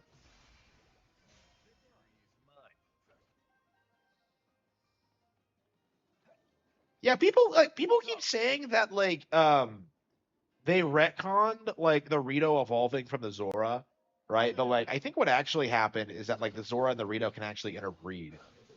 And that kind of explains the discrepancy. Because it was always kind of a weird decision that like the previous Sage was a Zora, but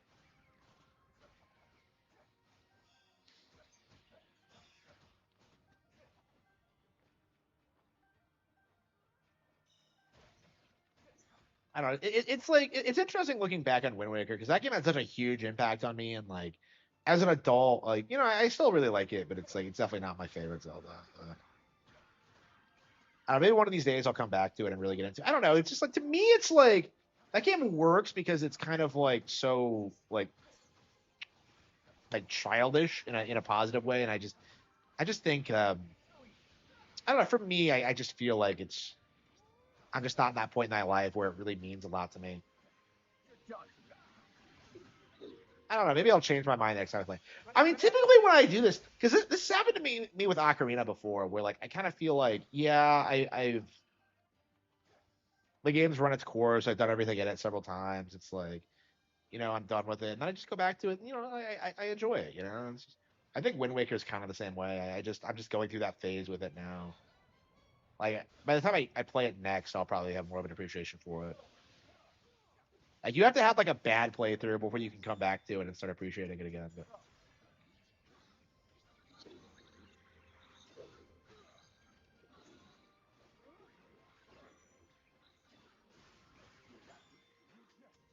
yeah, this is a sick soundtrack.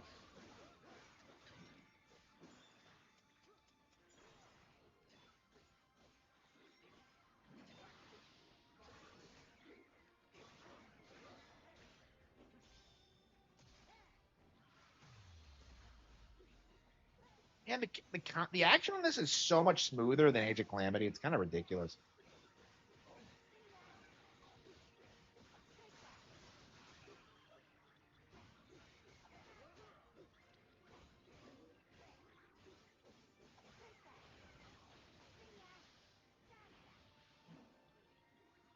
I don't know. I think this might be the game we go through next after we try to play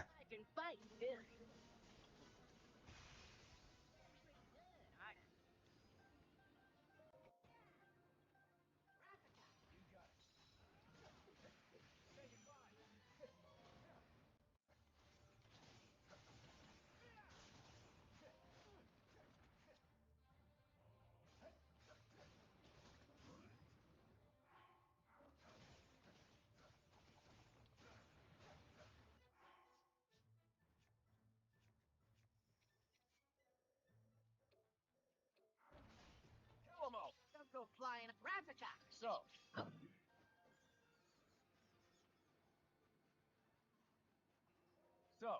Yeah, I love the way Link moves in this game. This is so sick. Like it's such a weird like departure for the character.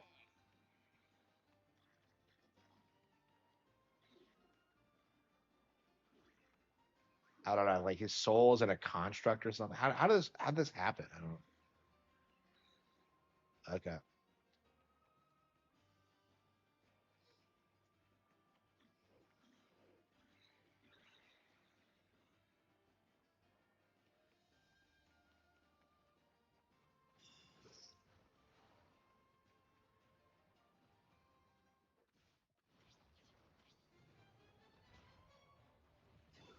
Yeah, it did. Like people don't really talk about it at all. Like people try to say, "Oh, it's a niche game," but like, bro, if it sells over 1 million units, it's not niche. Okay, like this did fairly well. Age of Calamity, I think, is like one of the best-selling Warriors games ever, actually. So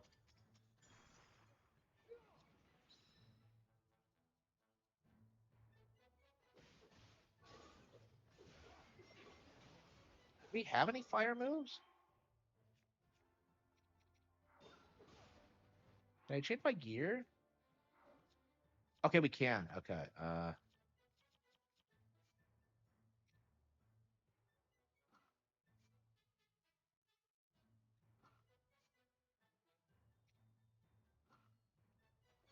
Okay.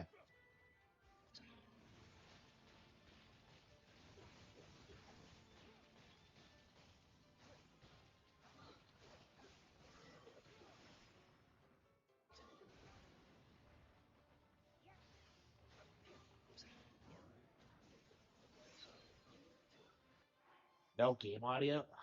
It always does that thing. Yeah, I don't know what it is. It's like it's some dumb like I don't know if it's the capture card or OBS. It probably is the capture card because it started happening after I got the new one. So yeah, I don't know. I'm not sure how to fix it. I looked into it, but never been able to fix it. I don't know. I can like I can like reconnect it and have it play properly, but it's not a big deal as long as people tell me. But hell yeah, Rafika and Link. Here we go. What the hell is this? Like, I just I want it. Yeah, I do too. Yeah, I remember the day he died. Not a. I mean, like, that's the day I committed myself to like becoming a creator myself. So,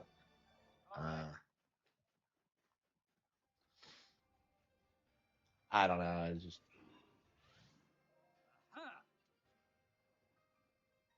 yeah, this is way better than Age of Calamity. Like the characters are more interesting. They're more fun to play. Like the gameplay's better. Like I don't know. Like I was kind of down on this game because I was kind of saying that like yeah I wanted Hyrule Warriors too, but like I don't know. This is kind of working out.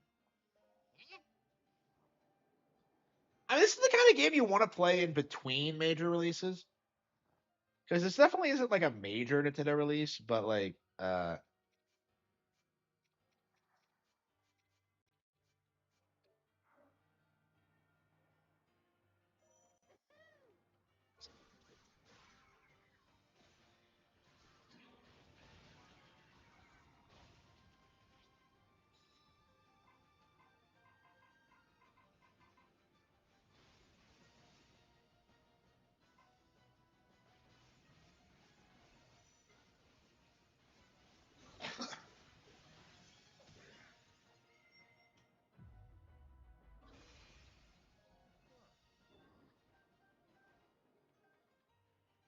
don't have the battery. Like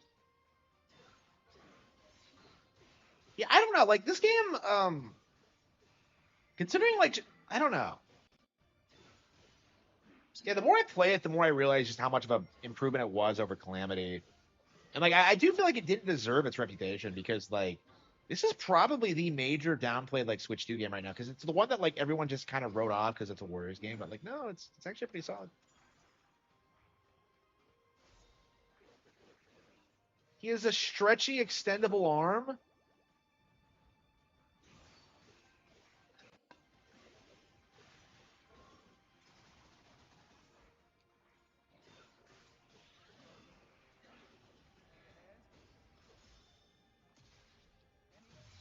think, yeah, the gameplay's way better. The switching is smooth and intuitive. Like the special attacks are badass. Yeah, this is really good actually. Yeah, way better than Calamity.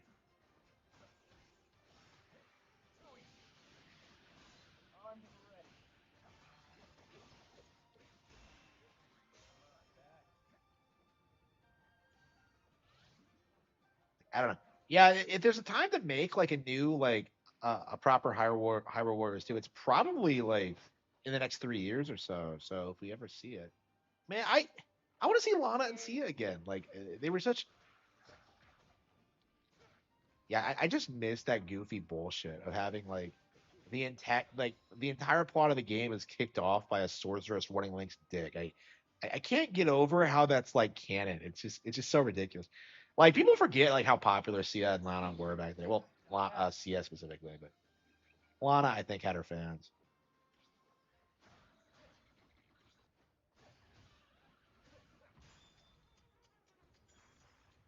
I don't know. Like my thing with Lana is that like she did feel like OC Do Not Steal in a lot of ways, and you don't actually get to play as the sorceress herself, do you?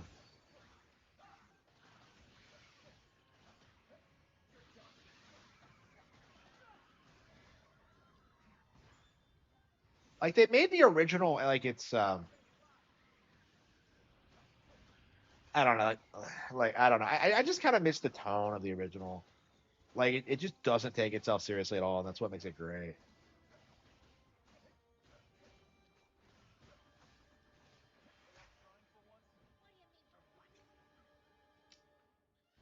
They were the only one that modified YouTubers to the extreme.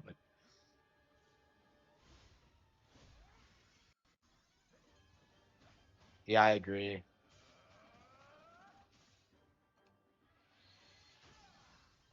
Ciao.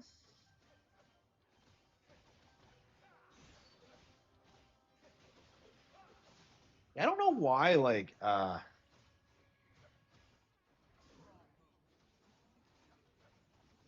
takedown notice.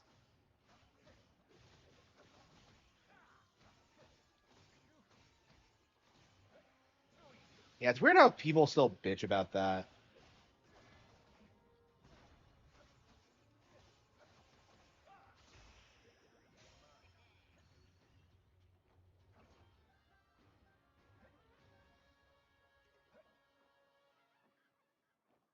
And its allies. So none of this they them crap that was in the original Hyrule Warriors. Age of Calamity, I should say. That's interesting. Like it was so weird, like seeing Zelda and their allies move out. It's like, come the fuck on.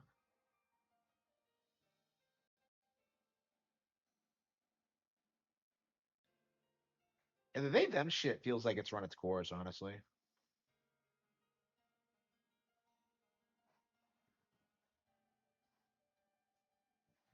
Splatoon. I was just thinking about going back to it actually. It's been a while.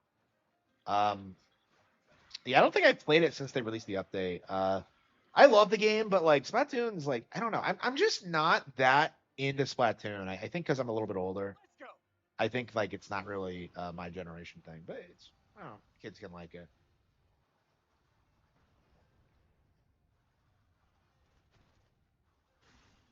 Like I like Splatoon way more than three. So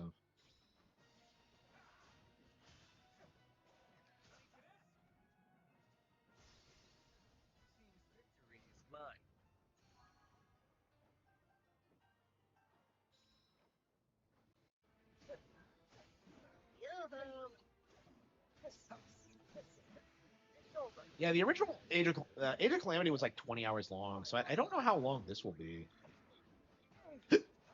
I don't see myself 100%ing this one either, but and the original Hyrule Warriors Definitive Edition, I would like to do everything in, but I don't know how possible that's going to be. Multiplayer, yeah. I mean, there just aren't a lot. Like, I mean, I love Street Fighter. You know, I've been really getting into that lately. But like, I don't know. I just haven't liked a lot of the multiplayer games I've tried. Like Splatoon's great, but I'm not super into that. You know, I don't know. I just feel like there's not really anything that like I really enjoy playing multiplayer.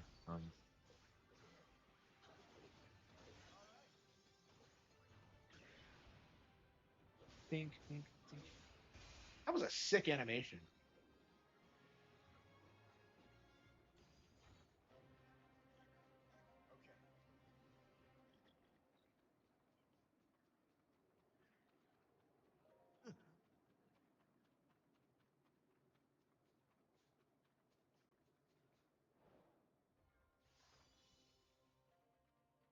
The Church of Nintendo.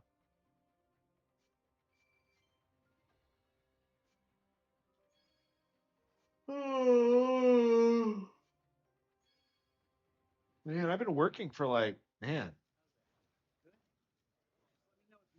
Are you all right? I'm glad we got rid of the monsters, but it's hard to see where we go from here. Might take a If break only and eat a you bit. showed up a little sooner. Don't beat yourself up over it. Even without a nest to call our home, the Rito will never stop soaring. A nest? Thanks for the help. I mean that. Oh, sure. I only did it because you practically begged me to. So, tell me, what's next for our heroes? Well, I'm gonna keep on looking for the perfect little spot to lay down roots and start a forest. Kinda depends on where this guy feels like taking me, though. Next up, we're going... Huh? Wait, east? But that's Death Mountain! Oh, don't do this to me, bud, please! Just 'cause you won't burn up doesn't mean I'm not gonna! Well, guess you'll just have to grow some thicker bark. Hey, Rathica, Turns how red. about another favor? Sure thing. Hear me out. We all go to Death Mountain together and... Wait, really? I've got some work to do here myself, but I can give you a few fighters. Only fair after you helped us. Yeah? Oh, are you sure about this? You guys are hurting pretty bad right now. As our ancestors said, no dues should ever go unpaid. Let me tell you a legend. Oh wow, he's gonna talk about the Woodwaker. Once, long ago, the winds of Hebra stopped blowing. And during the commotion that followed, What? a god fell from the lifeless skies. Seeing this, the villagers set aside their troubles and worked together to return it home. What? As thanks, the god gave them a gift, a divine ark that breathed life back into the skies. Ark? Oh wow, the Ark of Yamato. My point is this, Calamo. What? Doesn't make any Help sense. What? someone up when they're down, and that kindness will come around. So we're getting some deep Often when Rito you need it lore, most. just casual dropped in a Warriors game. Guess I don't mind the sound of that. Where's Valoo during all this? That doesn't sound like Valoo. See you around, Rathica! Like in Wind Waker, they need Valoo's scale to get their wings. So like they don't seem to work like that in the Breath of the Wild games. Yeah. And besides, I have a duty to Raru, one that I plan on fulfilling. A duty? Who's this guy? If we don't have each other's backs now, when will we?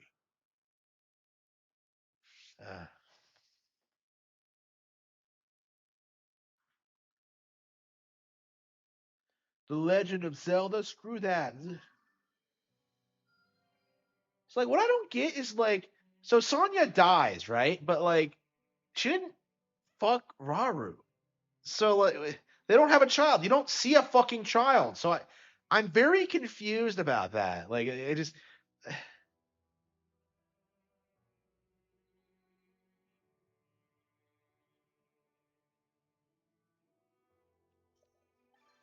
Yeah, Vince. Oh wow, we get this guy too. A Water Rio, one of Rafika's oldest friends.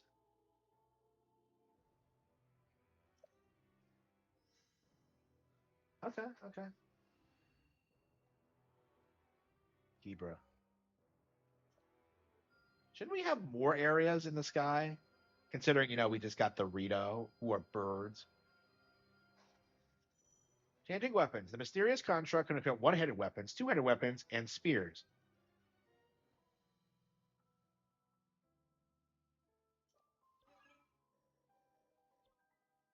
The Behemoth and the Crater. Okay.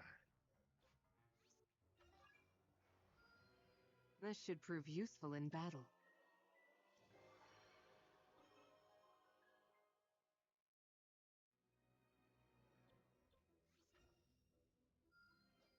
wonderful.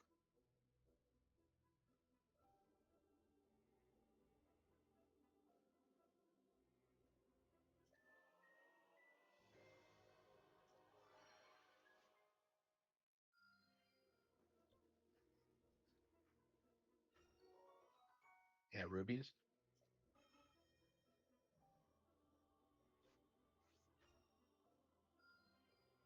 Wow, I'm good.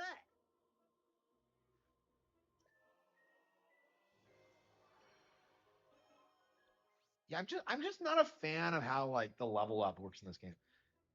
Like, why is it built into the map just to create the illusion of an open world game? Like, I just don't understand why they did it this way. I'm not a fan of this at all. King Roru. We did that already. Why does it want me to do it again? Masterful indeed.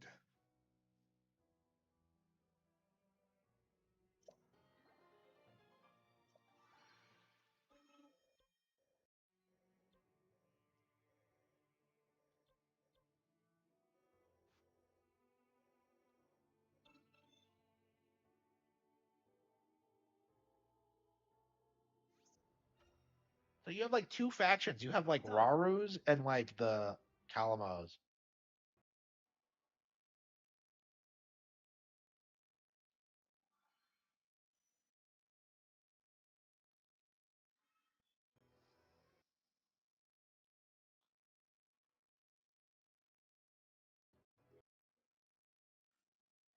This is a Ravnica exclusive mission. Yeah, you have to use Ravnica. Curious to see how this goes.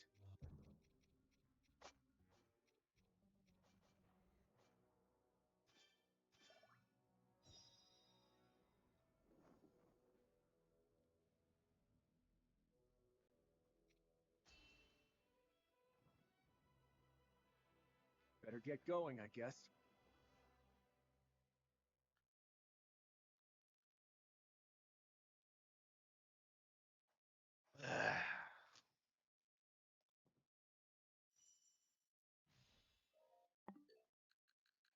Yeah, I think we're gonna take a break and like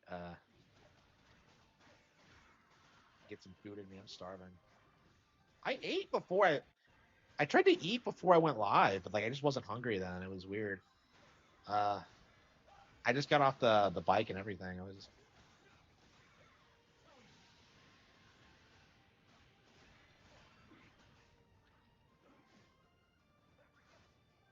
Oh man, the music in this is sick. I have some leftover lasagna, so I'm gonna finish that. Yeah, I have some like sauce and some pasta imported from Italy, so I'm kind of anxious to like try that, but I haven't actually prepared it yet. Like it looks way better than what we get in America, so I'm kind of excited. I don't know when I'll get around to it. Probably tomorrow night. Yeah, I bought a ton of groceries, and I'm just kind of like, okay, I'm not sure when I'm gonna get through this all, but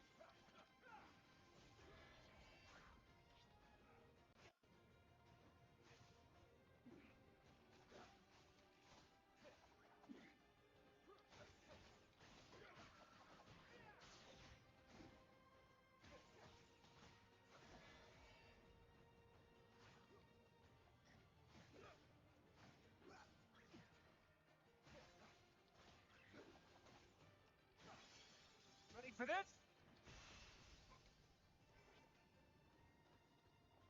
yeah. So like, my problem with this game is that like, what is with these boring fucking maps where there's like only one or two things happening? I just don't get it. Like Three Hopes did this as well, and it's just like I would rather have like really good, well designed, interesting maps, like the original Hyrule Warriors, right? Like I don't understand like the angle of this.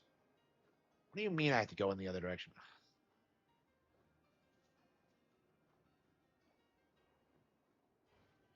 He's not even that fast. Wow. You would think this bird would be a lot quicker.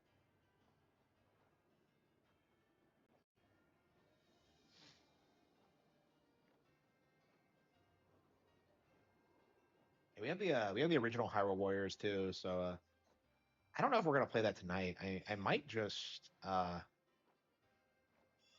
don't know.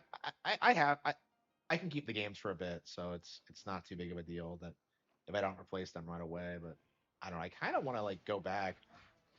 I kind of want like I don't know. Maybe I'll just finish like Fahrenheit 451 before I leave the house tomorrow, and then like I got a good ways into it. Like I'm like a fifth way into it. I'm addicted to it. It's really good. I was kind of surprised because I think I read like a Bradbury collection or something and started with his early work, and that's probably not the way to do it. Like I think you probably should just start with the highlights and then just kind of work your way backward. Because it's just like if you start from like the beginning of a collection all the time, you just get like mid shit that just happened to be around someone who eventually wrote something good. And I think in Bradbury's case, like his early stuff just didn't really resonate with me at all. I was kind of surprised, like reading like Fahrenheit 511. It's very interesting because it's like it's the first book I think I've ever read that kind of like captures how I feel about society and how like nobody really gives a shit about anything and how they're like apathetic and like it's very I found it very fascinating in that regard. I don't know. People keep saying it's about the book specifically, but like I don't know, man. Like it's really interesting because it's kind of forward thinking and like dated at the same time. Because like you know you have all these issues, like you know the implication seems to be well maybe I'll talk about this in my review, but like I mean I haven't finished it yet, so I don't know how it ends. But yeah, I definitely didn't read it growing up. I thought I had because I was just like, wait, did I read that now? Like I think what I read was like a short story that had like that was led to concepts that were like introduced in Fahrenheit 451, but like yeah, I've never actually read it before apparently, which is kind of shocking, but well, it is what it is.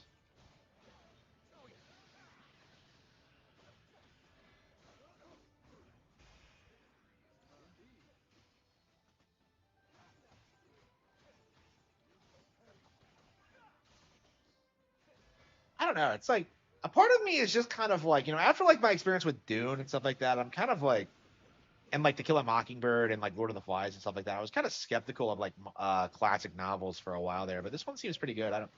I don't see anything like woke or subversive about it. I would actually say it's kind of based actually with how it like depicts like, you know, an apathetic society, but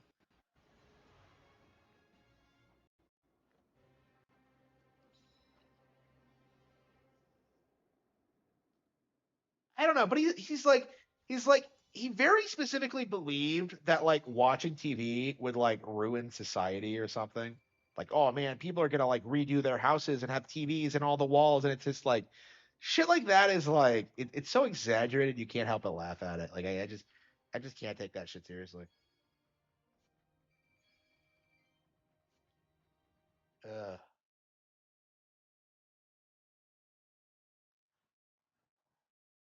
They have 200-foot long billboards on the highway because the cars go so fast now. I'm just like fucking really, fucking really. I don't like his metaphors either. They just seem so exaggerated. I don't like using metaphors.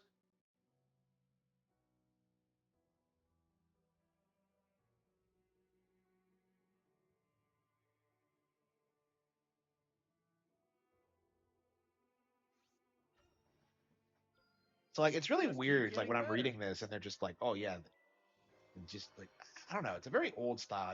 I feel like today you don't really see a whole lot of that because I remember being trained to do that when I was in like elementary school. For the sake of my people. And I just don't think it means it adds much to the actual text. Oh, this thing is like another thing. Like I don't fucking care. Like shut up.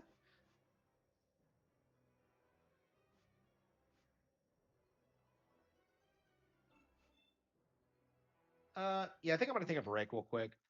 We'll come back to it. We'll probably keep playing this until Yakuza Zero is done downloading. But until then, I'm gonna take a brief break. So I'll see you all then.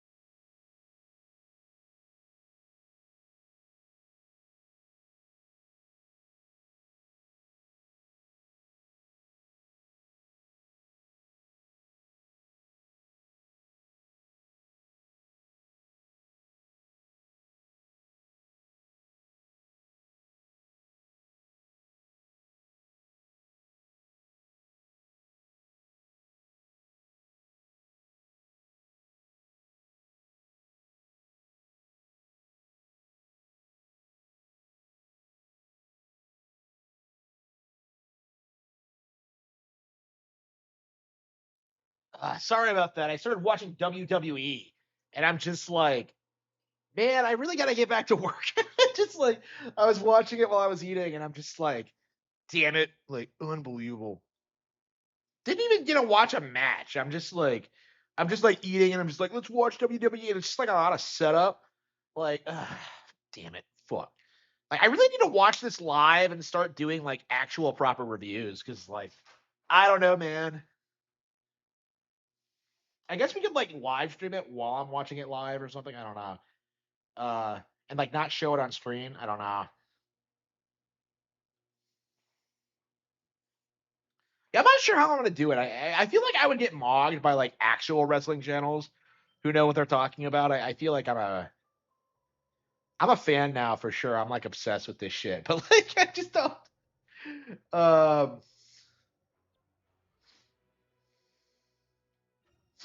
To rest my wings. Who used this? I don't know if I have anything interesting to say. um, like I don't know when WrestleMania is. That's how ignorant I am about wrestling culture.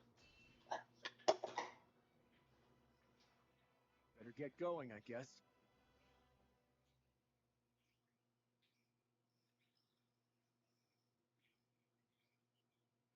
Keep GTA out your mouth. What are you talking about? So wait. Am I Chris Rock and he's Will Smith and he's gonna ruin his career by like doing that? FF7 integrated.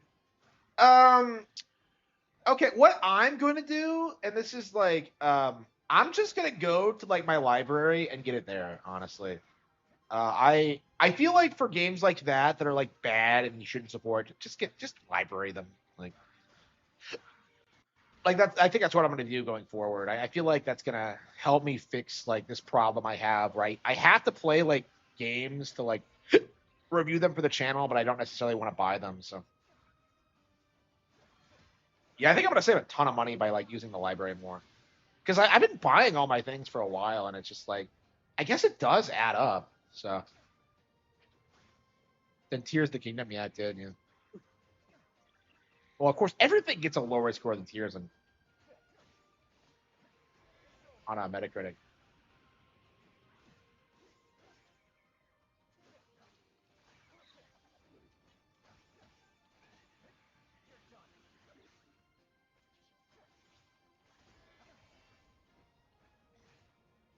I'm surprised, like,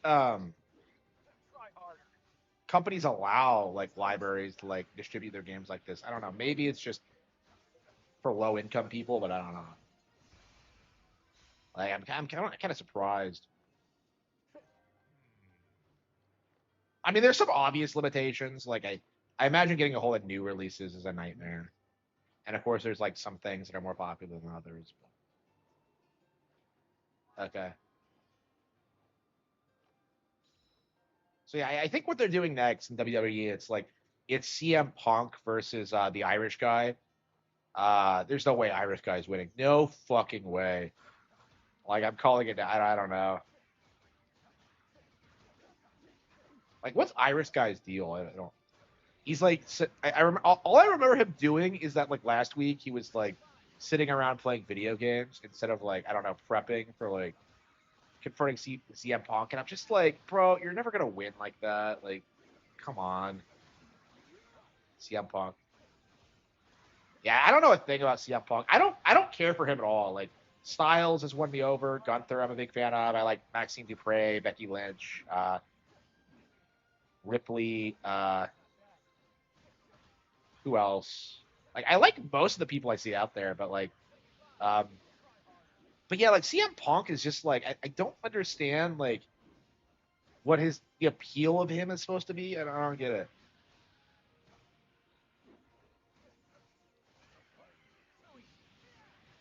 Yeah, Styles grew on me after this week. Like, I didn't care for him at all either, but Indeed, seems victory is mine. uh, like, who are they gonna set up to beat Gunther? I don't know. I'm just kind of like, they're gonna have to do it eventually, right?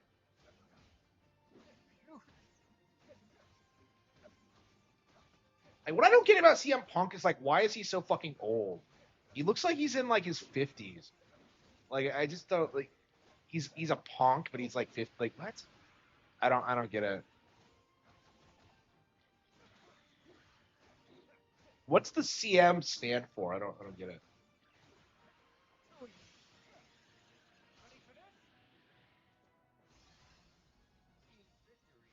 Like I said, I don't know very much about wrestling, so it's like it's weird like watching this.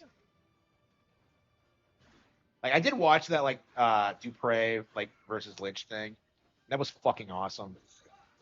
Like the way she got backstab at the end, oof, brutal. I felt so bad for her.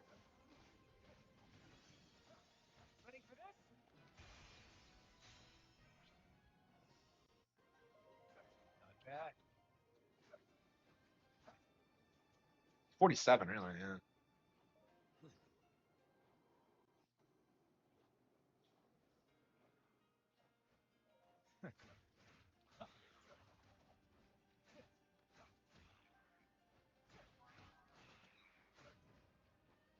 It's crazy how old these guys are. Like it just feels like that wouldn't be practical to do at that age. I feel like I don't think I could do it.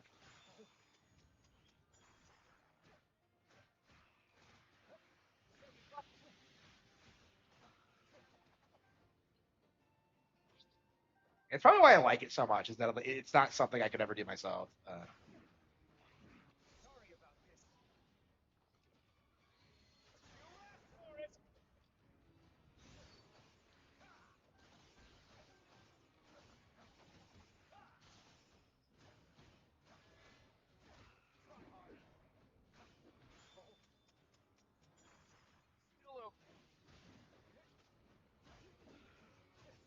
I don't understand like how many belts are there? Because they're always talking about like world champions and like this or that. I'm just kind of like how the fuck does this work or supposed to work? I don't get it.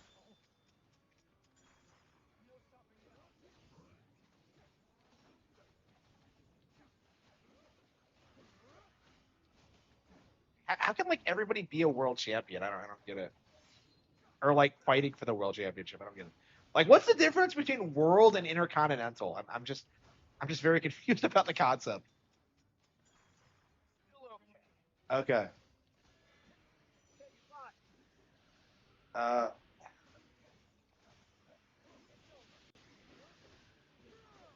yeah, like one of the commentators is like obsessed with Becky Lynch. Like he had this like weird comment where he said that like scientists want to make Pluto a planet so they can name it after Becky, and I'm just like, what are you talking about? Like that's like the stupid like what the fuck are you saying? Like it's just like there's simping and then there's like whatever the fuck that is. It's mid tier? Okay.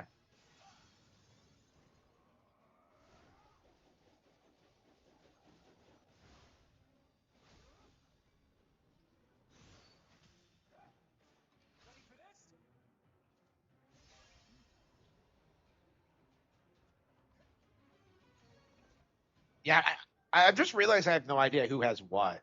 So you have like tag teams, you have like the singles, and then you have like intercontinental and world. Is that right?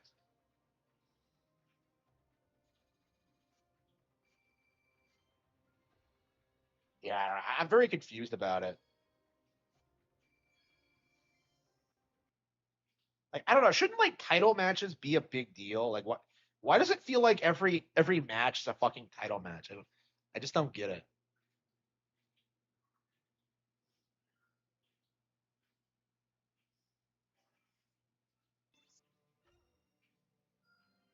Well done.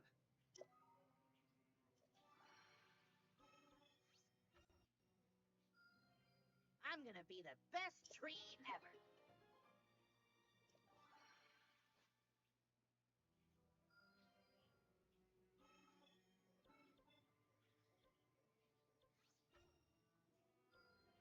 Didn't think I could get any stronger.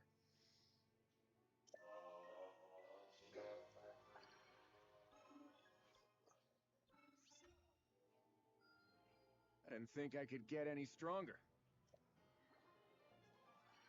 Yeah, so like yeah. So how exactly does storylines work? Exactly. Like do they resolve or like do they just keep going like in perpetuity?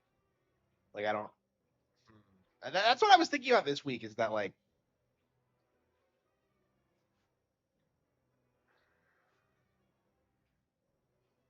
okay.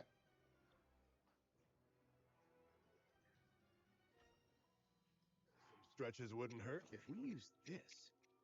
Like I don't actually know how like any of this ends. Or like if it does. Uh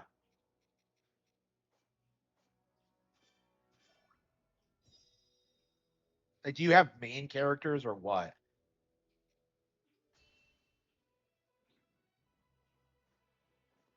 2017 they gave the world title to a guy that lost 90% of his matches, really. Fucking crazy.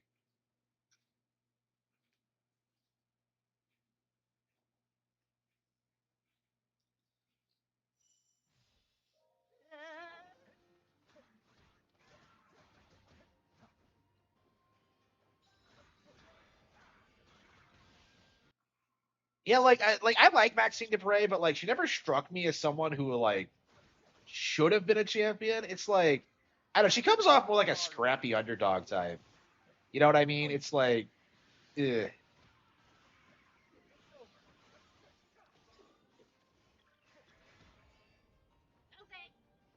I don't know, maybe she's been that for a while. I don't know. I've only been watching for a couple of weeks, but like, I'm just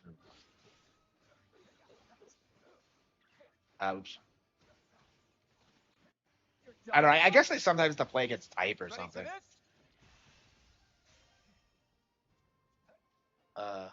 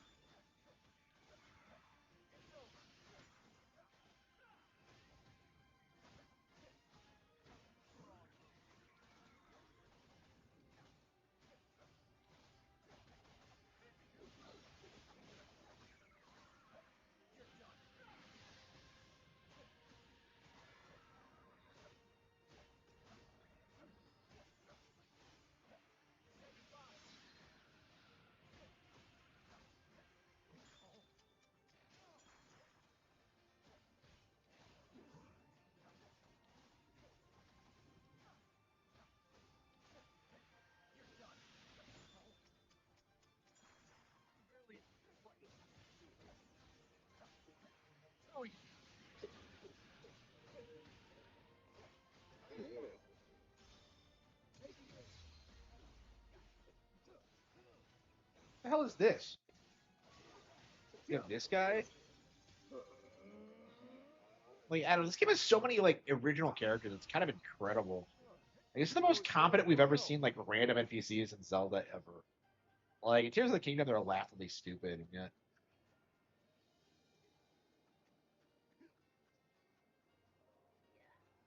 yeah, we never did get like that Dragon Quest Heroes game.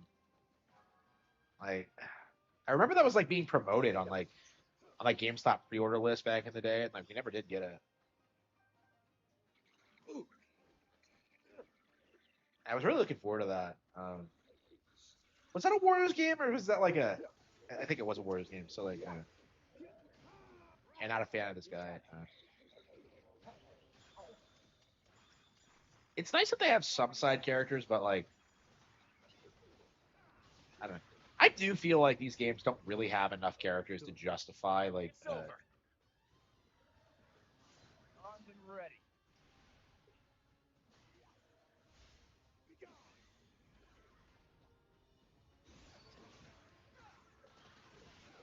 to justify Warriors games. I mean, the original Hyrule Warriors had like tons of different characters with tons of different weapons, and it was just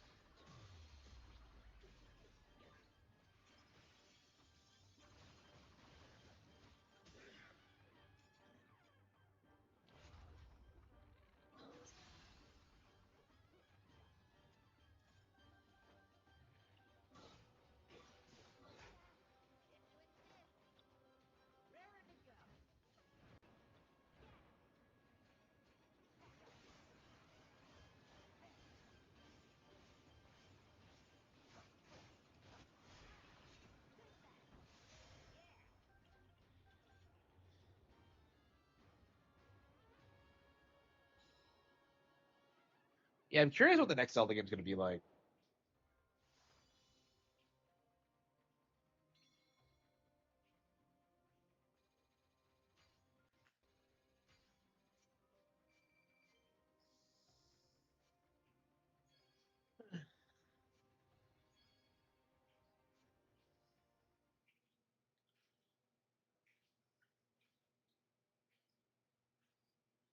How long is the game really?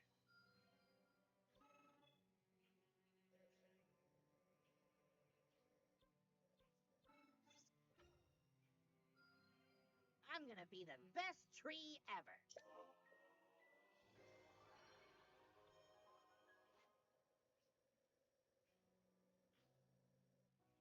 Chapter. Yeah, we're chapter 3 now. There were 7 in the original, so you might be a good way into this.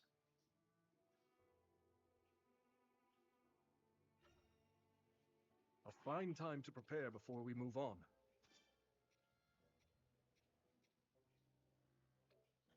I wonder what this'll do.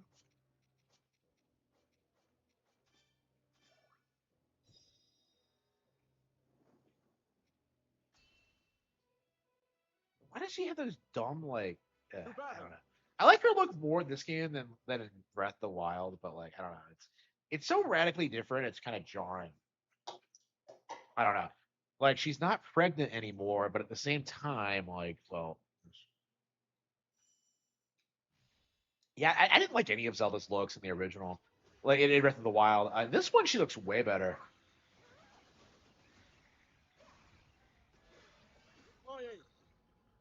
Zelda, nice name.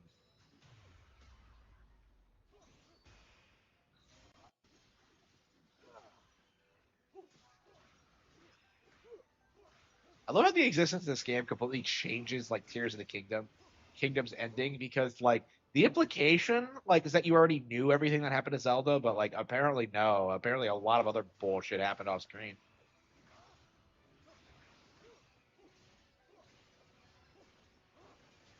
When's Pokemon Champions coming out? Uh,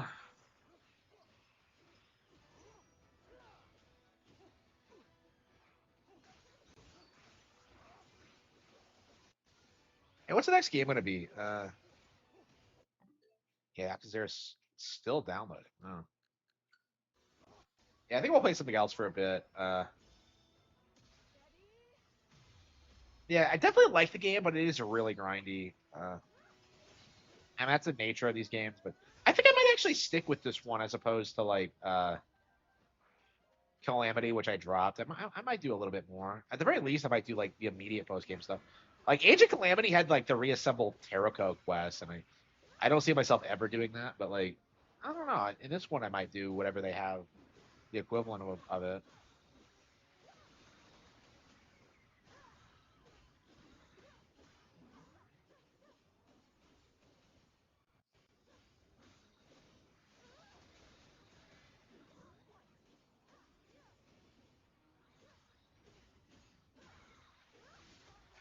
Victory is assured.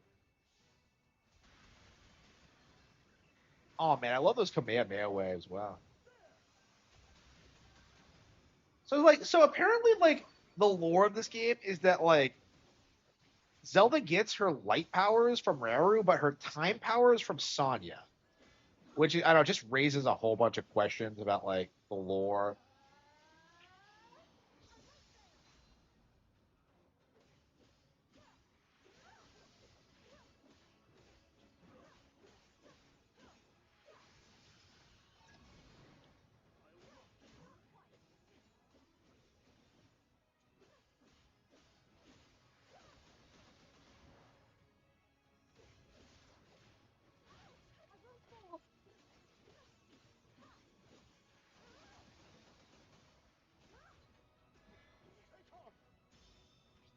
Jink.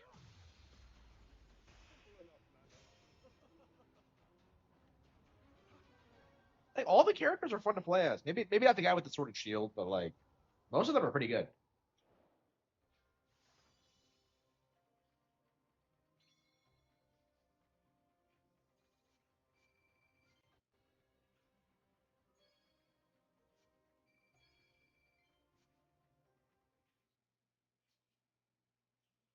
Okay,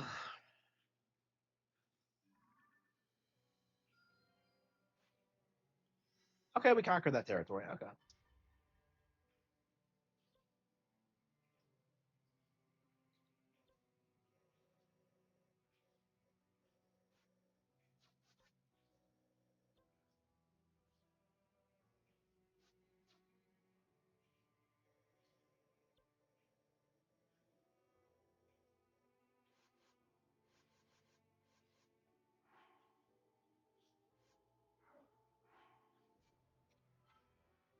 Yeah, 7 hours. We've put like quite a lot of. Okay. Yeah, I bet we could beat it like before Tails comes out. I don't know. We'll see. We will see. Shantae advance. They straight up call it Shantae's advance. It's crazy.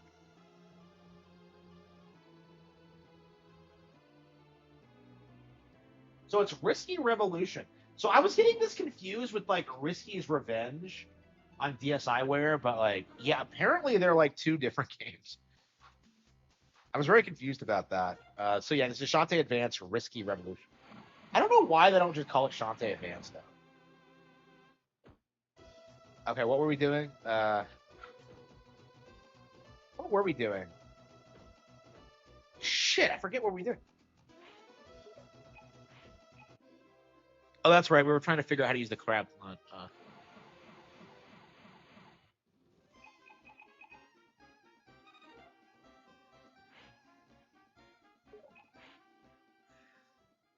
This game is like weirdly gorgeous in some ways and really basic in others. It's kind of odd. Like the sprite work is good, but like the background art is not great.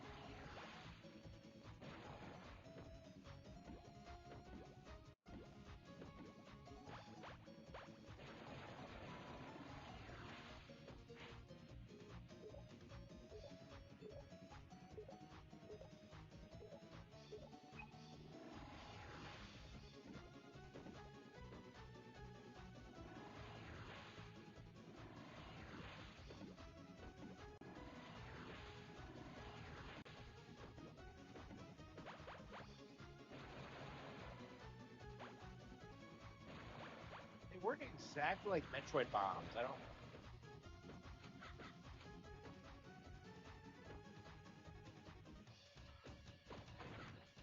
Oh, maybe that will do it. Okay.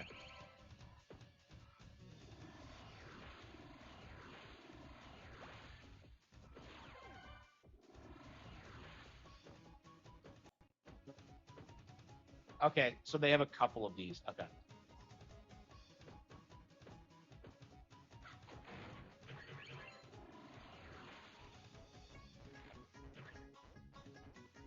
Yeah, again, I feel like this is too convoluted for what it is.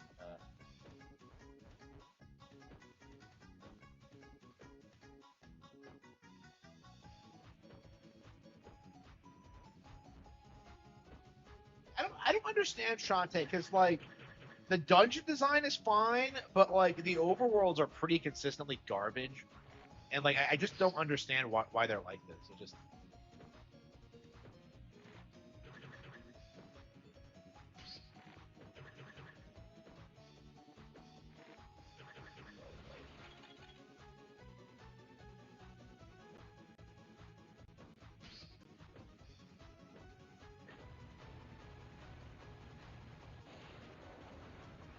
yeah, like the whole like. So not only do you have the background and foreground to worry about, you also have like the spinning land like mechanic.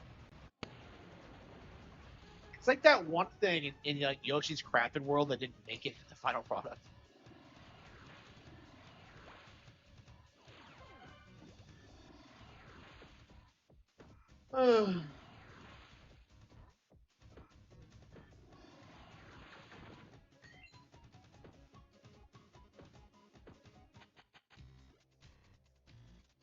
a bleak year. I mean, like every year is bleak because like everything that's not Nintendo is garbage, and like it doesn't have to be this way. There could be good like developers, but like they just don't exist.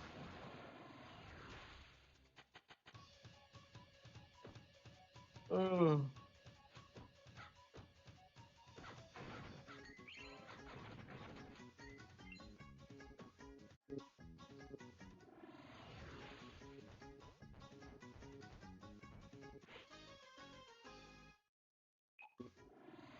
No, like this is my thing with Shantae games is that like they just have really shitty like overworld maps. Like I just don't like navigating them. I don't like the combat. I don't like a lot of things about these games.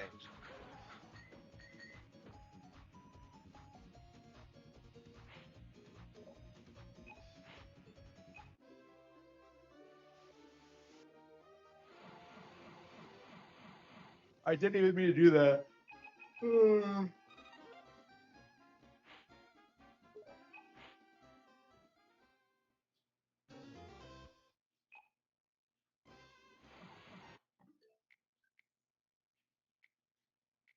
I'm just not really feeling it. Like I just don't like the overworld maps.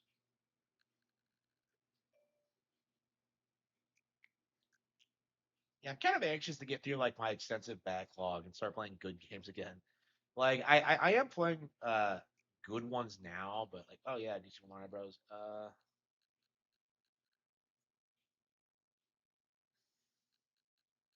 Yeah, I'm clearing up my backlog. Yeah, it's about time we started playing new games. I mean, like I think what we're gonna do for the future is just like go to the library and get like third party games and like play whatever we can get our hands on. Like I really don't want to pay for a lot right now. Okay.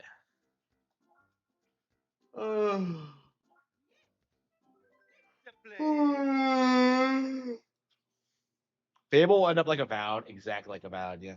I mean, Fable was the original Avowed. It had like the same template. Like I don't know, it's embarrassing like how bad like AAA developers are. I mean, they've always been like this. This is nothing new, but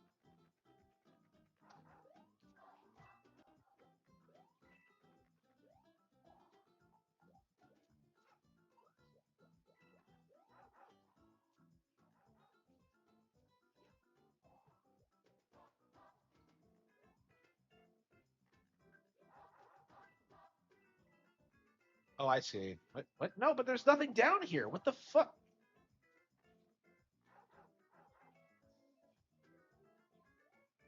What was the point of that?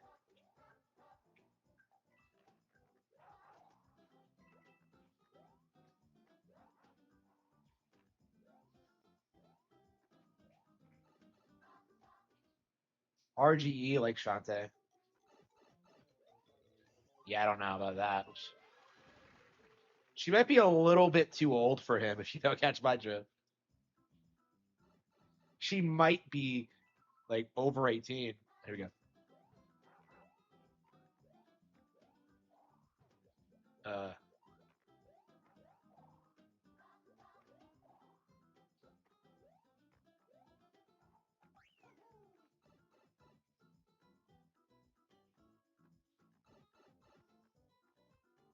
yeah, what's my next game gonna be?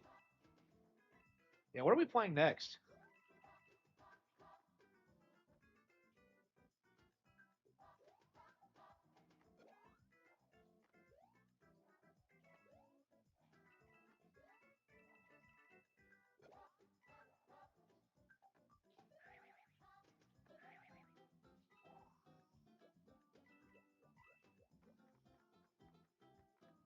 PC gaming is indefensible. I mean, it has been for a long time. Like, what's happened is that like PC gamers just kind of did this thing where they're just kind of like, well, no, you don't understand. PC gaming is secretly way better than console because of this. And like once you look into it a little bit, you realize that they're full of crap about everything. And yet, like, like they're the ones that are like the thing about like PC versus consoles is that like consoles didn't know they were fighting a war against PC, right? Like PC owners just like controlled the narrative and like said they were superior, and it just wasn't true at all. Time.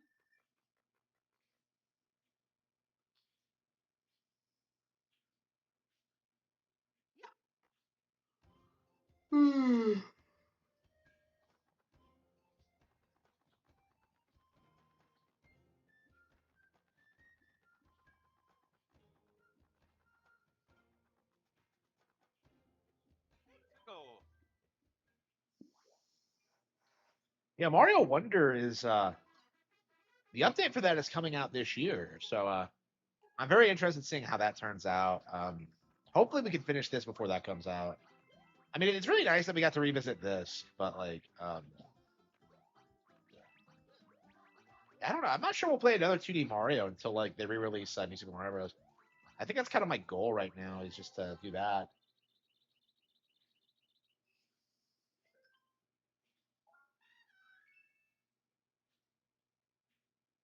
Hmm.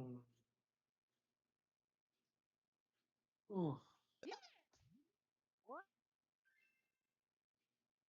So now that's how you get those. Like, I was wondering about that. So we have this game. Yeah,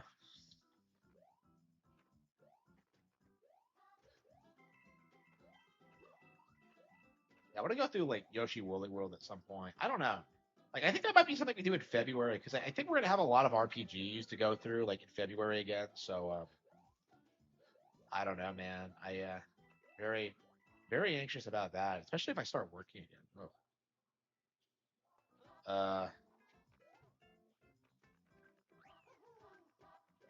I'm glad I got through everything I wanted to play through, though. I think I'm kind of at the point where I'm very comfortable with like my backlog and where I'm at.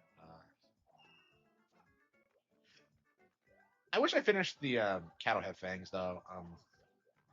Yeah, right now I'm like focusing on my like next project because like I needed a break from it, and I'm just kind of like I don't know, I have plenty of time, but it's like I don't know. I really should finish it. I'll probably get like this next project finished and then like do the Cattle Have Fangs again. We'll see. We'll see.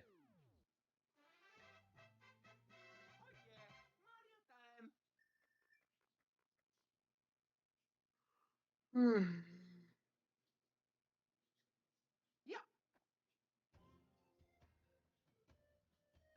Go.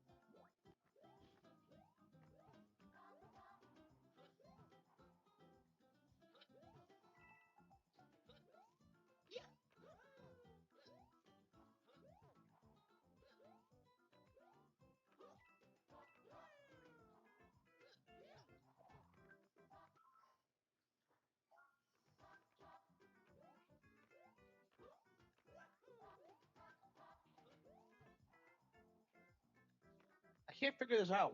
Where is it? Let's see.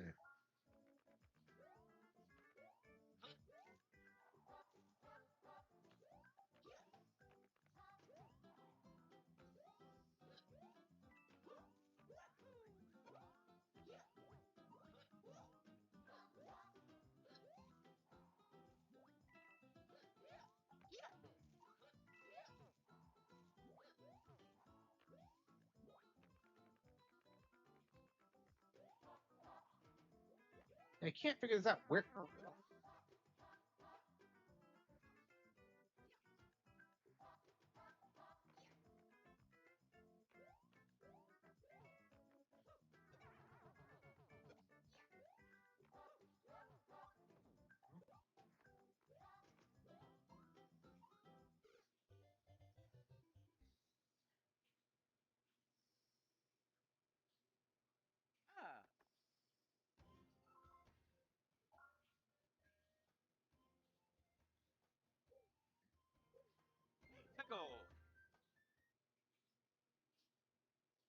what's truth and what's a lie, and I don't know what you're talking about.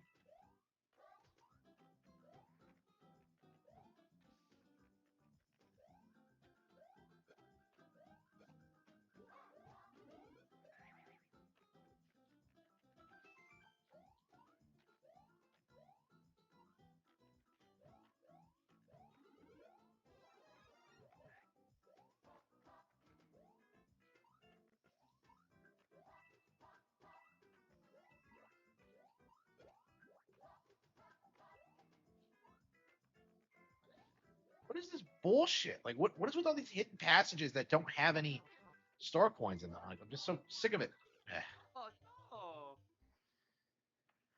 Ah. Oh. Oh.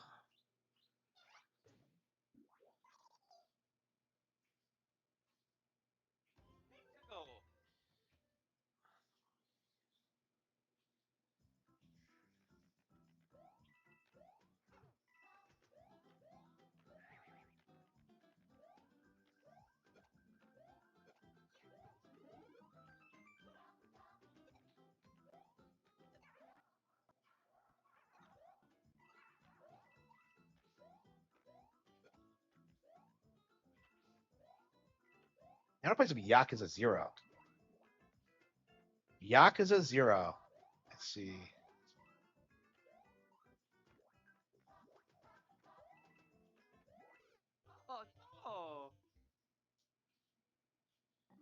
Okay. It's very close to being over. Yeah, 30 minutes left.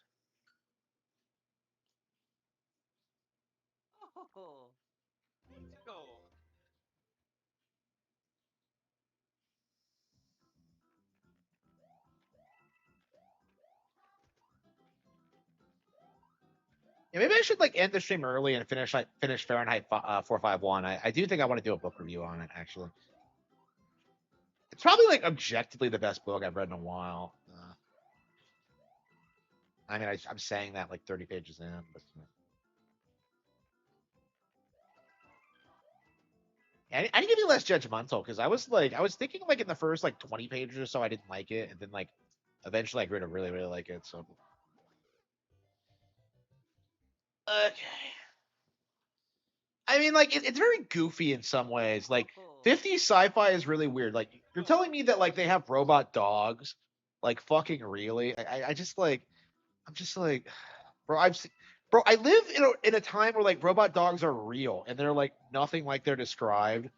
It's just like I can't take that seriously. He's like, does it have a soul? No, it doesn't actually. I gotta. Yeah, it's interesting how dated it is. In that respect.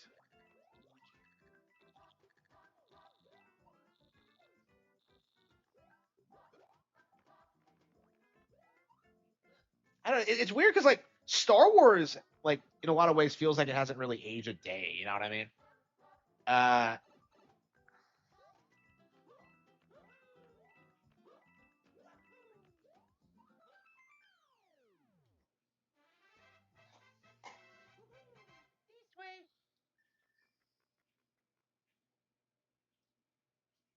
yeah, I'm really enjoying it. I never read it, so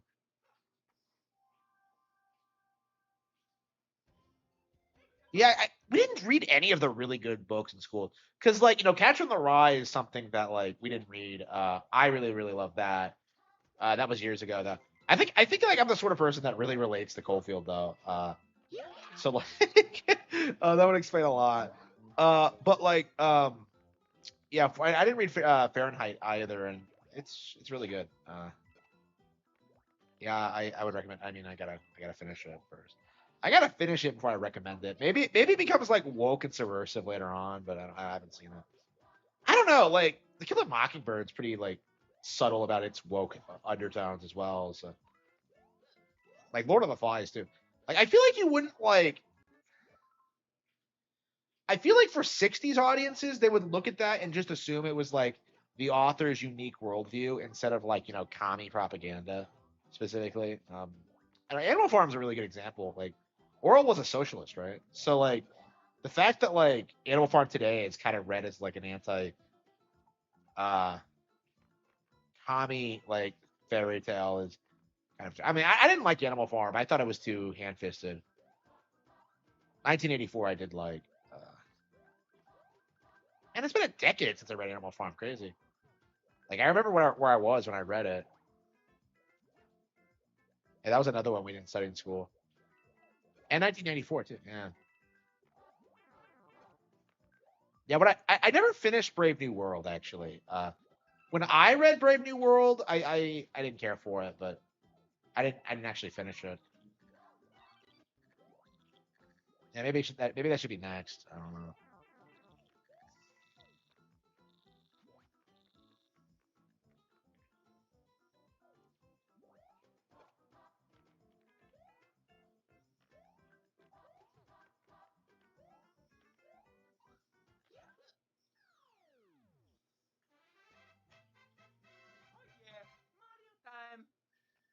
Yeah, I'm not sure what I'm gonna read after Fahrenheit 451. Like I started reading like Legend of the Galactic Heroes again, but it's just like every time I read that, I'm just kind of like I'd rather watch the anime. Like I love the books, but it's just like I do feel like that the anime is the definitive way to experience the story. It's like the definitive medium for it. Like I like the novel a lot, the novels a lot, but like the way they go about it is that they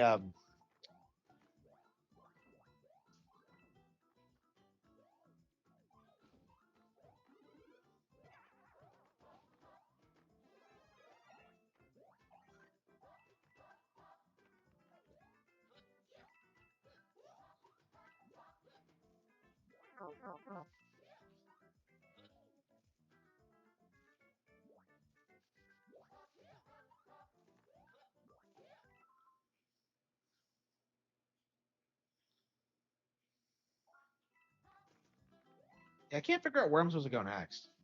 Uh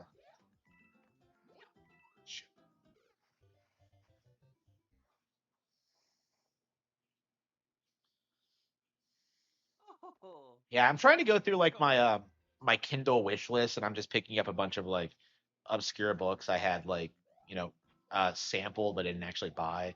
Like lately, I've been like going through my backlog of books I had bought but never read. But yeah, I'm just not like enjoying a lot of the stuff I'm reading, honestly. So like, I've been wanting to like deviate a little bit from that.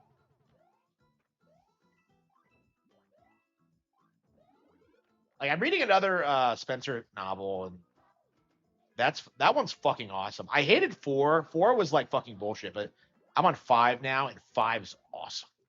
Like five is so fucking cool. Like honestly, it's probably the best since like the second. So I'm like thrilled to be like to see it get good again. I don't know. I don't know if this is gonna be a trend where they keep like going back and forth of being bullshit and being really good.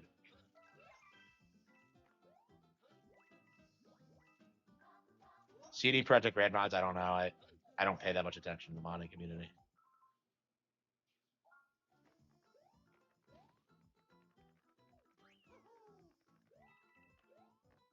Yeah, I don't know where it is. I've looked everywhere.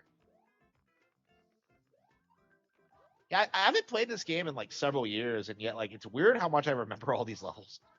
They're pretty memorable, honestly. Actually, no, it hasn't been that long since I've beaten this. Actually, uh, yeah, I think I was playing it on Wii U a while back before I bought it on Switch.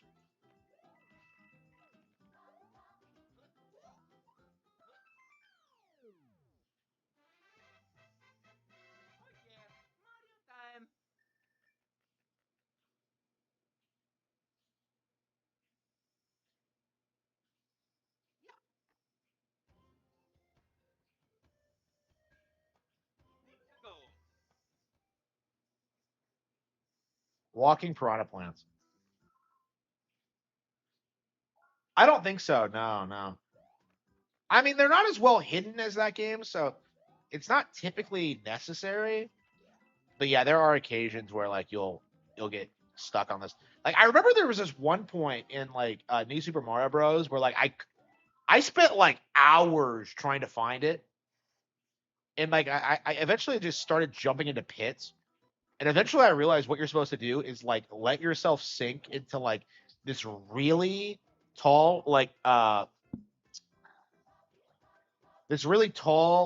pool of quicksand, and that'll take you to a hidden area where the star point is. It was insane. It like blew my mind. Like New Super Mario Bros is way better than people give it credit for. Like if you haven't really beaten New Super Mario Bros unless you get all the star points, really. Because like so much of the game's secrets kind of hinge on those specifically.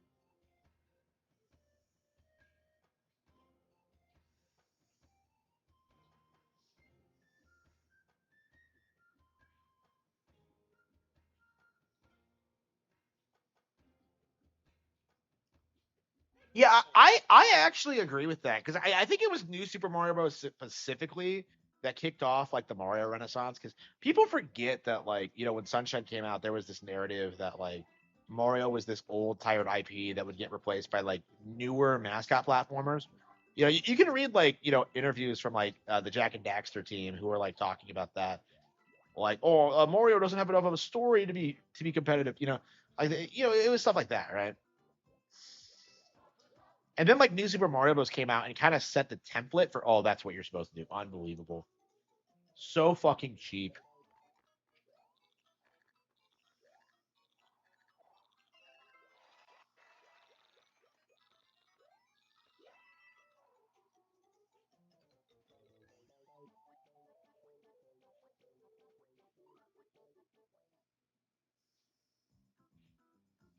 Nintendo doesn't understand Zelda. I think I've seen that. And if I haven't, I've reacted to like other videos making the same points.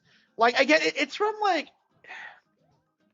for me, these kind of videos are laughable because I grew up like being screamed at by NES boomers about how like new Zelda was like a travesty and how like real Zelda was like exclusively on the NES. It's like it's a retarded mindset to be in.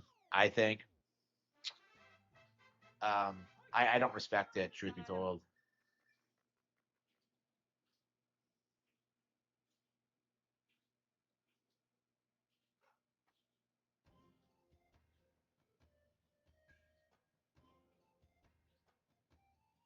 All right,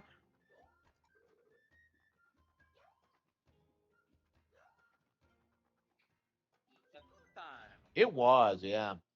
Like honest, like again, like Jack and Daxter had this like massive PlayStation sequel syndrome, where like by the third game it was like completely obsolete, right?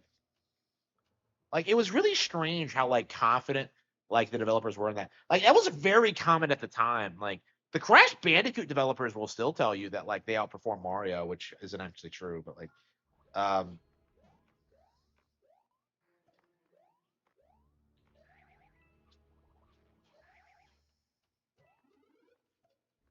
but yeah, it was really common at the time to think that like Mario and Zelda were on the way out.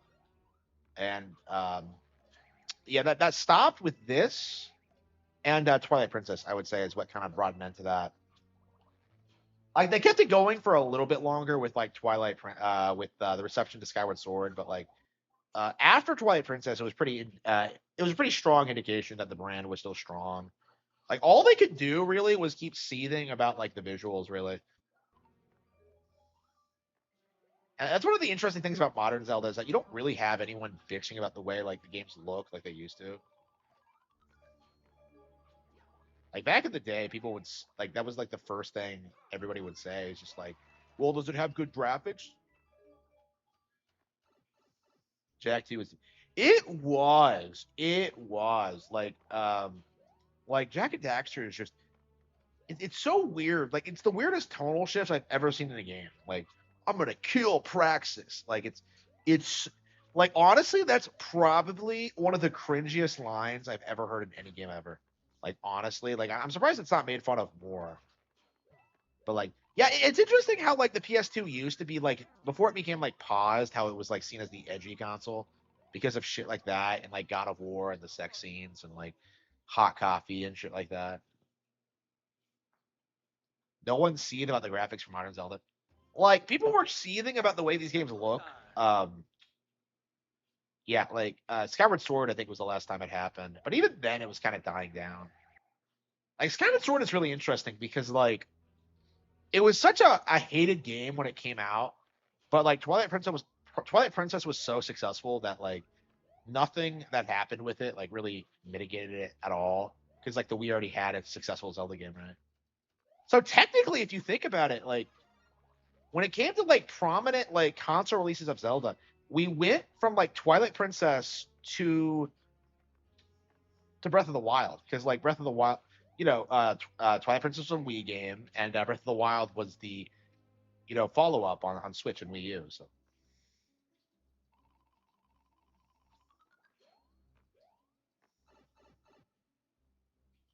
the thing that was censored, yeah.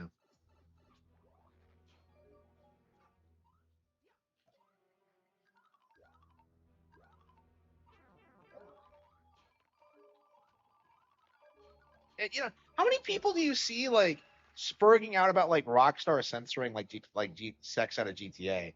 Like I thought this was a game meant for adults.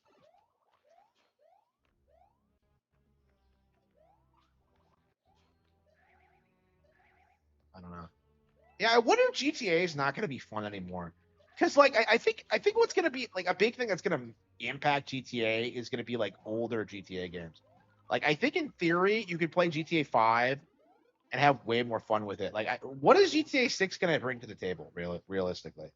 Like it's not going to look better. It's not going to have a better location. It's not going to be like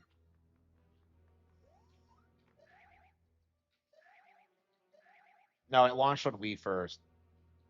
The GameCube version didn't come out until December, like a couple of weeks later.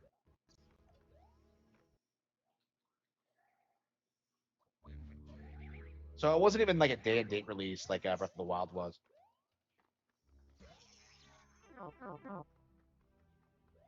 Nothing sells when it's AO.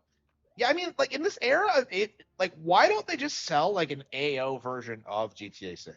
He's like just have it be like, okay, you have to be an adult, like you have to verify your age, but we'll do it. Like we'll give you sex.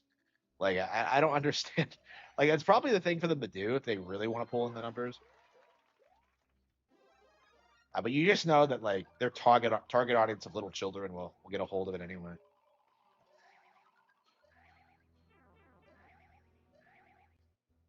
I mean, if we're gonna get children to stop playing GTA, we're gonna have to like rate it AO. It's just the reality of it, right?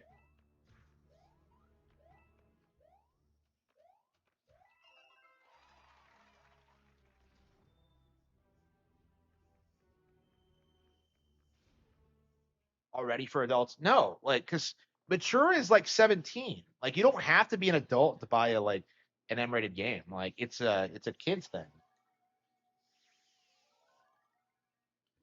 GTA 6 should have children. Wait, what do you mean have children? Doesn't the girl have like a child or a son or something? So I think you're like playing as a single mom or something.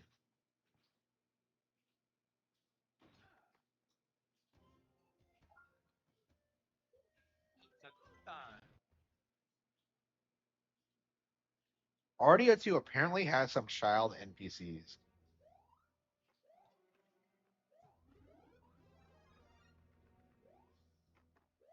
Yeah, I don't, there was like some urban legend back in the day that like it was illegal for like Rockstar to have kids in their games, and I'm just like, you really think so?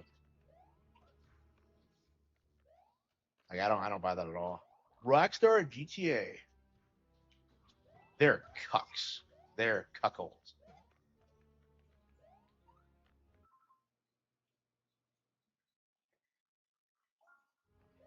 No, it was released a couple of weeks after that in December 6th, I think.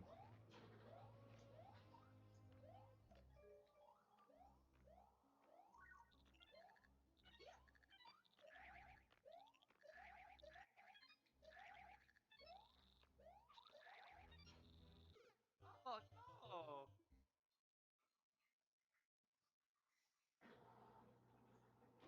Oh, it's a two time. Yeah, I think so too. Yeah, like GTA's main appeal is that it's edgy. So if you have like parents who want to play with their kids, like I don't know, I think it's gonna die really quickly because you're gonna have like parents like saying things like how much better it was back in their day and stuff like that, and like I don't know, it just feels like it won't have that edge factor it used to have. And that's like the only reason that like anybody talked about it. It was like, oh, my parents wouldn't want to see me playing this. Oh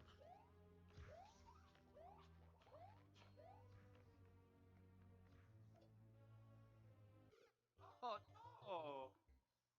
Had animals. Oh, it's a two time.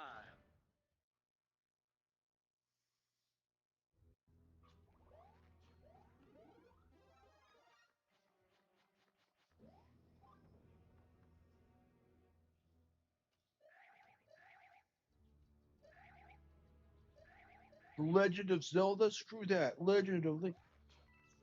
I still consider the GameCube version of Twilight Princess to be the definitive, by the way. Yeah, it's interesting how we still don't have like a definitive version of Twilight Princess. Because like HD wasn't great, the Wii wasn't like built for it, and like I don't know. I don't like how they flipped the map. It's just like I remember when like I looked at the guide and they said that like, oh yeah, if you're playing on like the Wii version, flip all your directions. Like it's just like, what are you talking about? That was kind of a tall ask. I don't know. Like I didn't have the experience of like talking with that game to a friend and like like giving the wrong information because of like the stupid like directions, but I don't know. I imagine that happened.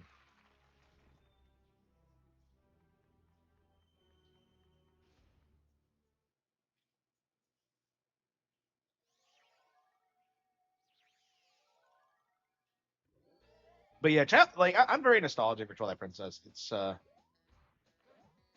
mean like I love. I mean I've always loved Twilight Princess for what it is. But I just don't think it's on par with like what Zelda should be. I think Wind Waker is better. I think there's like just the series just has a legacy of just being so much better than that. I don't know. I don't even think it was that impressive for the time. It's just like everything I was looking forward to just wasn't as interesting as I hoped. It's still one of my like my favorite like stories in the series though, for sure. I love Midna as a character, and GTA has become less and less edgy. Yeah, they're veering into like they're doing that thing that like Hollywood is doing, where like they're trying to use their established products and properties to like start pushing politics onto people, like like men bad, women good, and stuff like that. So that they're gonna try to do that, but like I'm very curious like how effective that's gonna be because I think the GTA audience is like going to pretty much universally reject that. Like again, people are making jokes about like gay pride parades and like running trucks through them and stuff like that, but like they're not gonna let you do that shit. Like we've already seen this in Red Dead 2. They're just gonna lock your weapons and like not let you do anything. Like that's kind of already been an industry staple standard to prevent you from like attacking like marginalized groups. So like it's one of those things that like where people think they'll be able to do whatever they want, and it's just like it's not going to happen. And then like it kind of creates the double standards because they've had no problems with like depicting like people going into churches and like committing mass shootings and shit like that. But like, oh, don't you dare do that in a gay pride parade. I guarantee you that's going to happen. There's going to be so much coping and seething about that. So much.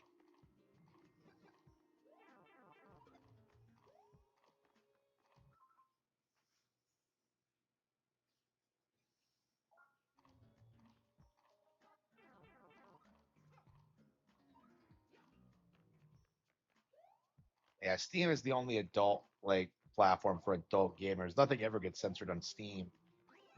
RDR2 is uncovered. It is, yeah. It's so fucking boring.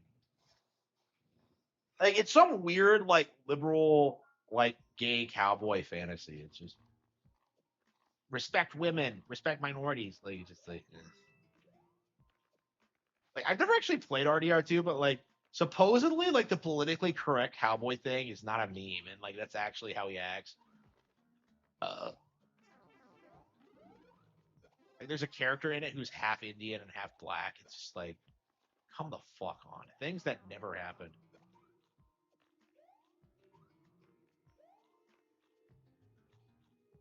Uh,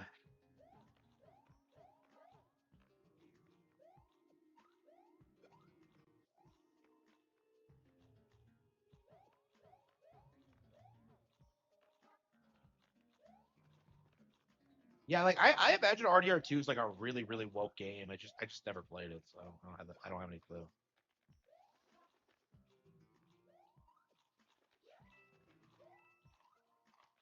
Yeah, what's Nikkei rated A? Oh well, no, A. What am I talking about? M. Yeah, surely it's rated M, right? Arthur Morgan is more tame than John Marston. Yet the guy literally like married a prostitute that like all of his buddies ran trans on. Like John Marston is like the biggest cock in gaming, and it's so weird to me that like people put him on a pedestal and try to pretend he's cool. Like I or used to. I don't think so much anymore. Like it was not uncommon like before RDR2 came out to say that like John Marston was one of the best video game characters ever, and like it's nice to see that finally fall off. But at the time, that was like a pretty prevalent like narrative.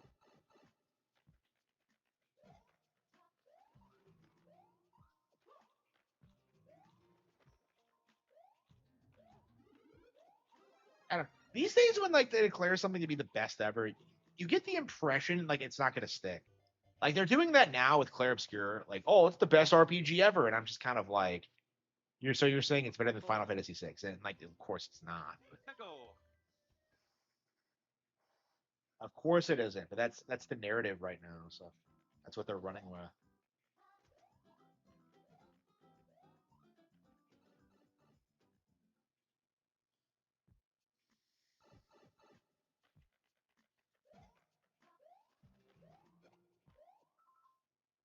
RDR1 is better than Mario Galaxy 2.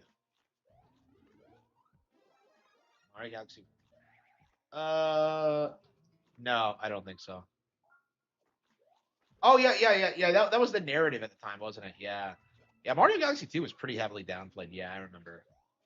I don't remember any direct comparisons to RDR1, but like, yeah, just that was like obviously a thing that they did. Yeah, I don't know. Like my thing with RDR, like when it came out, was that like the whole thing, how like everyone would do that thing where they're just like, oh, you could tie a woman up to a railroad track and like you can hog tie her and throw her on the railroad track, and I'm just like, why would I want to do that? It's like that's kind of my question, and I've never like heard like a satisfying answer to that. And apparently that was like a prevalent point in like Rockstar's marketing. It's like I suppose because it's such a stereotype in westerns that like that's something that people did in like old movies.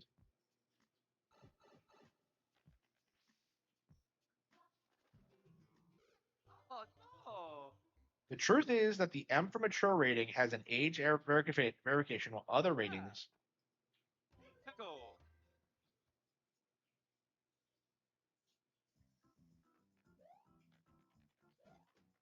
Yeah, I couldn't get a hold of like M-rated games for a long time because like my parents wouldn't buy them for me, right?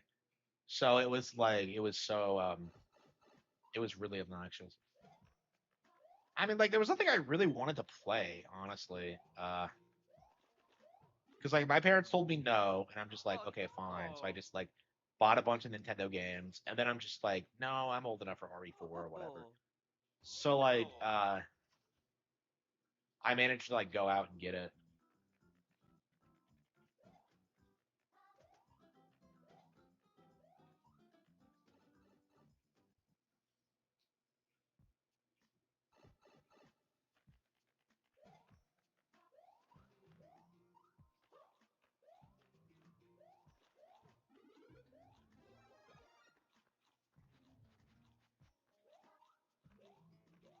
Like everybody else I knew was like had no problems getting a hold of M-rated games.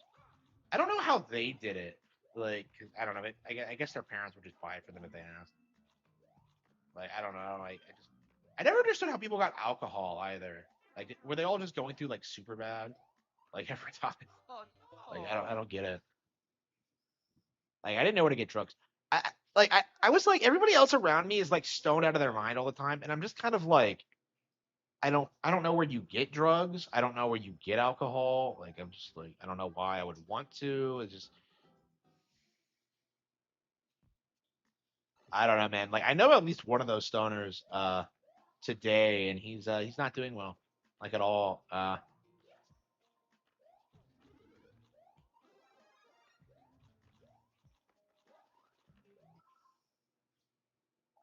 Drugs from the drugstore, like really? Are you serious? Like I don't know. I'm just kind of confused how you end up like that much of a fuck up because like I know so many people who just kind of threw their lives away because like they just wanted to like party all the time, and I'm just kind of like I don't get it. Like I just don't understand the appeal. Hey man, like I felt so strongly about that. That became a plot point in playing Dirty. It's just how retarded that was. I don't know if I really got that feeling off very well. Like that was like one of those sequences that meant a lot to me, and yet like I just don't think it was as good as like part two. Like yeah, I was a big fan of part two, but like part three and four, like just kind of felt like I don't know. I just felt like I didn't do it. I didn't handle that very well.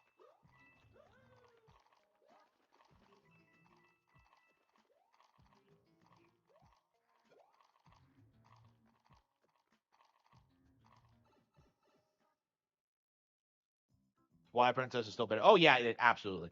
Like Twilight Princess, like when I complain about it, I'm saying it's not as good as like other Zelda games. It's definitely better than MGS4, definitely.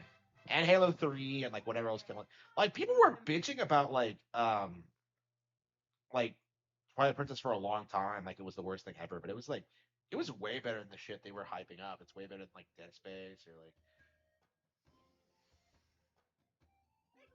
like there were plenty of games. Like it was better than like all the games that won Game of the Year like around that period. Like let's put it that way.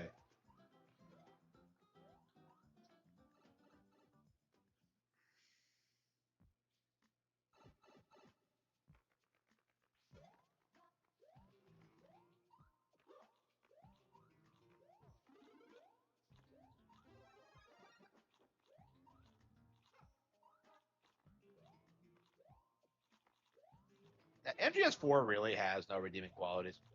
Like maybe you could argue that like it's the finale of like Metal Gear Solid and it's worth playing for that reason, but I don't think so. Like I think the story works just fine. Like leaving off at 3, so like 4 I don't think like adds anything. If anything, it takes things away because it kind of takes away the potential for something interesting to happen. But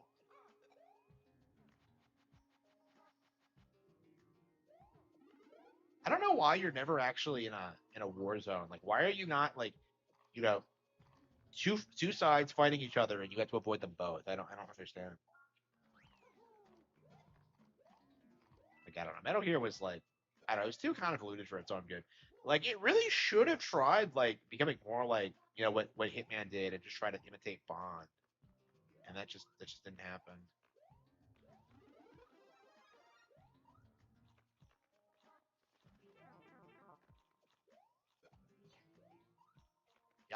I'm stoked for First Light. Like the more I see it, the more like it looks Kino. Oh shit, I fucked that up.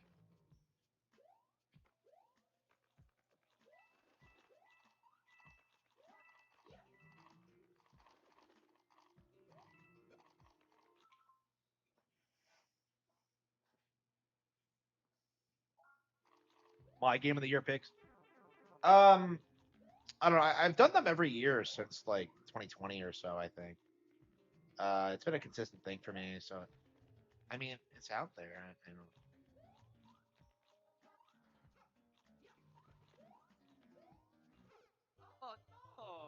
First Light might be a disaster. I mean, like everyone's saying that, but like I love IO, so I love Hitman. So like I think it's gonna turn out pretty well, honestly. Going by what I've seen, I'm really optimistic about it.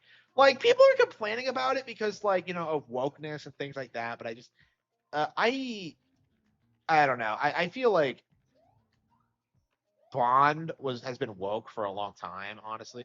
Like if you watch like Roger Moore era, like they're big on like having like strong female characters and uh like having more diversity. So it's like I don't know, they've been kind of pushing that for a long time. And of course like the Daniel Craig era was like always woke as fuck. It's always meant to be subversive.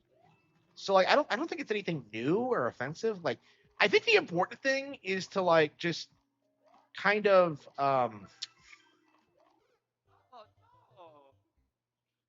is kind of address why this stuff doesn't work and why we don't want to see it, honestly. Yeah, I mean, the only thing I have a problem with, like, with First Light, the only problem I have with First Light at this stage is the diversity, and I think that's perfectly fine considering the current state of the UK. Um, like, I really wonder how much longer like the white hate's gonna last, because I just don't think it's gonna survive like the next 100 years or so. It already feels like it's kind of already on the way out, but.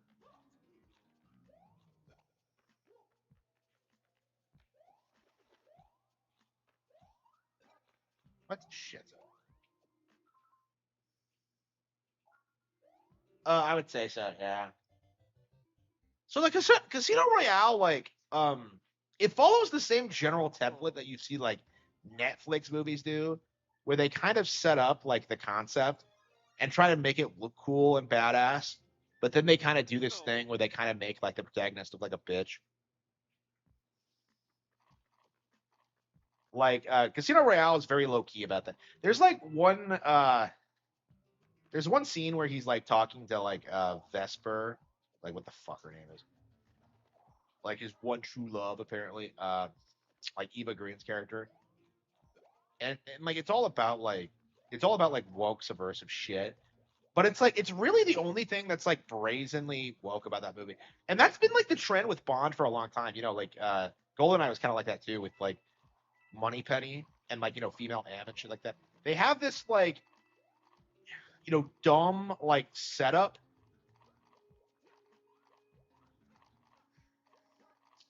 and then they just kind of go back to like the normal movie. It's like they don't really focus on like the woke aspect that much. It's like maybe like 1% of the movie, and then you just kind of forget about it. And like it's weird because you watch like other movies where they're in, or especially Moneypenny, and like she's not like she is in Goldeneye. So yeah, it was definitely like a slow burn kind of thing, and like I think in the end it did fail. Like I think like Craig like literally killed the character. Honestly, like I feel like bringing it back at this point is going to be next to impossible. I think it's pretty much dead, honestly. Um,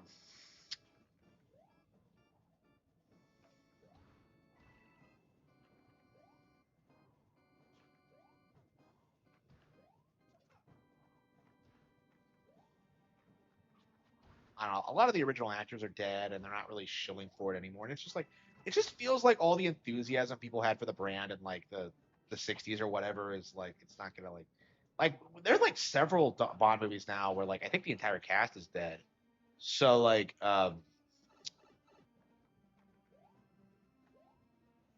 So it's like it just feels like the brand doesn't have that like, like larger than life feel to it anymore. Yeah, like they've all failed. Yeah. So Casino Royale was like the last one that was like fairly well received. I know people tried to make excuses for Skyfall, but like the rest of them were like very subversive and like rooted in like woke, like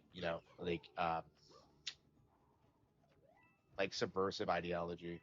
Like I think they're quite a bit worse than like other things that people talk. I mean, maybe it's because I'm so much more invested in Bond, but um,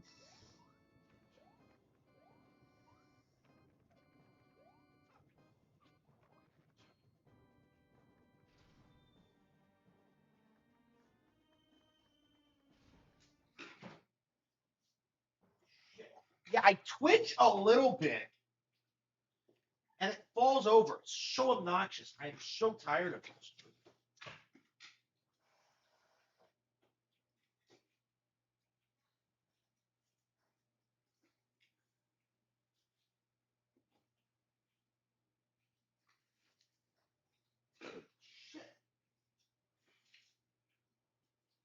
Like the slightest tap just knocks it over.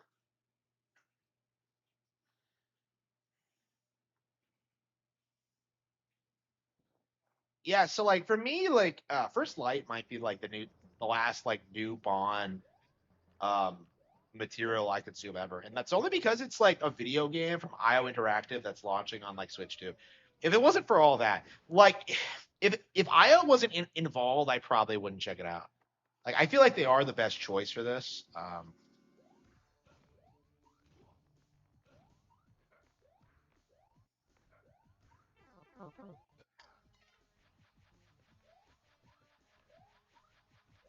Dusk Bloods was an IGN video.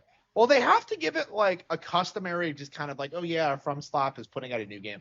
Like they're not going to talk about it again once like we see more from it, but like for now they kind of have to put on this farce until it becomes really controversial. They can't really talk shit about it. Like the instant like people start getting skeptical, like that's when they're going to turn on it. But they're not going to they're not going to defend it like they did with Night Rain. Bond games, I haven't played a ton of them. I have played GoldenEye and like I'm a huge fan of that. But yeah, I don't own a ton of them. Like I don't know how good a lot of them are. It's a good time. Like I just don't have the experience with them. Like they haven't re-released a lot of them, so it's like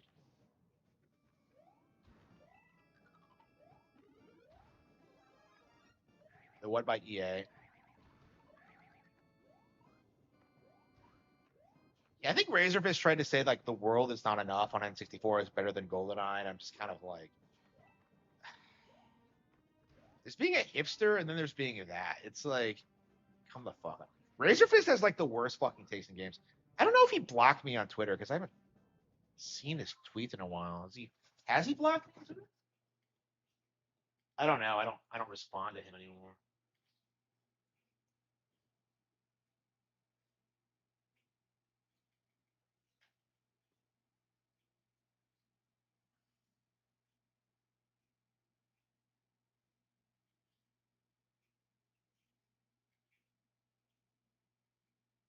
Suspended. Okay, he was suspended on Twitter. Okay.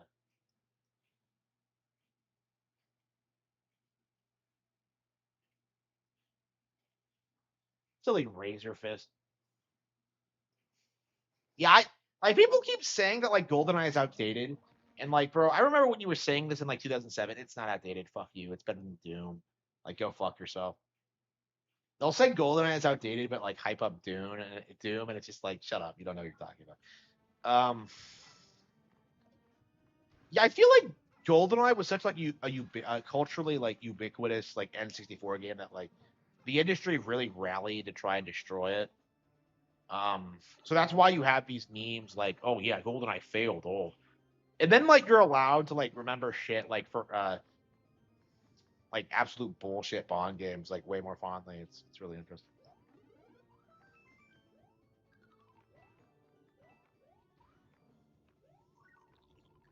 But yeah, like part of the reason I'm so stoked for First Light is that like I haven't played a ton of Bond games. So like my thing with GoldenEye is that like it's an innovative like first person shooters, but it doesn't really feel like a Bond game in a sense.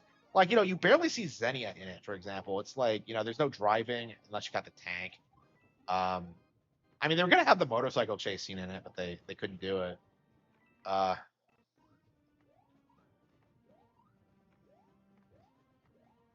Like, I don't know, like GoldenEye is like fantastic when it comes to like first person like gunplay and stuff like that, but it's not like the full Bond experience, like, Come to think of it, the one thing like I'm concerned about when it comes to First Light, 100% there's gonna be like shitty like sex options, like 100%.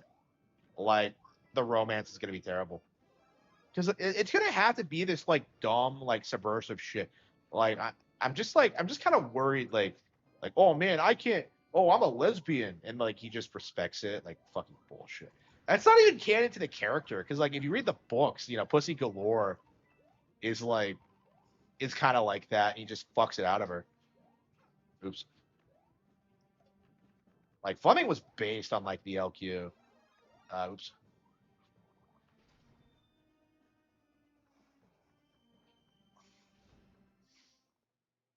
That's basically how it goes in real life too.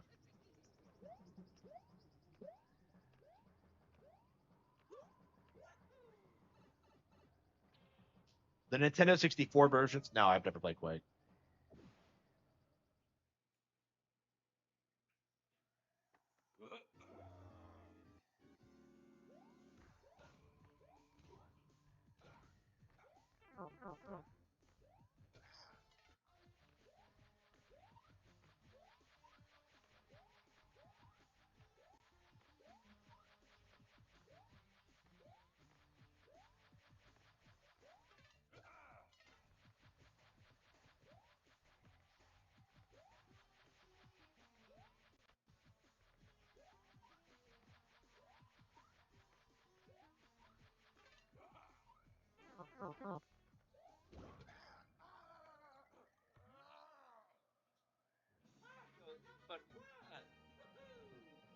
Uh,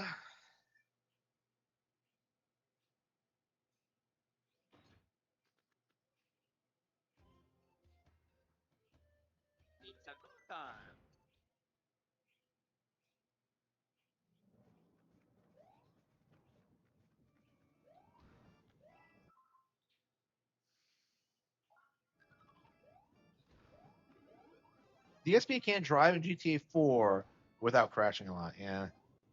Imagine how he drives in real life. I'm drinking gin and driving. Like,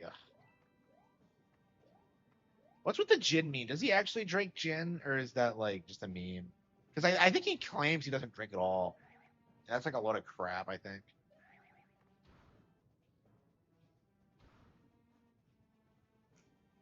I don't know. DSP wage quit Pokemon Legends ZA. Apparently he got to the final area and like soft locked it somehow. Supposedly. Like he said he didn't have the right Pokemon, but I'm just like, can't you just switch out? Like, I don't know. I'm just like I'm not exactly sure what's going on. What the hell is White Claws? Yeah, I don't drink at all, so I have no idea. Like after seeing Ricada decay because of the alcoholism, kill his dog and then get another one, I'm just like, yeah, he's trying to tell people now that like it got into rat poison, and I'm just like, I don't know, man. I'm pretty sure cocaine would kill rats. Just like, I don't believe that shit at all.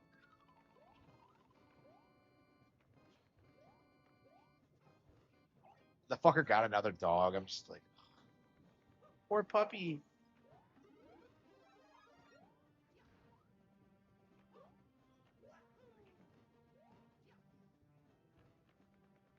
What am I supposed to do? I don't understand. Like,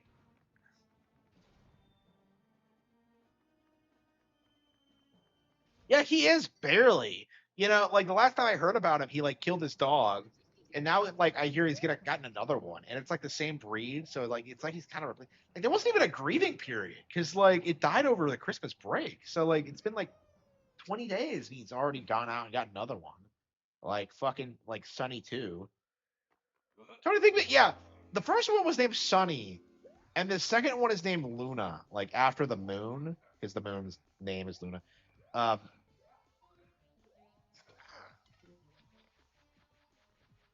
RTU makes everything uncool. 100%, 100%. Yeah, RTU is unbelievably lame. You can't even make Nintendo clickbait videos interesting. That's how lame he is. Like, if you compare, like, RTU's, like, Nintendo hate videos versus Nintendine's, like, he's not on the same level. Like, Nintendine will, like, you know, grab whatever straw and, like, do whatever. And, like, meanwhile, you have RGT, like, or RTU, and he's like, well, some analyst said this, so it must be true. I'm just like, come on. Where's your energy, Rich?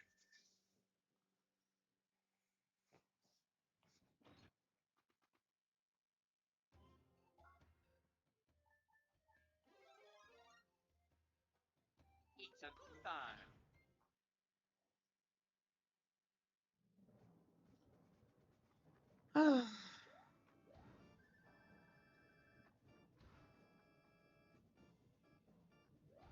And RGT, RGT was pretty base tonight on the Devin Pritchford thing. I have to say, I don't know. I'm kind of mad. I'm kind of more angry at the people who grifted off of that. Honestly, uh,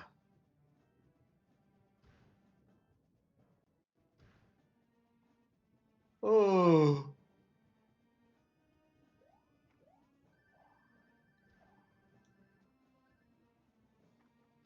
rare RGT. Yeah, very rare. I can't remember the last time he's had a good take on anything.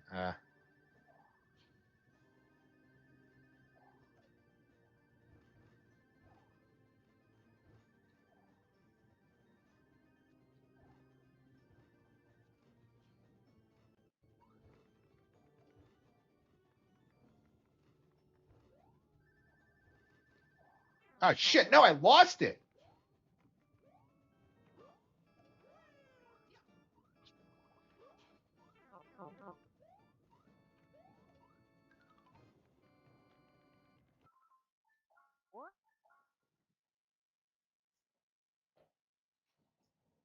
Wasn't woke. Yeah, yeah, that's pretty based. I think. I don't know. You'd be hard pressed that like, man. I don't even remember if people said that like Echoes of Wisdom was woke. I think they tried to, but yeah, that fell apart really quickly.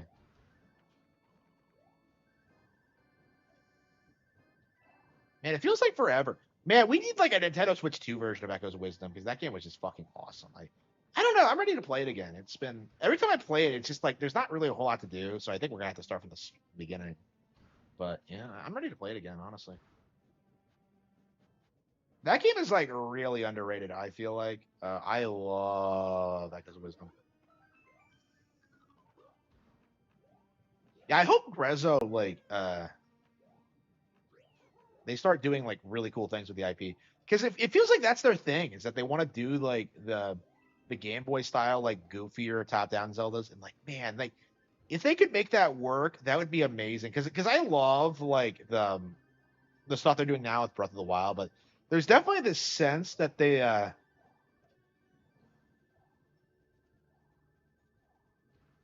don't get it how the hell are you supposed to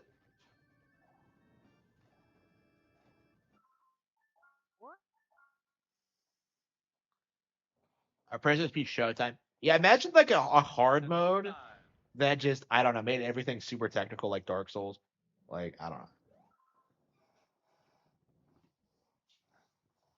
Yeah, I don't know. Like, it'll be really interesting seeing like Switch 2 versions of stuff like that. Like, we got one for like Mario Wonder already, and that like radically changed the game. So, um, yeah, Echoes of Wisdom could have like a really cool one, but we'll see. I think the next Zelda. I think the rumor right now is that the next Zelda project is going to be Triforce Heroes HD, which would actually be a lot like really interesting. Like if that game like actually got a following this time, that'd be sick.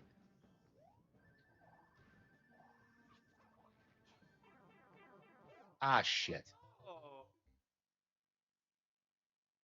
Don't tell Sean about the Mario Wonder update. Man, I really wonder how he's gonna see it about that.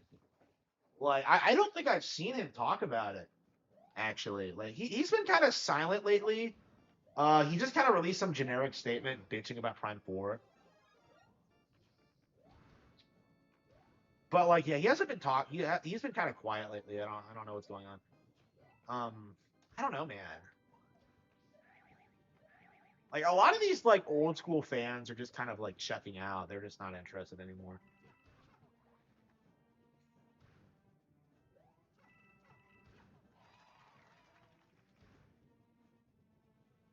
Like it's hard to keep making fun of Sean Malmstrom when he's not like there every day, like complaining about like every little thing Nintendo does. Like he traditionally like he blames everything wrong with Metroid on like Sakamoto specifically, even though that like Kensuke Tanabe was behind like the Prime series. So I'm just kind of like I don't know. Yeah, Tanabe announced his retirement actually, which I think kind of came as a surprise. I don't know, like I don't know if he's like genuinely just that old now, or if like I don't know, man. The thought crossed my mind that like Prime 4 went so badly that they fucking got rid of him, but like I don't know. I doubt it.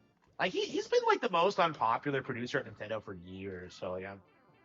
I'm not sure how to feel about it. I feel like in theory that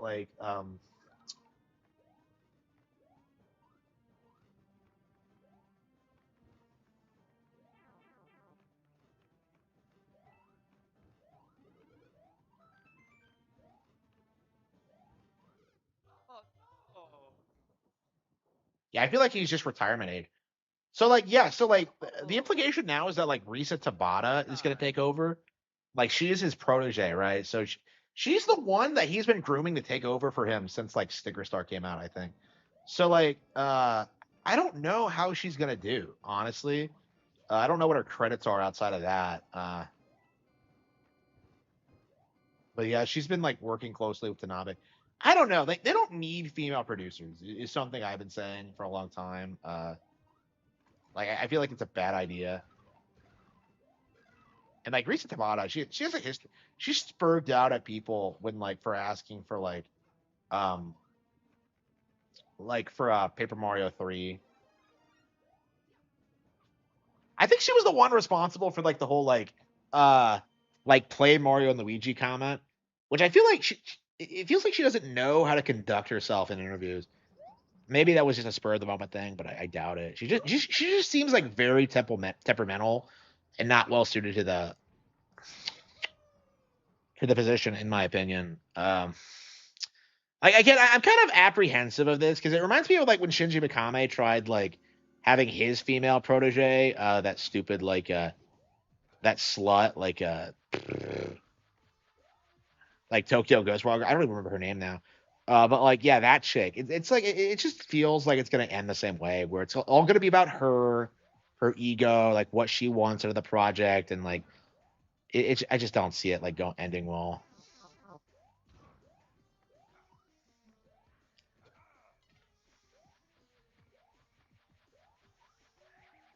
I mean, she wasn't wrong, but like the problem was like how she went about it. Like she was too confrontational about it, I think.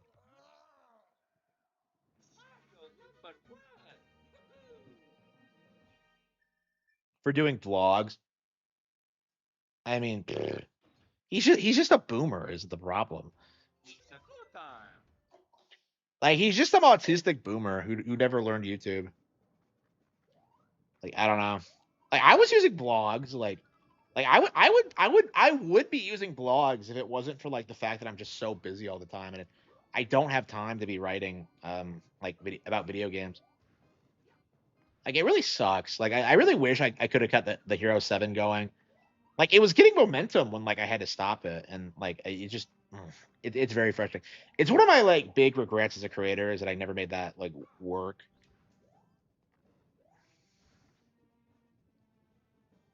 Yeah, Nintendo new CEO, yeah.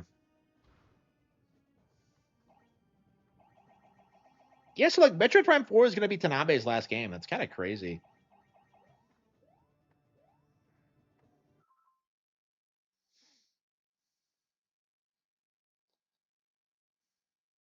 Angry Vigilante. Oh man, we never did watch his video. Ugh.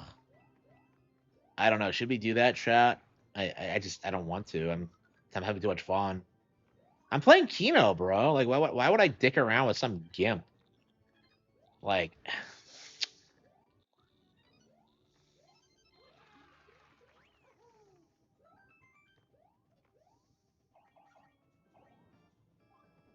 Mike Potato doesn't like Prime 4. Probably not. I don't know. I'm not even sure he didn't like Dread, honestly.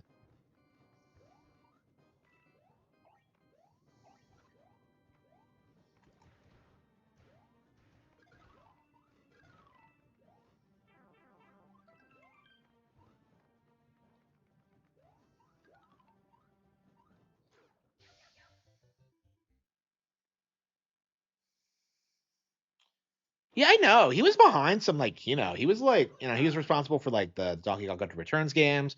I believe he produced all three primes. Like I don't know. He was behind like the Paper Mario reboot, or like the Sticker Star stuff. So like a lot of people don't like him for that. Um, yeah, very polarizing guy at Nintendo.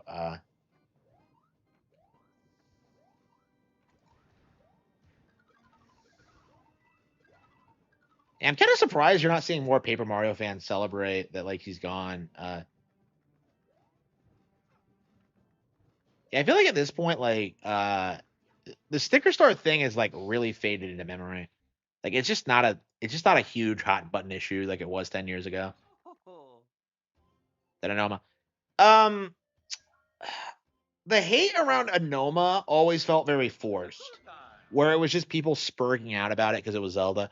Like in Paper Mario's case, it felt like people were genuinely frustrated with like the direction the series went in. Like with Zelda, it all just felt hyperbolic and retarded. With like Sticker Star, you can kind of see why like people were like frustrated with it. Kind of. I mean, I don't agree with that. I actually quite like really like Sticker Star, but like um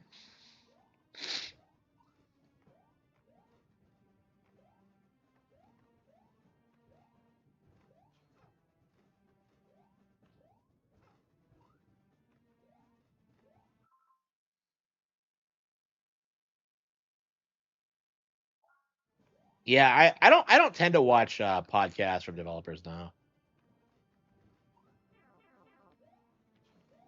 Like I don't. There's a lot of people on like the Metroid Prime team I don't really respect. Like so many of them were like adamant that they felt that like Prime should try to be like Halo, and then of course like Base Tanabe like was the one like behind stopping that. So stopping that nonsense. So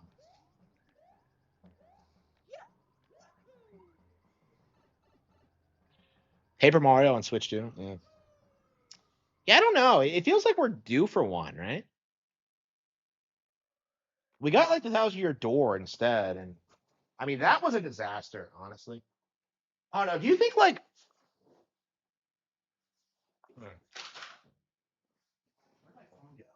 I lost my I'm sitting on it.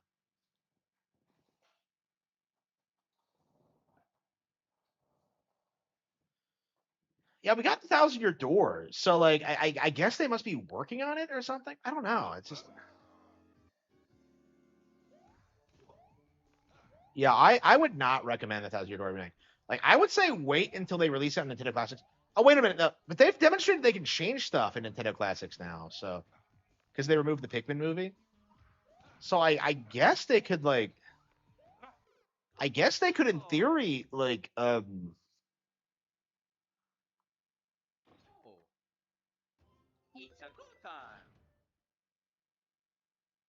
guess in theory they could like uh change the localization of like the GameCube version of Thousand Year Door. In theory, I don't know. Like, I don't know why they felt the need to like change it to begin with. It's just disgusting, and the jokes don't land, and it's just like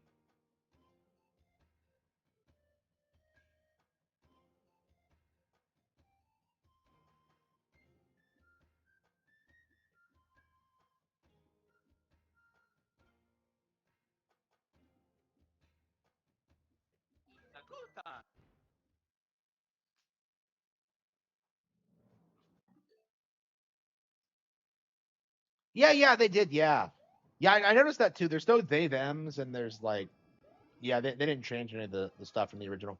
So yeah, I don't know. Like, I feel like they are like when they do Pikmin, they are gonna remove the merchandise from Pikmin 2 for obvious reasons. So like they'll do stuff like that, but like I don't think they'll change the localization. Yeah, so they removed the Pikmin trailer from Luigi's Mansion, and I don't know like why they did it or if like there was a I don't know. Were there like later versions of the game that had it like removed? I don't know. Maybe I should Google that. Do all?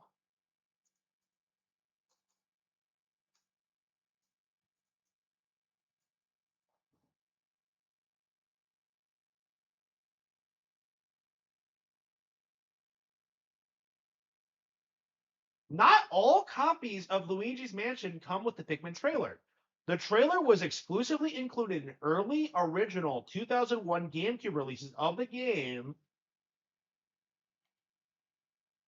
Many initial North American and European GameCube copies included a Pikmin movie option in the game settings menu, which showcased early beta footage of Pikmin 1.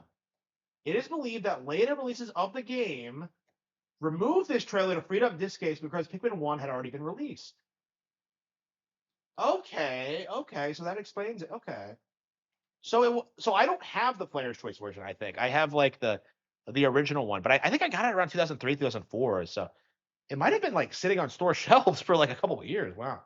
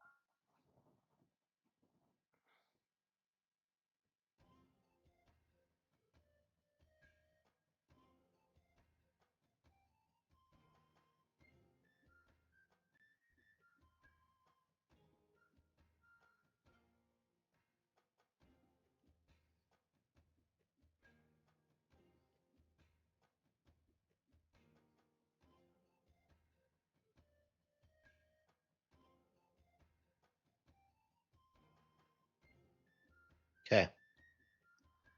I can't figure this out.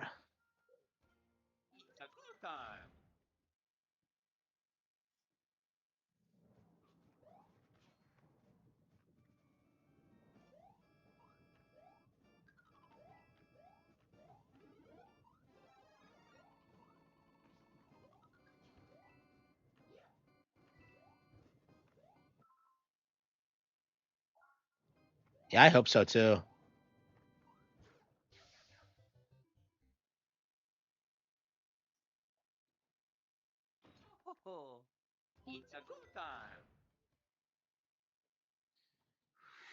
See, I've been streaming for 6 hours. Okay. Yeah, I've been working for 15 hours. Okay. Yeah, 15 hours straight. Wow. Unbelievable. No doctor works as much as I do. Okay.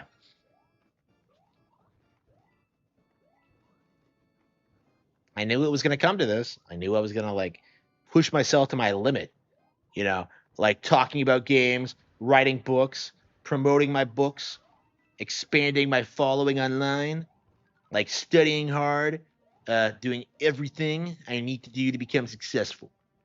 I knew it was going to be a long, hard road, and yet, in the end, I walk it every day. I will battle every day to claim my rightful place. Da-da-da. Come with me, the time is right. There's no better book. Arm in arm, we win the fight. It's always dreaming. Okay, here we go.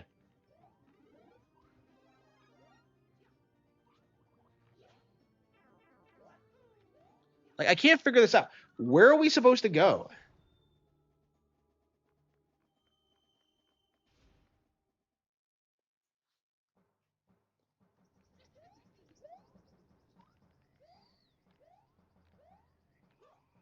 Yeah, I don't think anybody's gonna like see me fight against RTU and like take RTU's side. Like, I just don't think it's gonna happen. Like, RTU is like promoting my content right now by having my face in his background. You know, that's how obsessed he is with me and my books. Like,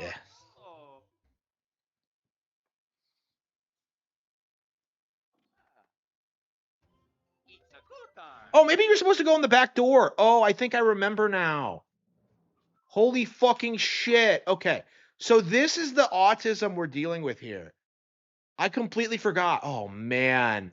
Yeah, I remember this took me forever to figure out the first time, too. Okay. This is the level of autism we have to deal with in this game. So basically, what you're supposed to do is that you're supposed to go in through the back door, and that's how you start at the other end of the castle. Wow. So you just spawn here. There's no door, by the way. So you just spawn in.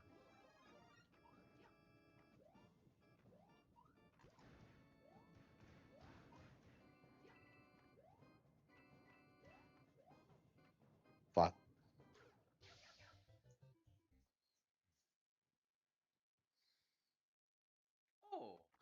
Keep Batman out of your mouth. Like, why are people so intent on like defending Batman's honor? Like, what? Batman's like an irrelevant TC character. What the hell? Okay.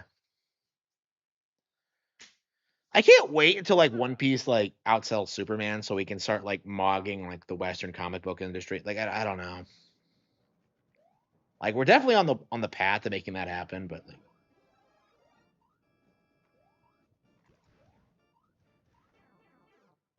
oops, I did it again. I played the game wrong and died like a bitch.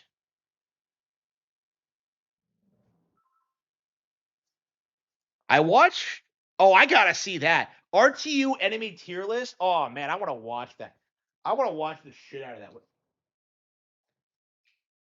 Is that a thing I could just find? Why am I like mid tier? Like, what do I have to do to be high tier? Okay. Review Tech USA enemy list, an enemy tier list. Surely it's here. A rich history of failure.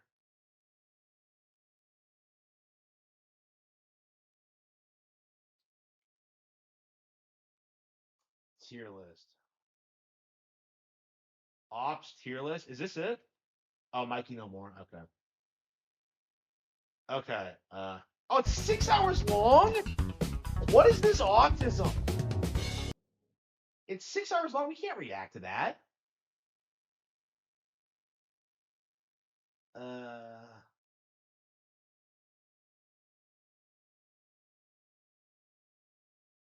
Surely that's not me.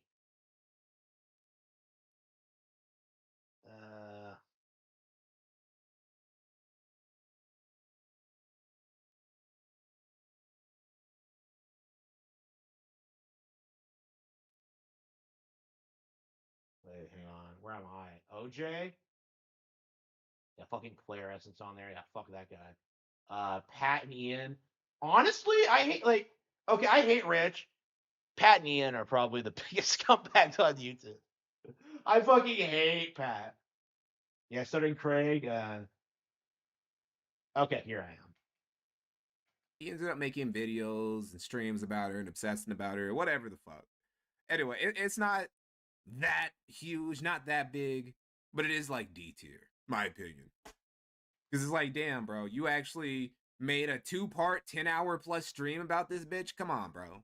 Like, let it go. It's not that serious. Another guy that's not that serious is Review Tech USA and Harman Smith. Let's just go ahead and get Harman out of the way. Get Harman out of the way because he's the shortest. Well, you know, this nigga right here is actually the shortest, but we'll save him for last. What is this? Harman Smith. Rich is actually very obsessed with Harman Smith. That's true. That is true. That is true. Absolutely. For some reason, he's obsessed with this little old guy. This little channel with, okay, let's go to Harman's channel. Harman's channel, this boy's got not even, he actually blew up. Holy shit, did Harman blow up?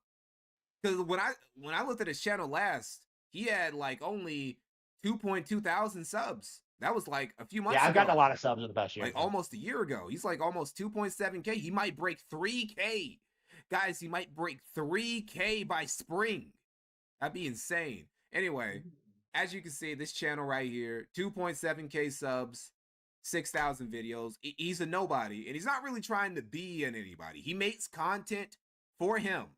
He lives in his own house, right? Like, Harman, this is his own place. You can say, oh, this is shit. He lives in fucking squalor. Okay, it's his squalor. It's his place. He talks about his Nintendo games, and he does his video game reviews. And, you know, he's like an old school YouTuber back before anybody did this shit for money, right? So I'm just going to make videos and streams because I want to do it. And Rich, Harman gets really under his skin because, I don't know, he talked shit about Elden Ring one time. Let's see. I guess we'll do this one. Hello, everybody. This is Rich of Review Tech USA, and here I am to talk. Oh, no. This one was the one I was looking for. Okay. Got my Pikachu. Last time this happened, Well, yeah, it is a castle. Your home, if you own it, if you pay the bills for it, that is your castle, no matter how big and no matter how small. That is your space. You don't have to negotiate for shit in your space. Rich does. Rich still, in his 40s, has to negotiate for space in the house that he tells us he owns and he pays for, and the mortgage is in his name and shit. Yeah, I don't believe that shit. Last time this happened, I kind of let it go, but this time I really can't let this slide. Okay, this is a defining example of just how insane Review Tech USA actually is. I received at about like 5 a.m. in the morning today this tweet from Review Tech USA where he's just like out of nowhere, completely out of the blue. I will buy you Elden Ring on Steam. Of course it's over Elden Ring. What else would it be about? Of course it's And I'm just kind of like looking at this. That's the only game that Rich plays. Tweet, just completely confused because, like, you know, I just woke up. I have no idea what's going on. First of all, like, I checked to make sure it's like the real Review Tech USA. It is, you know, he's paying for the blue check mark and everything. So I'm just kind of like, I already own the game. And then just tweet it. Just completely forget about it. You know, I don't care if Review Tech USA tweets me in the middle of the night. Like, he's a nobody, okay? Rich literally lives with his parents, okay? Review Tech USA isn't a real organization. It is a facade to make him look more relevant than he actually is. Or at least it was until he deleted his channel and now has to start from scratch picking fights with channels with 2,000 subscribers, okay? So, you know, I respond to Review Tech USA, you know, one statement.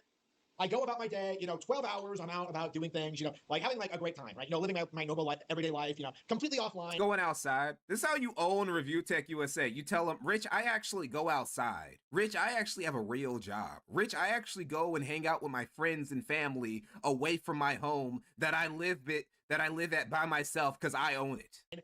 And what happens, okay? What happens while I'm out there? You know, Review Tech USA tweets me again. You know, like, I want to see you stream Elden Ring. It's like, okay, first of all, Review Tech USA out of nowhere, you know, offers to buy me Elden Ring and then tells me to stream Elden Ring even though I've done both of those things. So, like, what I think happened, you know, I haven't actually seen any streams or, like, watched any videos or, like, looked into this at all. But, like, the impression I got by looking at this is that Rich saw a bunch of old videos where, like, you know, I was making fun of Elden Ring and, like, calling it trash and then, like, got offended at it. And then, without realizing... How dare you? How dare you say that Elden Ring is trash? How dare you say that it's actually mid? That it's actually mediocre? You fucking insane? That's the fucking game of the century. That's the greatest game of all time. That, like, those videos were like, according to Review Tech USA, quite old, and that, like, I think Elden Ring is good, but you know, I don't think that it's like I don't even think it's the greatest. I don't even think it's the best From Software game. To be honest with you, I have played the game, and I do have like a more thorough understanding of it. If anything, I hate the game more than I did before I played it. But Rich eventually figures this out, and for some reason he goes ballistic. He keeps tweeting me things. He calls me a racist. Like he tries to do like all of these all of these things to try and like antagonize me, and like I can't even register it because I'm too busy. Like I said. Like I can't even like. Rich is tweeting all this shit, and he's like, he's Oh, expecting him to tweet amazing. back, right? He's Amazing. expecting to go back and forth on Twitter, but it's like, dude, I have a job, dude. I got like hobbies that I do when I'm not working. Dude, I go and I hang out with like my friends and family. I don't have time to just fucking do social media shit with you all day. I have no idea like what's actually going on right now. I have no idea like what the actual situation is. I don't know the context. Why are you tweeting me when I'm at work? I don't understand like what brought this on, but like all I know is as of this recording is that Review Tech USA has tweeted me several times about Elden Ring and keeps spurging out about people like bringing me up in the responses. I think one of the interesting things I noticed that came up in the tweets that I saw was that like Rich claims that he did not know who I was before these before this interaction, when like actually he actually did do a stream on me like years and years ago. So like basically what's happened is that Rich is like, of course he did, sitting there throughout all of May 6th, 2025, seething about Harman Smith not liking Elden Ring. Oh shit! Like it's true. Like this is actually what happened, right? Like he knew who this guy was, and he knew like the Elden Ring take bothered him so much that it was just boiling over. It's like I wonder what happened. I wonder what was going on in Rich's real life to make him finally crash out like this over Elden Ring after all these months. That's what he's been doing all day, is just being upset at another man for not liking Elden Ring. Like, I'm not like you, bro. I'm not going to sit here and just stare at the title screen for 700 hours or whatever, like stoned out of my mind like you did, okay? I actually have a real life, I actually do go out and do things, I actually do go out and take care of my family, unlike you, Rich. I'm just... This entire situation, even with, like, even when I'm this out of the loop is just kind of, like, just ludicrous to me. Just seeing, like, Review Tech USA just bombard me with tweet after tweet, like responding to people, like responding to him, like seething about, your pal, Harman Smith. Blubber Boy is just furious at me right now. Like, just because I didn't like Elden Ring. That's the only reason why, as far as I can understand. There's nothing more to it from my perspective. Like, this is pure seething over me not liking a video game. That's Review Tech USA. That is how he spent his day. Today. See, and the beautiful thing about that statement is that Harman is a giant Nintendo fanboy, right? And there's several videos about him, about how hardcore of a Nintendo fanboy it is. But even he, as like a giant Nintendo simp, he's got Pikachu right there on deck. He's got his little Mario hat hung up, right? Like over there on his coat rack and shit. Even he understands at the end of the day, these are just video games, bro. It's not that serious. If somebody doesn't like your take about a video game, who cares? It's not that big of a deal. Russ Cole, thank you for $5. Mikey, if you're gonna say "how dare you," you have to say it like Greta Thunberg. Oh, I don't have that Scandinavian autist accent. I can try though. I can learn. May 6, 2025, seething at Harman Smith for not liking Elden Ring. It's just appalling. It's just ridiculous. Is Harman better than Movie Bob? I would actually say yes. I would say that Harman is better than Movie Bob because Harman has never like been pro. He's never been like a pro nerd supremacist or a human experimented. Well, he's never been like that. It's like what is Bob's thing again? What did I say? I called him pro eugenicist and nerd supremacist. Harman isn't like that. He's also not like insufferable about his politics and shit. I don't know. He just comes on here. He talks about video games and he writes books and shit. And that's his only deal. And I just don't think that that's like a crime. I mean, you can make fun of the guy or whatever shit, but it's like, you can say he's obnoxious, but I see he's obnoxious in like the way that early nerd YouTubers used to be. And that's the best type of obnoxious to be, unlike some of these fucking losers today.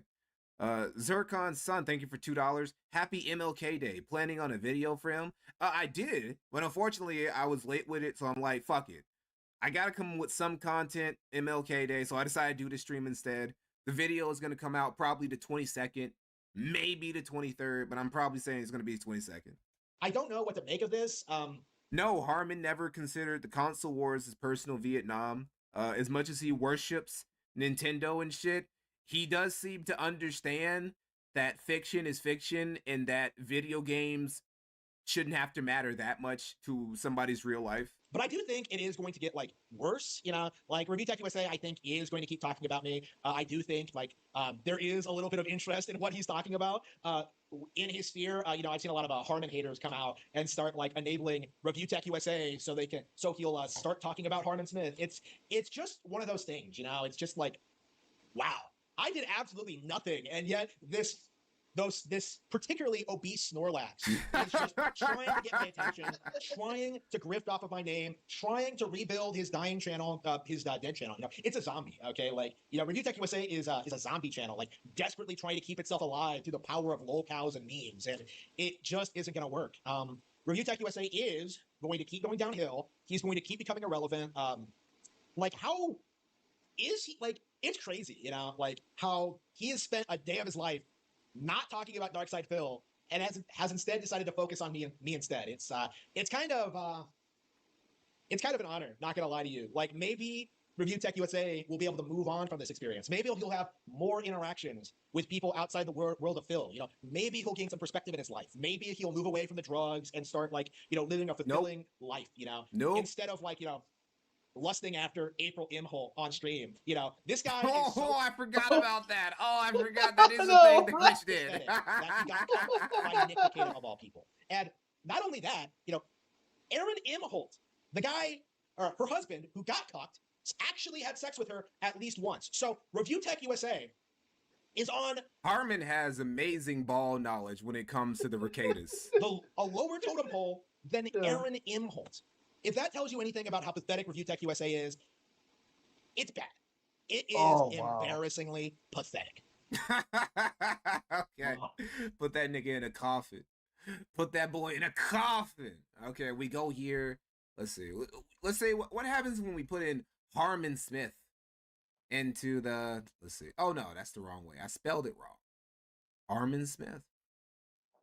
Okay, it's not as good as I thought it was. Wait, no, did I spell it wrong again? What if I just put in Harman? Anyway. I say C for Harman, because he does talk about Harman quite a bit. He puts him in his content. In fact, if I go over here, right? Go to home. Let's see. It was recently. It was, okay, see? Right here, 9 days ago. Harman is in the fucking... He's in the thumbnail. He used a clip from a recent video that he did. So Harman is part of his low-cal rotation. And see, here's the thing, is that Rich thinks that Harman is part of his low-cal rotation. Harman thinks that Rich is actually in his low-cal rotation. Right? He's like, oh, dude, no. Because the circle of locals. In Harman's perspective, it's like he has a job.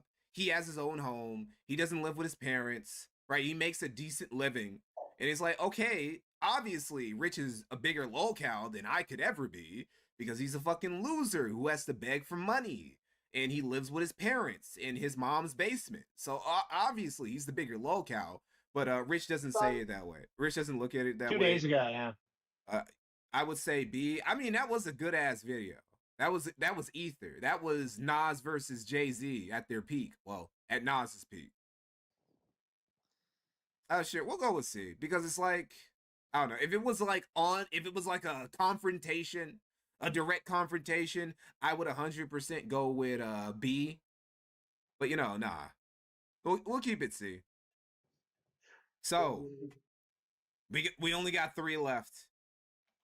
Okay, that was a nice trip down memory lane. I mean, that wasn't that long ago, but I kind of forgot. Like, again, when you make as many videos as I do, you do kind of forget like some of the stuff that happens. Man, I completely forgot I made that video. Yeah, definitely the best Harman video I've watched in recent years. Uh, okay. Yeah.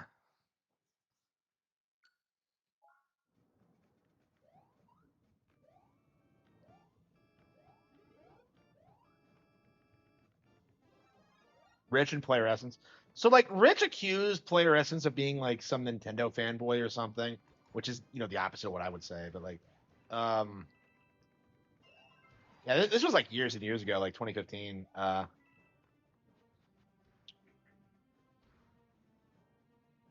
Like I think you can like hear about that in like the Review Hell USA video where he kind of breaks it down. You got to have a live argument with Rich. I mean, I don't know if I want to bother. It's just like it just feels like kind of a waste of my time. Like, what do I have to gain by arguing with him? It's just like, what will we even talk about? Is what I want to know. It's just I don't know.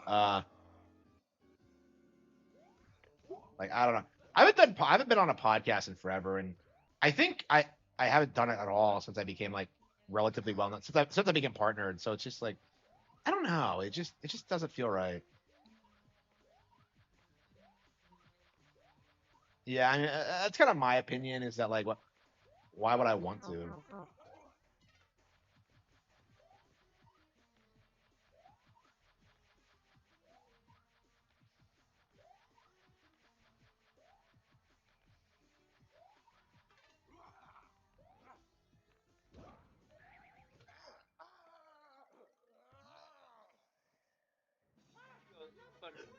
OJ gets made fun of everyone. Yeah, I mean, like, yeah, I was way ahead of the curve on the OJ thing. He's not very popular at all. Like, even in the Nintendo space. So,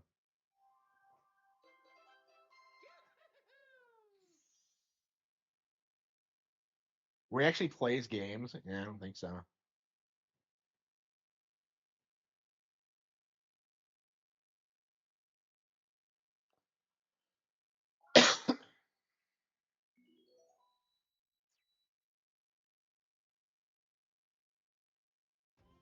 Oh, did we get them all?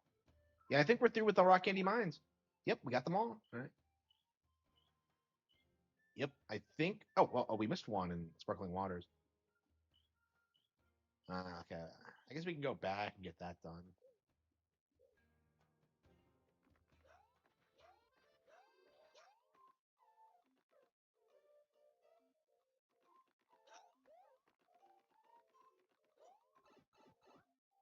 It's your Thunder skin. Like, he's just not worth my time, really. Again, I've been working like let's see. Yeah, I work like 18 hours a day, like pretty regularly. So it's like I don't have time to like argue with some fat retard on the internet. You know what I mean? It's like I'm trying to get my next book done. Like I'm just like I don't know. Like I'm struggling to even like get the cattle have fangs done. Like I've started like I've started another project to try and like distract myself from it. Yeah, I kind of like doing that honestly. Whenever I get burned out on a project, I just start working on something else and like let off some steam. Like the cattle have fangs, I just felt like I don't know. I kind of have some I feel kind of skeptical about it, some aspects of it.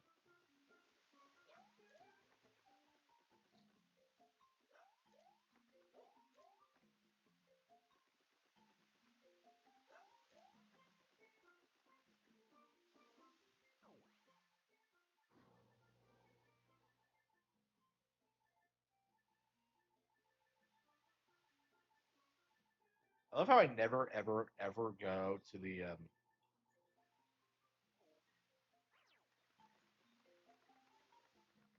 toad houses in these games. And I used to go all the time back in New Super Mario Bros. And Wii, but in this one I tend to just not even bother.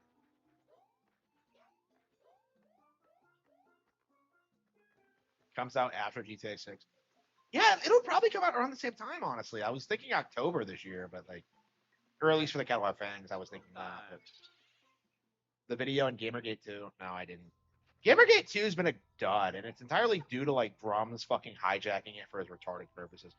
I don't know. I'm so disappointed with Gamergate. Like I fought so hard to get it taken seriously, and like everybody else had to fuck it up. And that was true like right from the get go. Like I'm just I don't know. It was very frustrating seeing like how most people handled that.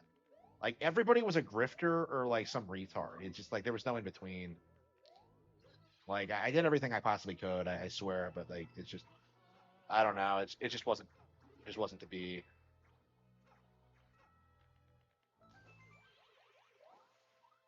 Three. What do you mean Gamergate 3? Like we're still in the middle of Gamergate 2. Like what's happened with Gamergate 3?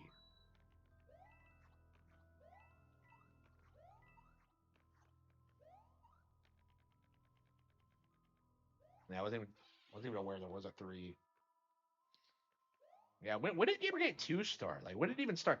It had something to do with Grom's like being a spurg, but like I don't know.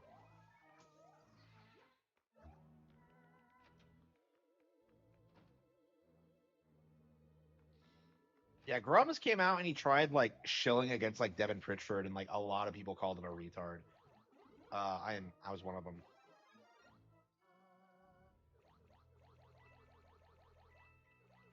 I don't know, man. Like it's just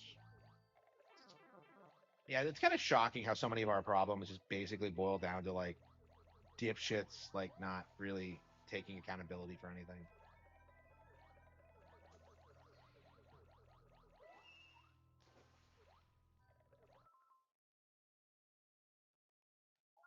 Yeah, the Sweet Baby. Yeah, so a giant nothing burger basically.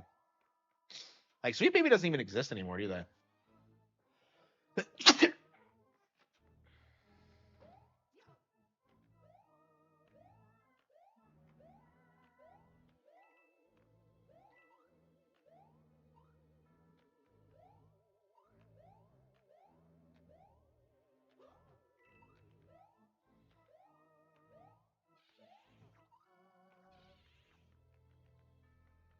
The West, yeah. I mean, yeah, like again, like if you were like me and you were exclusively playing like Japanese Nintendo games, right? You went through like peak woke culture without like experiencing anything at all. Like there was very little media I consumed that was woke like growing up. And honestly, like until I got Netflix recently and like, started watching Cobra Kai and shit like that, like I didn't see anything. And like honestly, I'm kind of already at that point. Like, yeah, I'd done stuff from Netflix if a show I really liked like went woke, but like I don't know. All I'm watching on it right now is like anime, WWE, and like Scooby Doo. So I'm just like, I don't know how woke any of this is gonna be. Well, modern Scooby Doo is woke, but like I think I'll just avoid everything after Mr. Incorporated.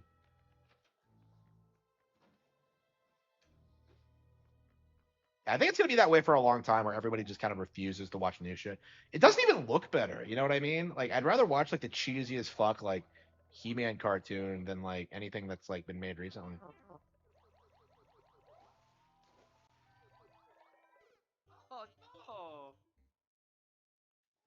Yeah, completely unaffected. Like, I can't think of a single change they made that was like clearly DEI influenced. Like, they tried like doing that thing with like, oh, Vivian, but like it's really not true at all.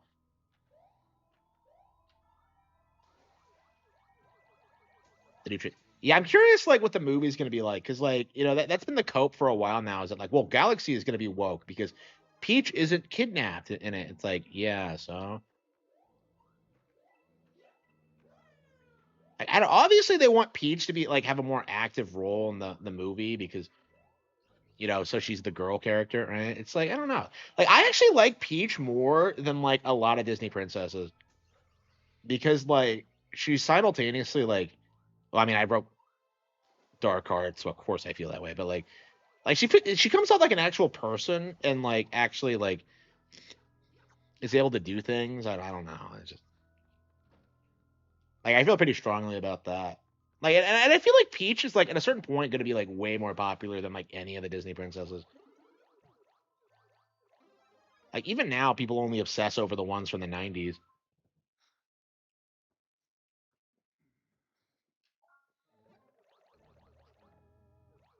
Like it's crazy how like Rapunzel and like the new girls don't seem like they have anywhere near the same kind of presence as like Ariel did. Who cares about Disney princesses? Like Disney fans, I suppose. I mean, I like them traditionally.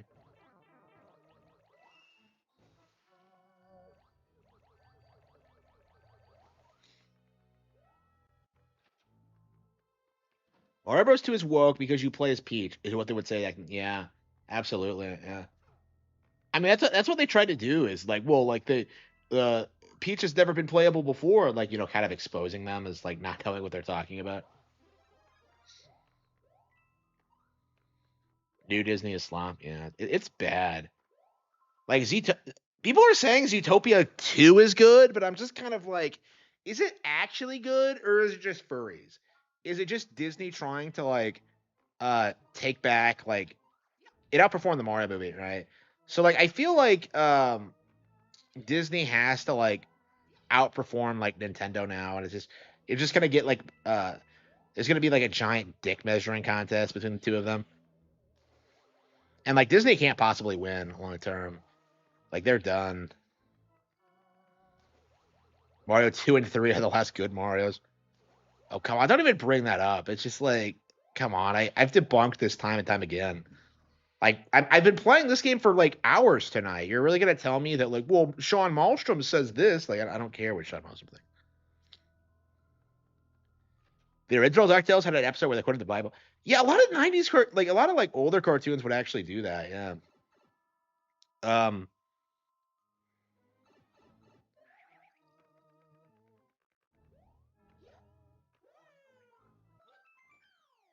I don't know. Like the obsession with like not having like religious imagery or like scripture and cartoons. Like clearly that was part of like the cultural purge.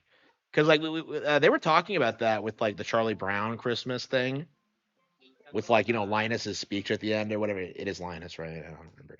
I've never seen it, but like yeah, they were talking about that, like how that was like something that like the network really really wanted to cut, and like you can kind of see why. Like I don't know, it's like it's a certain tribe of people pushing this nonsense, and like I do think there needs to be like severe pushback, and I think there is. Like the war on Christmas thing is just kind of like they can't really deny it's real. First of all, it's not real, I should say. Yeah, they can't deny it's uh they can't deny it's real. Okay, what am I talking about? Am I retarded or something? But anyway, yeah, they can't deny it's real. So it's like I don't know, they kind of have to do this thing where they try to make it like sound like a good thing, or like we're respecting all religions. Like remember when Pokemon was satanic? I never was told that. I don't know. I never had an issue with that. Like people keep telling me that, and I'm just like, who the fuck actually believes that? I just don't. Like all the super religious chicks I knew like liked Pokemon. I don't get it. Like I have never been told like. Actually, no, I did have someone like that. Yeah, yeah, I did have a friend like that. Yeah, but he had Neopet cards instead, which is apparently like the base Christian alternative. I don't know. I think it was because they were evil. I don't know. Was it because of the Christian thing? Nah, I don't know. I'm just kind of confused. Like why that was ever a thing. Wait a minute. What am I doing? Okay. Final Fantasy is satanic. Yeah.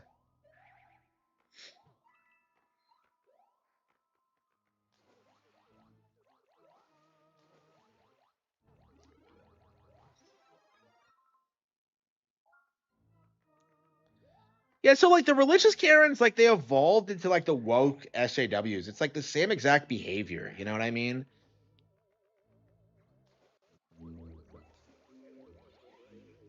Christmas is bad now, but not because it's yeah. Yeah, I don't know the I don't like the idea of the commercialization of Christmas. Like I think it should be about celebrating family and like your culture and all that.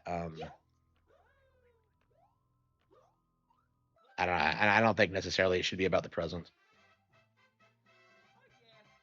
Time.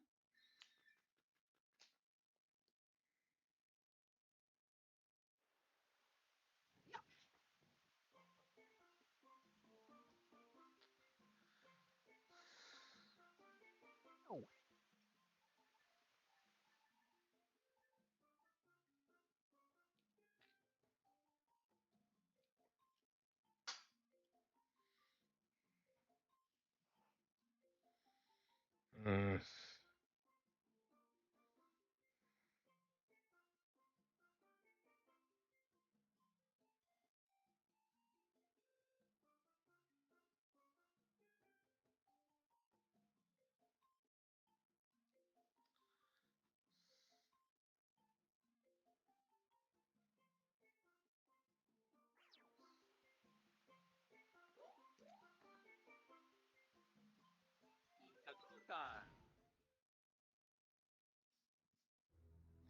Yeah, where was like the backlash towards like GTA? You know what I mean? Like, why the fuck did they go after Pokemon specifically? It just, I'm kind of confused.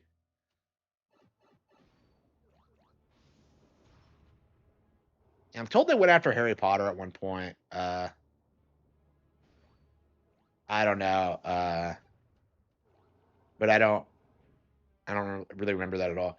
Like, like I don't know. Harry Potter is very clearly Christian influence. So I don't really understand. Um, I don't know. I'm not a big fan of like Christians complaining about fantasy. It's like it's fantasy. Like, come on. I don't know, man. I haven't been accused of being satanic yet, but like I don't know. It's probably gonna happen at some point.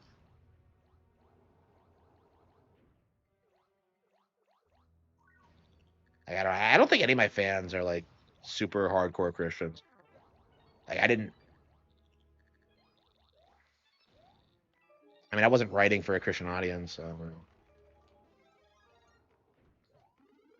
know. Growing up, I was kind of taught to think that like Christian stuff is lame, but like I don't know. I don't really think that. Harry Potter's woke fans. I mean, that wasn't the case at the time. Like the woke fan thing didn't happen until like later, like around like 2010 or so after the books were finished.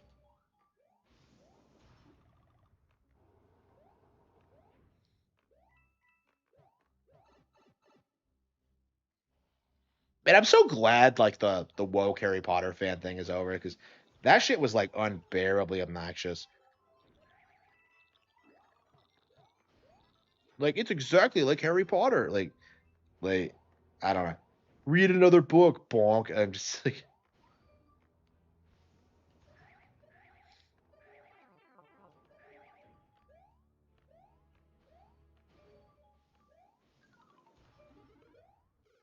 Oh, oh.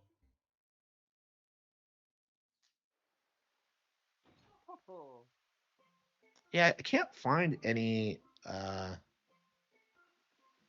yeah, I think it goes from the ship actually. Time.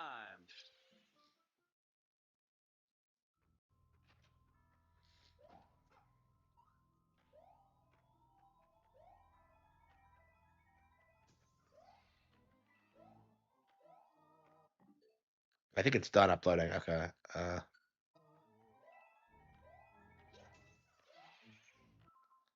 Yeah, we've been playing a lot of this, huh?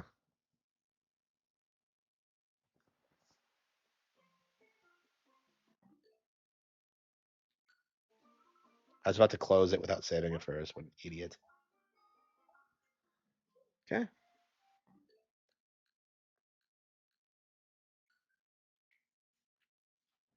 So this is the director's cut version of Yakuza Zero, which is kind of funny because Nagoshi isn't in the like he wasn't at the company when this was made. So I don't understand why they did this. So they have the basic bitch copy of Yakuza Zero, and then they have this. Select the voiceover audience language. Yeah, Japanese and Chinese too. Really, wow.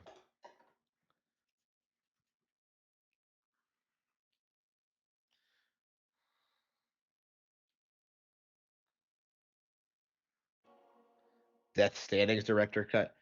Like, what the hell? Like, there's no way that like Kojima doesn't have like absolute control over Death Stranding. Why did like? What does he mean? Director's cut. What does that mean exactly?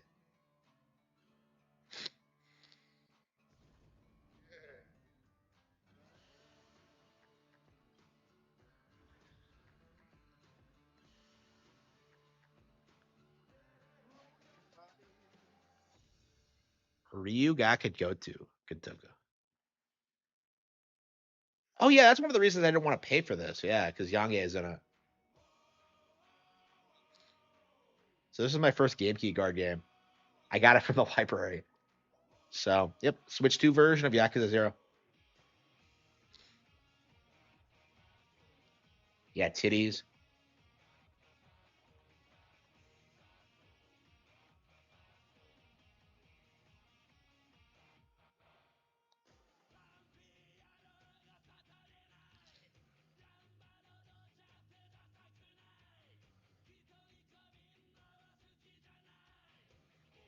Oh wait, no, I'm probably gonna get like copyright struck by that. Fuck. Ah, well, whatever.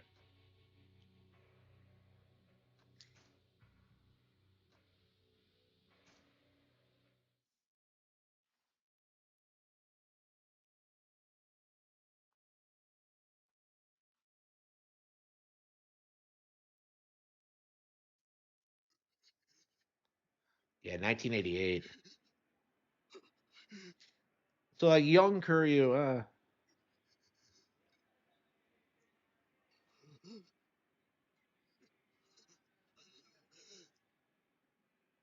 is that Majima?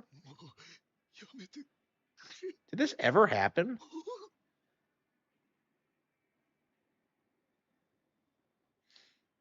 I barely remember playing this on the Xbox. Like I'd played so much Yakuza that I got completely burned out on it.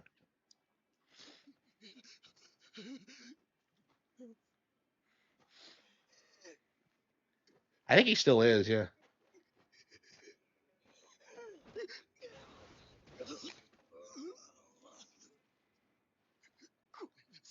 I swear it looks way better than the Xbox version, actually.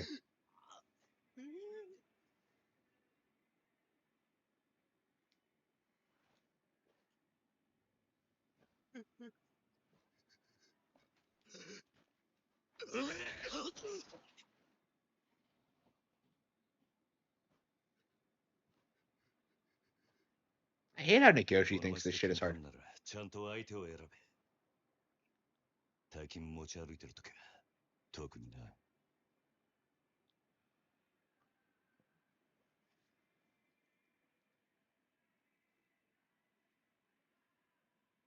How did Kuryu get so strong anyway?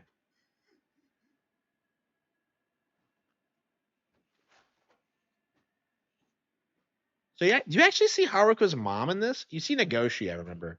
Negoshi when I talk about Nishikama. Negoshi. So I don't remember if like Reina or like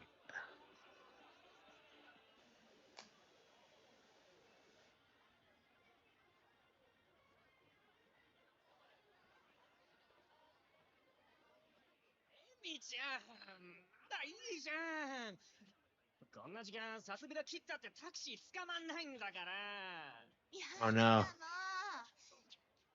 いいから拓大出してよ。あ、じゃあさ、プラザのスイートでも取るよ。Oh no. 俺と朝まで。ねね。This is so embarrassing. だってね、言ってんだよ。Kuryu doesn't give a fuck. おい、ちょっと待てよ、これ。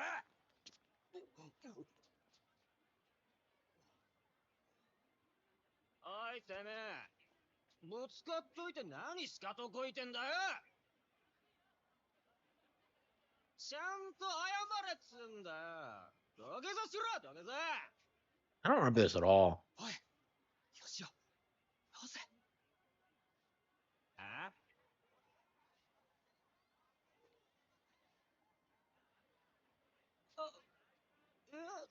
その。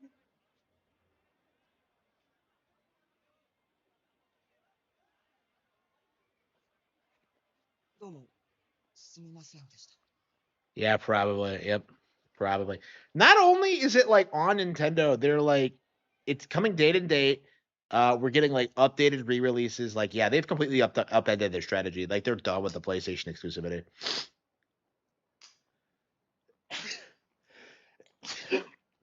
Now his last shot is to make a knockoff property with some fat Chinese guy instead.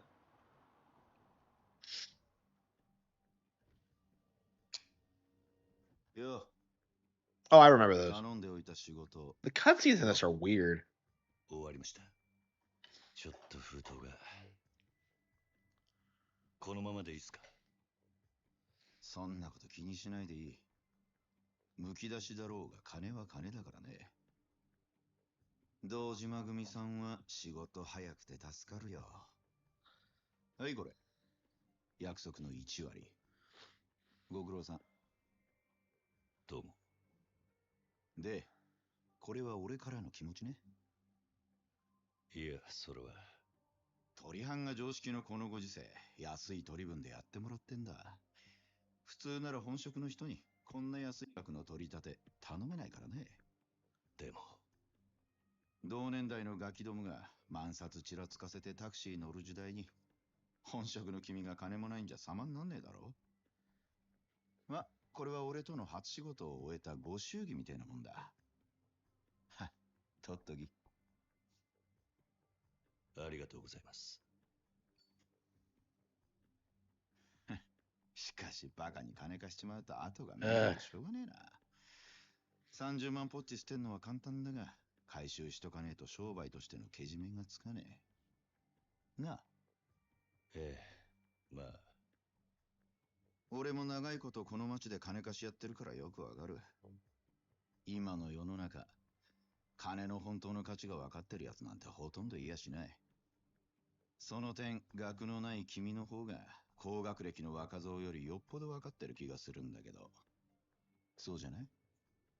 俺には分かりません。それじゃこれで。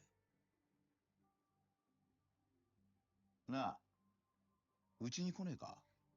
兄ちゃん。君の腕っぷしなら、ヤクザやるよりもっと簡単にもっと多くの金が稼げる。いい飯腹いっぱい食って、いい Every night an orgy. それだけじゃない。金さえあれば、不幸な人間を幸せにすることすらできる。ヤクザは下積みが長え。手っ取り早くのし上がるには、うちに来て稼ぐってのもいい選択だと思うんだが。3年前にその言葉を聞いてればそうしてたかもしれません。けど、一度極道になったもんは、時間を巻き戻せない。それが答えか。ヤクザには誰かを幸せにすることなんてできないんすかね。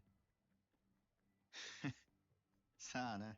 You look so young in 俺はヤ this. クザになったことねえからわからねえ。ま、気が変わったらいつでも連絡してくれ。じゃ。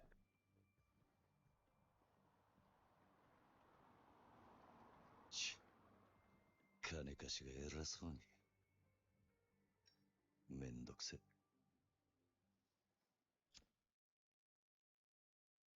No, I didn't.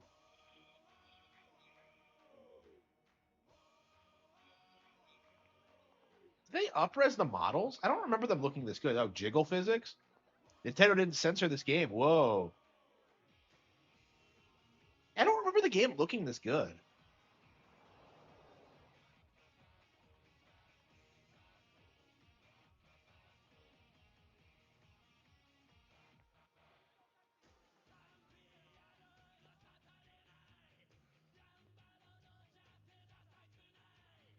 He doesn't give a fuck.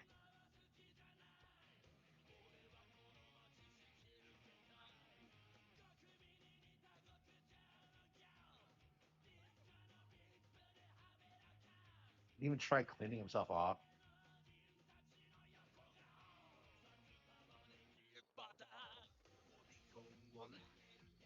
Yeah, I didn't like this when I first played it, but I think it.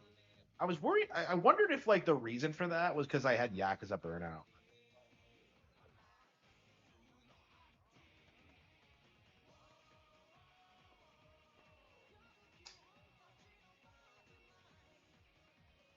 Holy fucking shit, a pager.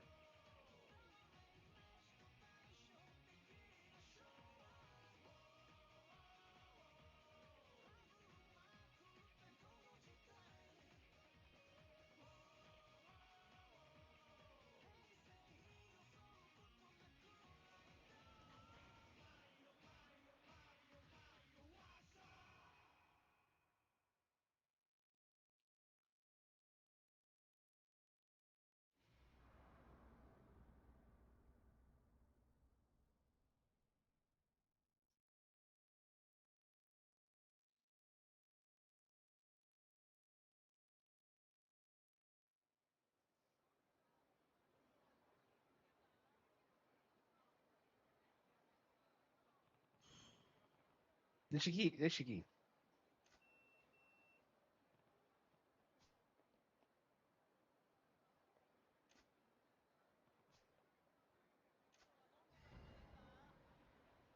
Nishikiyama. I don't remember the game looking this good. This was actually like a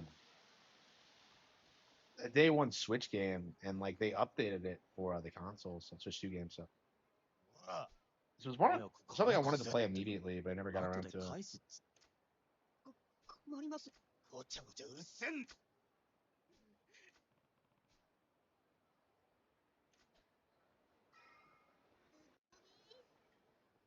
おい。なんだよ。おい。ヤクバーが。ヤクザったって、年も大し。お前ら。あ？ここらはうちの組の島なんでな。なんだと？ヤクザが偉そうに説教垂れてんじゃねえぞ！こら！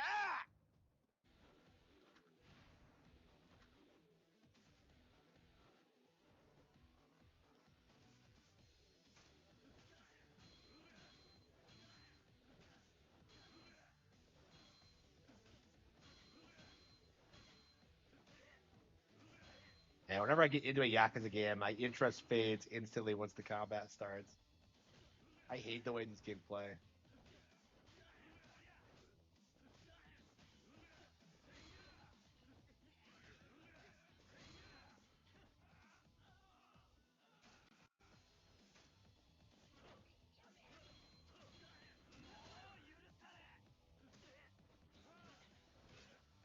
Sleeping Dogs, but worse. Yeah, absolutely. Yeah, Sleeping Dogs is way better than this, honestly.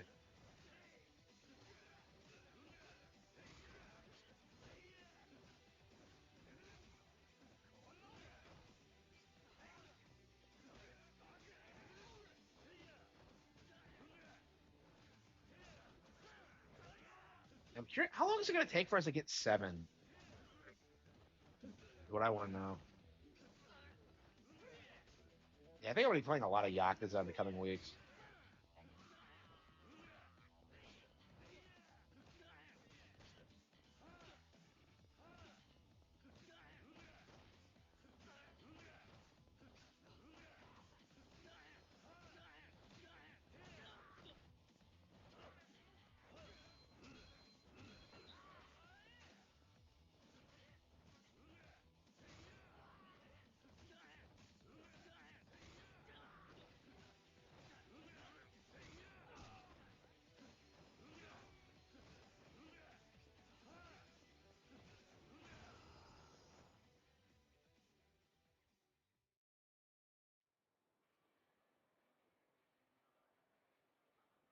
おお。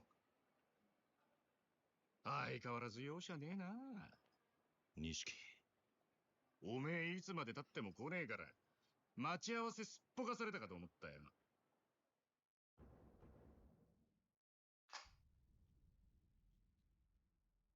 逆だ。おめえがなかなか来ねえからこうやって時間潰してたんじゃねえか。暇つぶしに喧嘩って。おとなしくヘルスにでも行けってろ。ガキじゃあるめえし。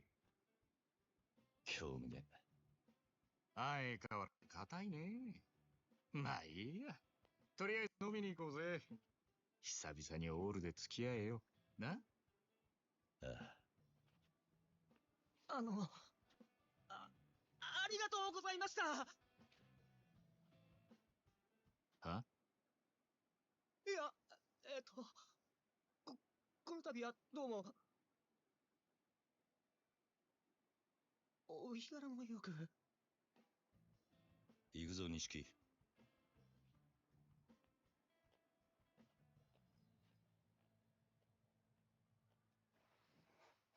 I know, right?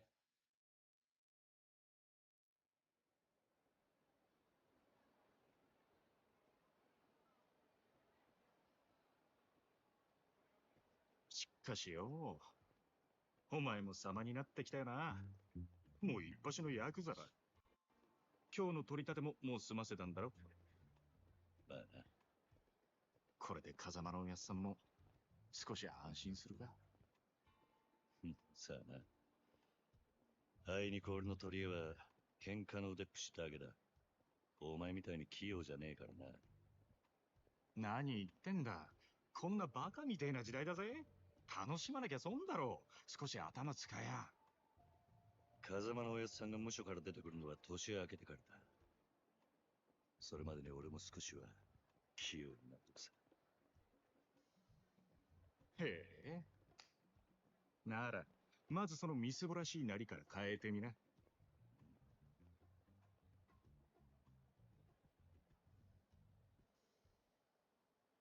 お前もたまには50万のスーツでも着てみろよ。そうすりゃ世の中の見え方もちった変わる。俺は服なんかどうでもいい。風間のおやっさんだっていつも地味な服着てんだろ。お前な、あの人は組の若頭。堂島組のナンバー2だぞ。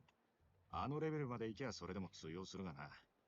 極道商売にはある程度見栄が必要なんだよ。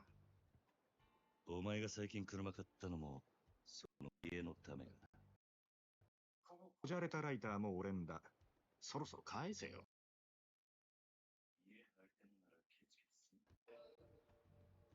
お前も本当は分かってんだろ。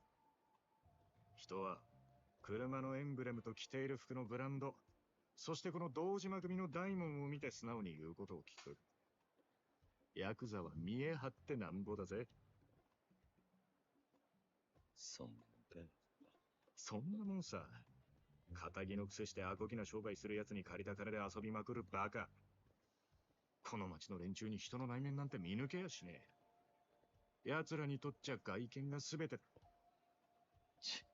わかった、もういい。それより飲みに行くんじゃなかったのか。おうおう、そうだったな。よし、たまにはピンク通りにでも行くか。あの辺りにいい店があるんだ。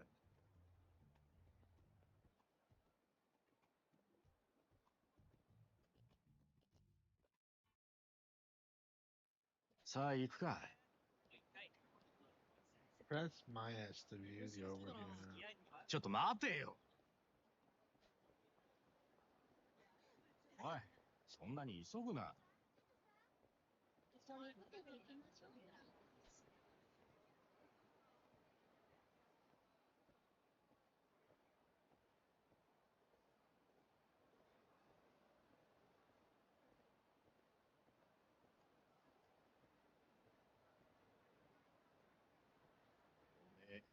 この辺りの店、ちゃんと出入りしてるか？当たり外れも含めて何でも知っとかねえとな。金ケチって溜め込むのもいいけど、こういうご時世だ。金は使いようで売買にもなる。で、その手の情報をつかみや、街で遊んでアンテナ張らねえとな。この街でしのぐってのは、そういうことさ。可愛い女子大生がよりどりみどりと言われ、ついてバーバーばっかり。5000円ポッキリのはずがぼったくられ。そういうのも全部勉強だと思えばいい。つうか、そう思わねえとやってられねえだろう。なんだよ。今のは物の例えであって、別に俺が実際に体験したってわけじゃ。まあ、とにかく、今日は俺のおごりだ。おめえもたまには楽しめ。いいな。ベルマンを教えて。こうやってあれだけの皆様を落としたんだぞ。オープンカーで海辺をドライブ。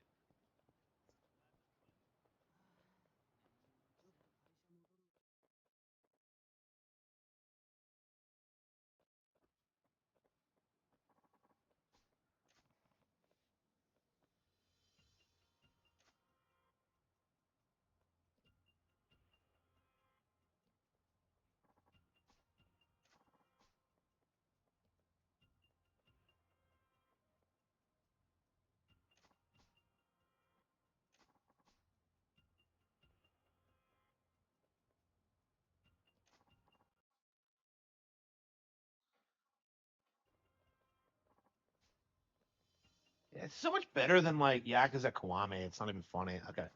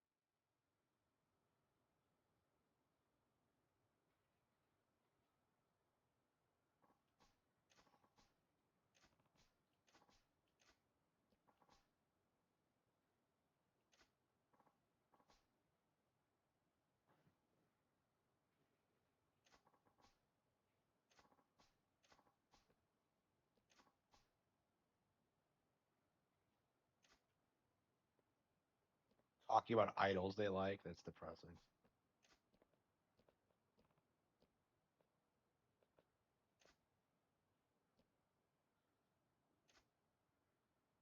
さあ行くか。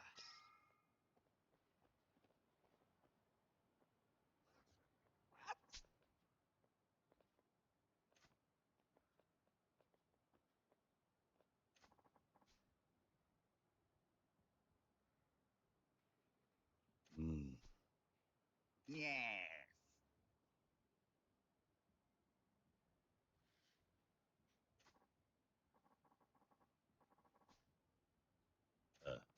Yes.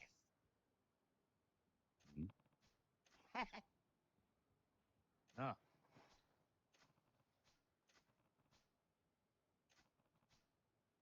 Hey. What?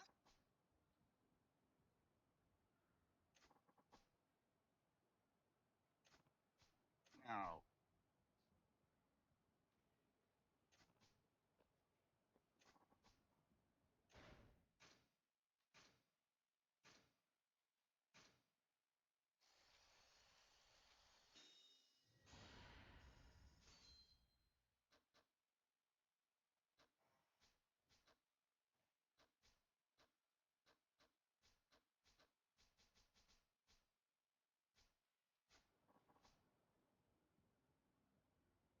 Mm.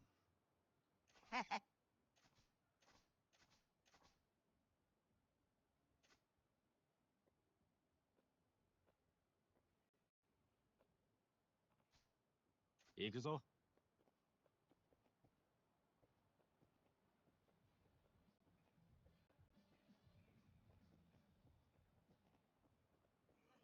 そりゃないだろ。最近お宅のために中国まで行ってきたんですよ。カヒレを食べるためだけに中国まで行ったんですか？俺が教えた。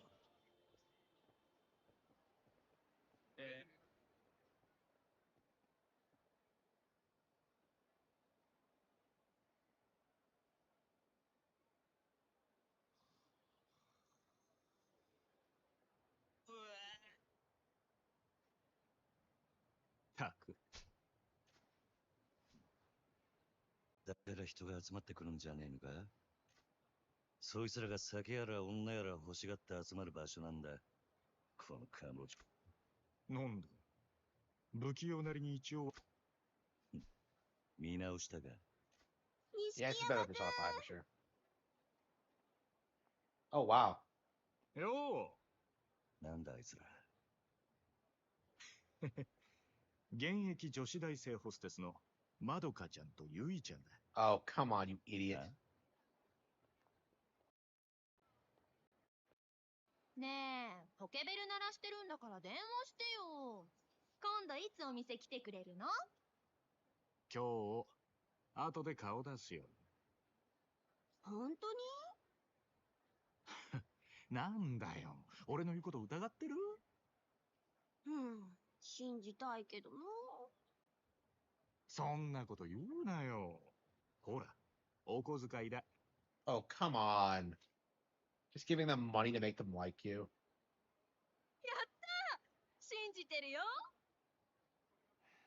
女ってのは器用なもんだね。Even Kuryu's like, fuck you, Nishiki. ありがとう。じゃあまた後でね。待ってるよ。 I don't understand paying hoes. There are hoes everywhere who will do it for free. お前さ、俺があの女たちにまんまと小遣いせびられたと思ったろ。けどそうじゃねえ。女と繋がっとくことが大事なんだ。いいか。組の Why is Nishiki explaining how being a Yakuza work? He doesn't know shit. あの人たちは見るからにヤクザでございますって格好してるからな。それがなんだ。だから、兄貴たちと飲むときいろんな女連れてくと、それだけで小遣いくれるし、俺の組での覚えもめでたくなる。どうせ極道やるならどんな手使ってものし上がらなきゃ意味がねえ。違うか？ Oh, come on, Nishiki. What are you... さあ、店はここだ。今夜はとことん付き合ってもらうからな。Wow, Nishiki, we're gonna be friends forever.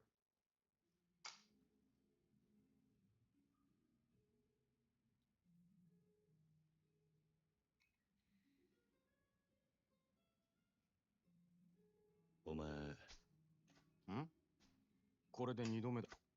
ボトルキープなんかしてるからよ。ちまちまビール飲むより見栄えがいいだろう。店のもんに顔も売れる。ほら安く見。なるほど。おめえもこの世界でのし上がりたきゃ。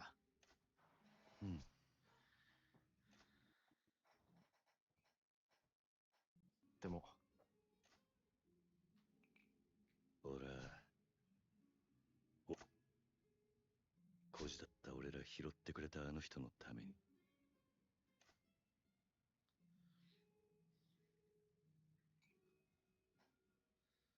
いや、もしか。おめえが下で頑張って、風間のおやっさんが出世すりゃ。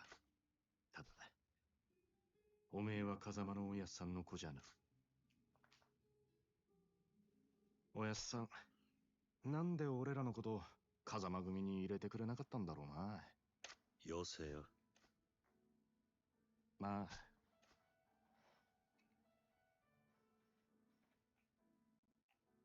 あ。よし。カラオケでもして。わかった。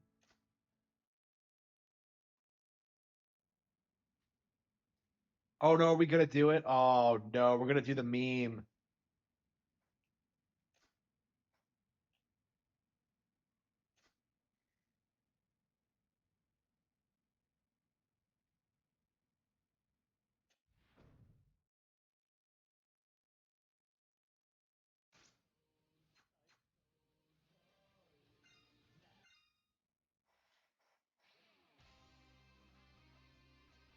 Oh no.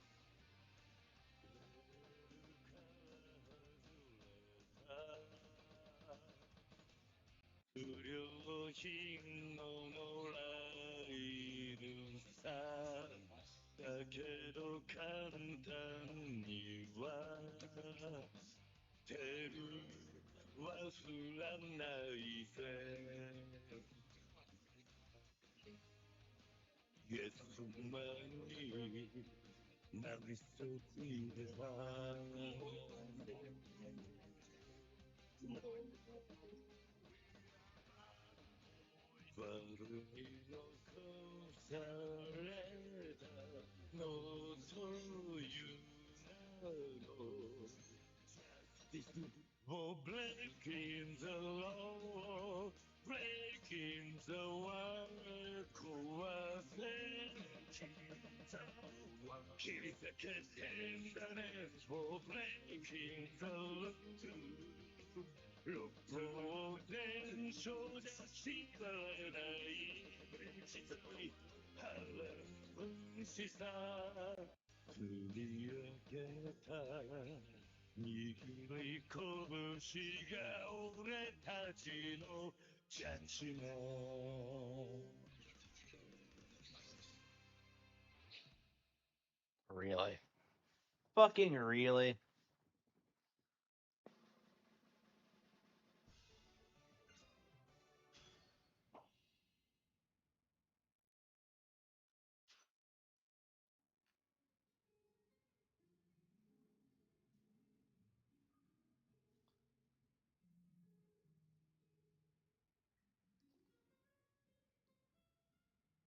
Heh. バカ。嘘つけ。その。よせよ。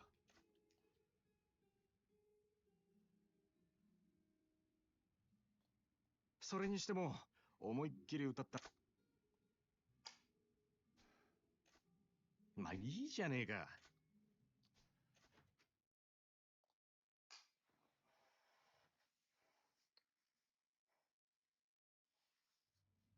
行くぞ。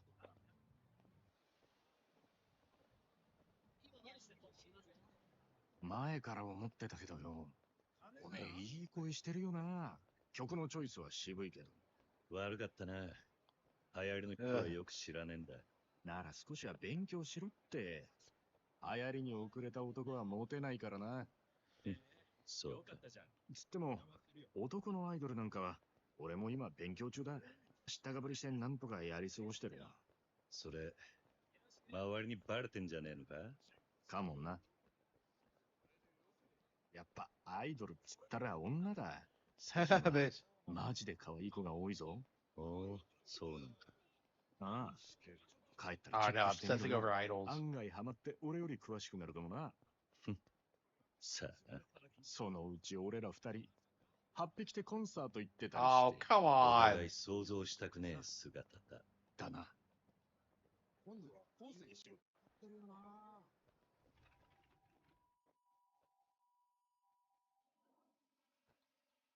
I don't understand Japanese people and their obsession with idols.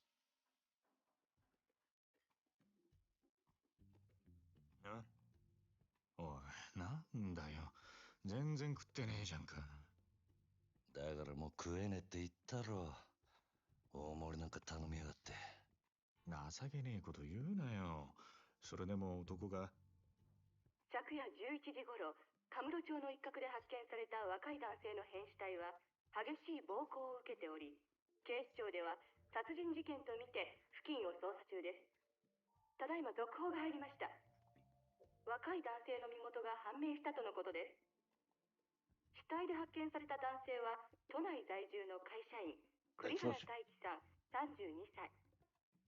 警視庁の調べでは栗原さんは金融業者数社から借金を抱えていたとみられ、今後関係者から事情を聞く方針です。おい、桐生。ん？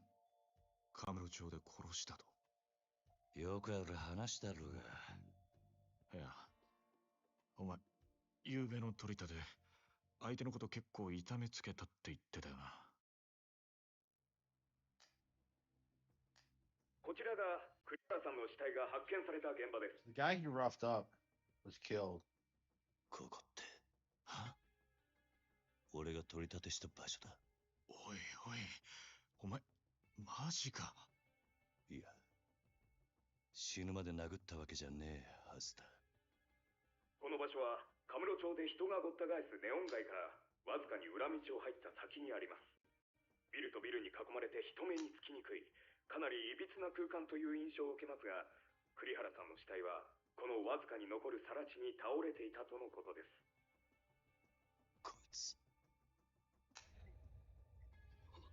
やめて俺が取り立てたやつだ。お前本当に間違いねえのか。はあ、何やってんだよ。取り立てで相手殺しちまうなんてよ。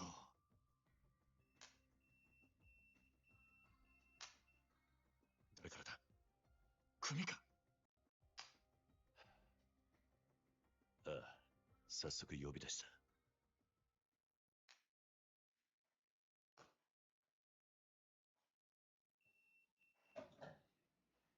事務所に電話してくれ。やっぱり今のニュースの件で呼び出されてんだよな、お前。まずいことになったな。いや、お前ももちろんやべえけど、これで風間のおやっさんの立場も危うくなる。何？この不始末につけ込まれちまうってことだ。どういう意味だ？お前や俺がおやっさんに拾われたってことは堂島組の人間なら誰でも知ってる。だからよ、俺らの不始末はおやっさんの責任にもなっちまう。だが俺がやっちまったことだ。おやっさんは関係ねえ。そうはいかねえよ。殺しとなるとことがでかい。多分おやっさんの後釜に座ろうって連中は間違いなくそこをついて、堂島組若頭補佐の3人とかな。くそ。そもそも半年前パクられたのもその3人の誰かに売られたって噂だ。なんだそれは。おやっさんの仕切ってた鳥羽、周到に場所変えてたのにいきなり摘発食らったろ。ありゃ組の事情に詳しいもんが殺にチクったとしか思えねえ。でそれが誰かっていや、3人の若頭補佐の1人、クゼの兄貴だったって噂だ。クゼの兄貴がおやっさんを殺に撃ったってことか。もちろん証拠があるわけじゃない。でもよ、その件でおやっさんが無所に行ってからクゼはえらい勢いづいてる。火のないとこになんとやらだ。何しろ今は組に連絡するしかねえ。だろ。そっか。そうだな。分かった。俺はとりあえず知恵貸してくれる人を探してみる。すまね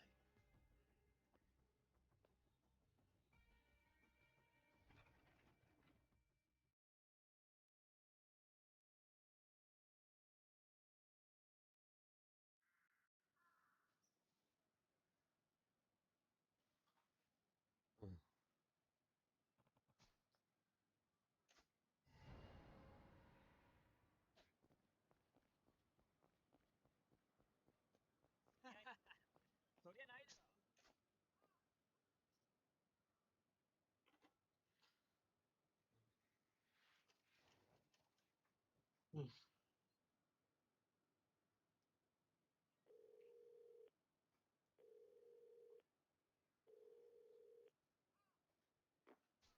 あ、はい。クゼの兄貴に言わ実は若頭。そうか。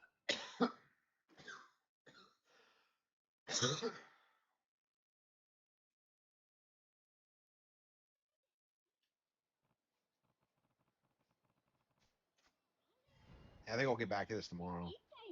Yeah, I think we're gonna keep playing this. I'm really enjoying it.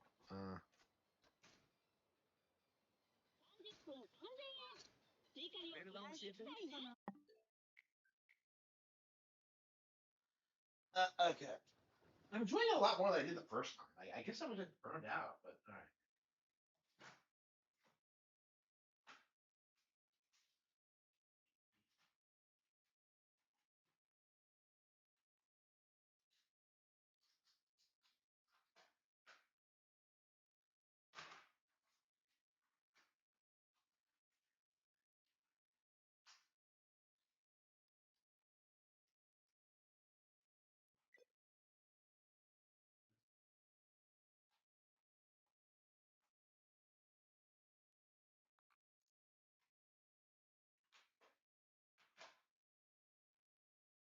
They're not going to update? Nope.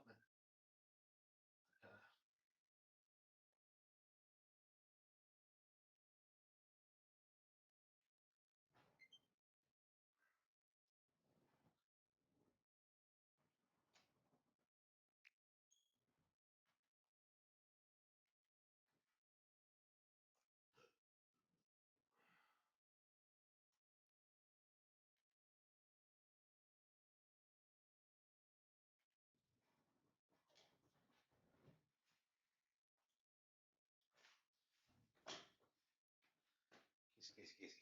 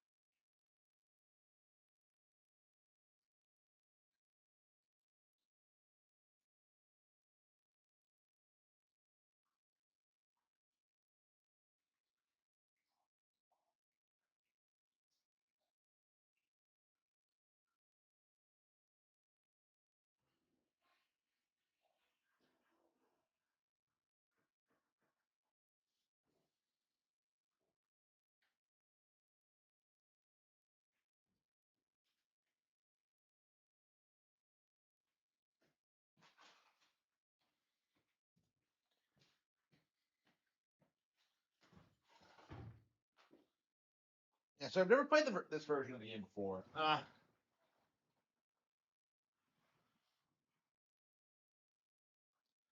Okay. Yeah, I don't know if I'm really ready to play this while no.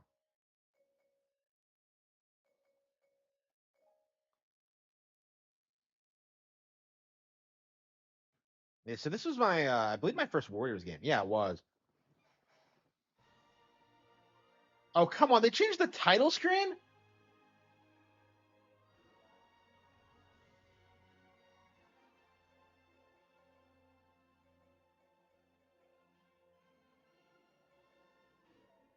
Yeah. It's been over a decade since I played this.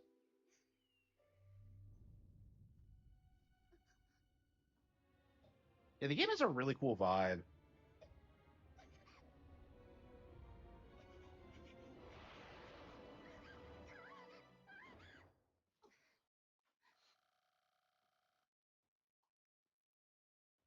The story does suck though. Yeah, it is crazy how much better Age of Imprisonment. Yeah, it does have the best story out of the three.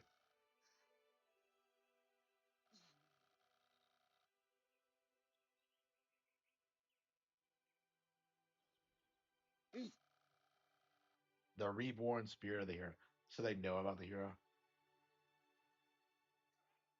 Oh.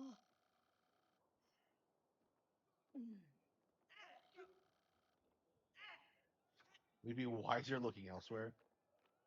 Impa, we saw a Warriors game.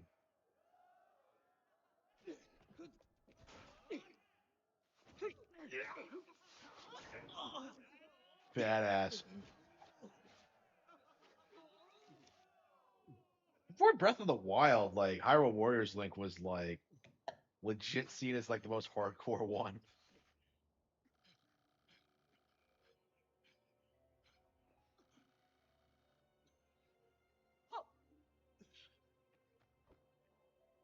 Interesting, this is the only Zelda game ever where like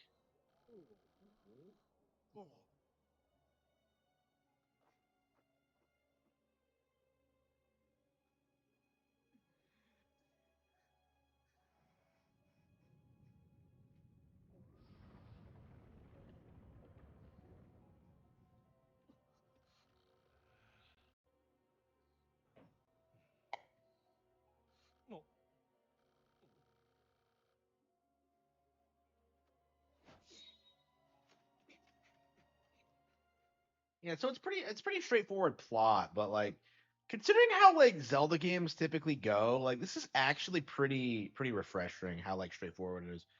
Like there's no lengthy tutorial, you're just thrust into the first battle.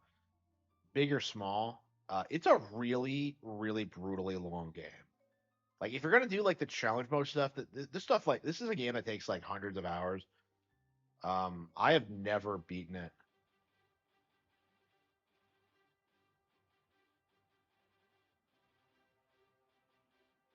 Yeah, I put like about 50 hours or so. I got nowhere near done with like all the stuff. I think I used the warrior. Okay, hang on.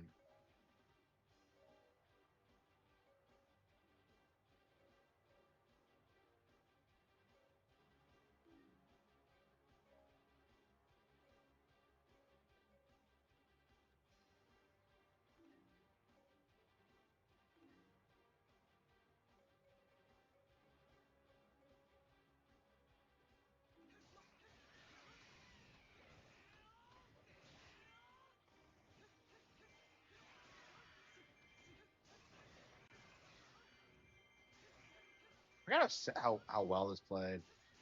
I mean, like the reason I mean I actually never picked this up because like I felt like I would rather just play the Wii U version more and do everything in that one. And I don't know. I love the game, but like man,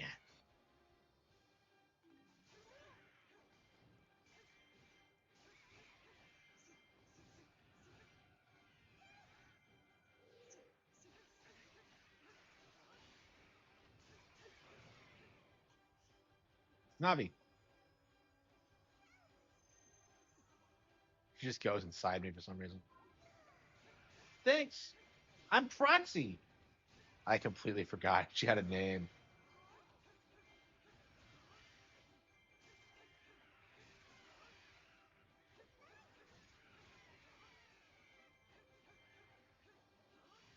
Proxy just hangs out with me. I completely forgot about her. Wow.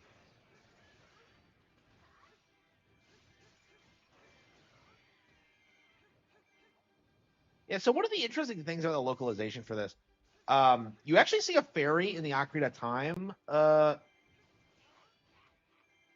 don't remember the text box being that small.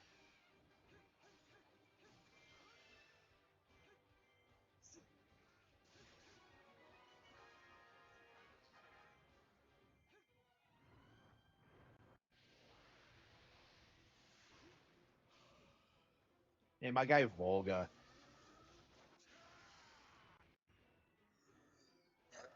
So Volga's based off of Bulba Gaia, honestly, and like I really wish we got more characters like this.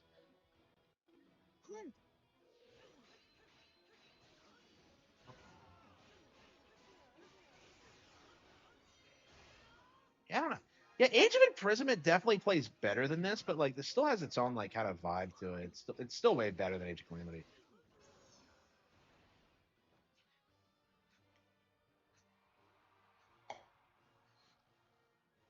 I feel like I was overly nostalgic towards this game, truth be told, because I did have a lot of problems with it when I played it back in the day.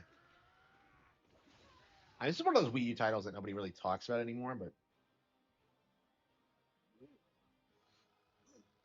can you even switch characters in this game? I don't think you can. I don't think that was a thing until like recently.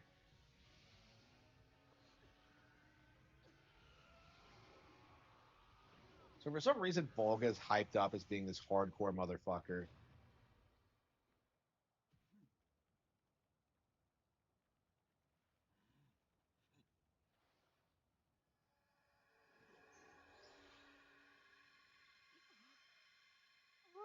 What the hell just happened? I just the hero. Yeah, I love how this game like hypes up Link as the hero, but because of the nature of it, he doesn't really do all that much that like nobody else is doing. It's just I don't know, it's just kind of frustrating.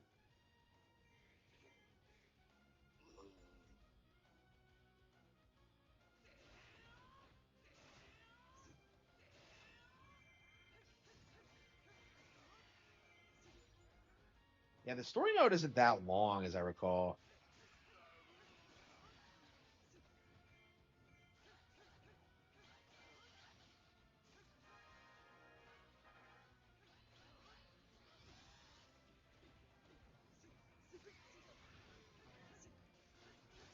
Yeah, it's nice seeing actual classic Zelda enemies though. Like Lizafos are not present in Breath of the Wild, are they? No, I think they are. No, no.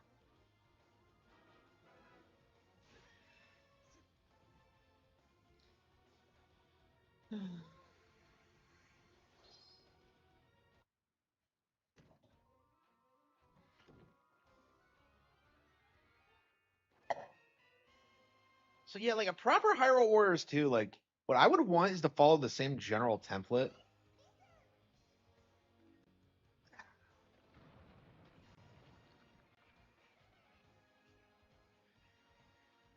This game is just so goofy and ridiculous that like I just kind of love it.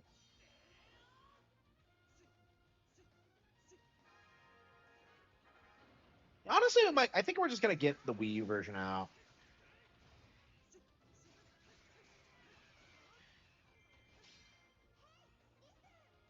Oh, you can't change Warriors in this version.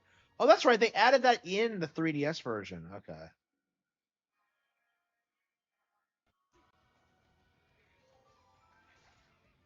Oh wow, that's crazy. Okay. Yeah, maybe we do need to pick up this version if it has features like that.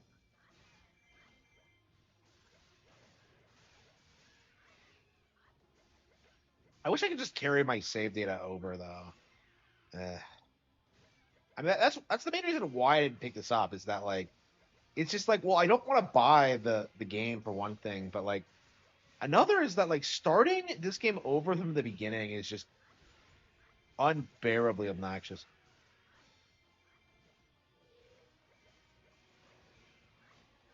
They changed her fighting style. I don't remember it being like this. I remember the rapier, but I thought it was a little bit different.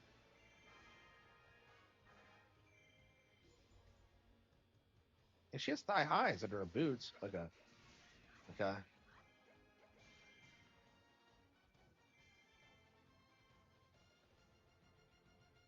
Yeah, they gave her a rapier in this for some reason, which is actually a pretty good fit for her because it's it suits her personality quite a lot. But like she's never actually had one like in game. Like in Twilight Princess, she had like that weird like straight sword thing, and typically she always uses a bow. So it's just, I mean, even the cartoon she used a fucking bow. So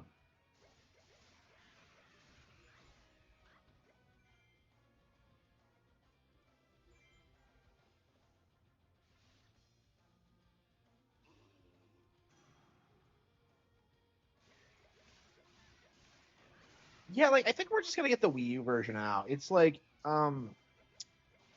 I do want to play this again, but it's like I don't want to grind through the entire thing. And like this version has new characters and all that.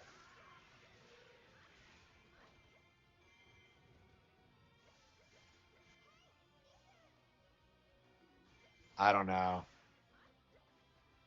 Does the Wii U does the Wii U version like have all the characters?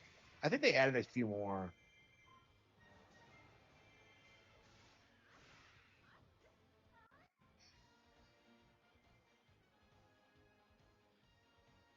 I swear like the map is smaller than it used to be.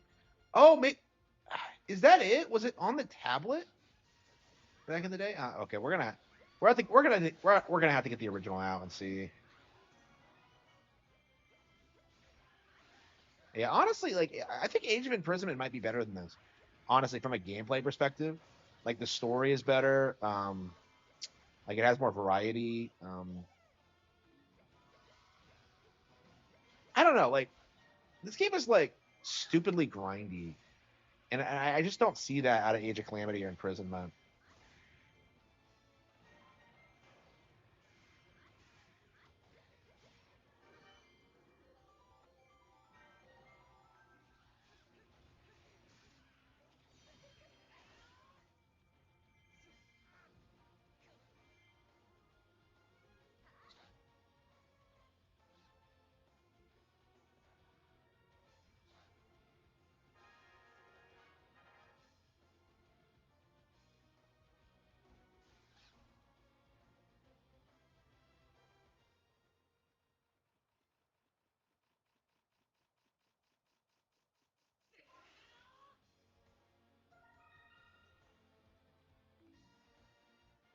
gold skeletons are on this. That's kind of crazy.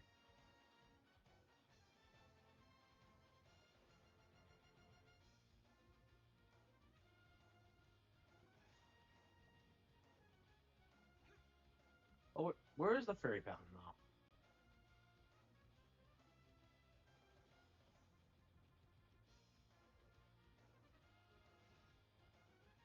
And did they change the way the game worked because of the multiple characters?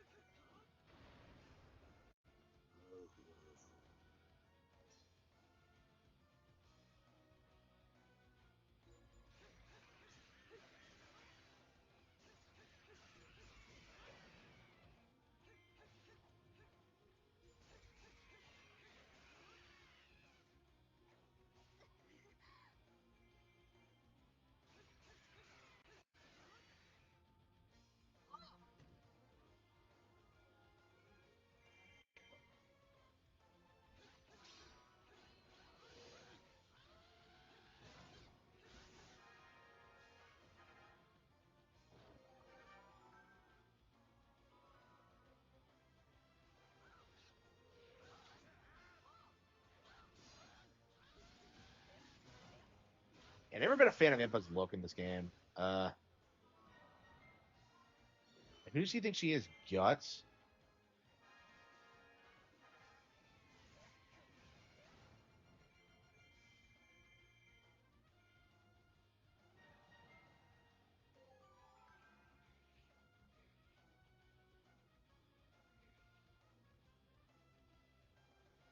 Yeah, did the original use the tablet for this? Because I remember the map and like the text box being a lot bigger.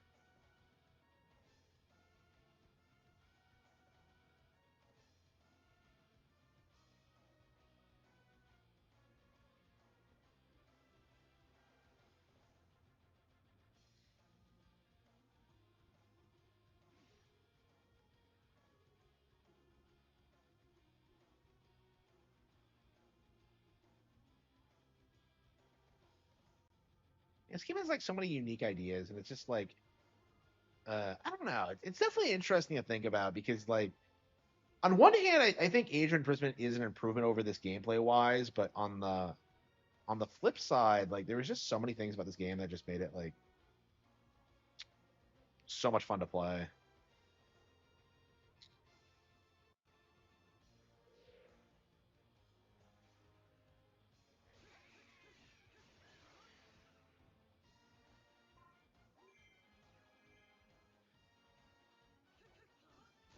It's been a while since I played this game, huh?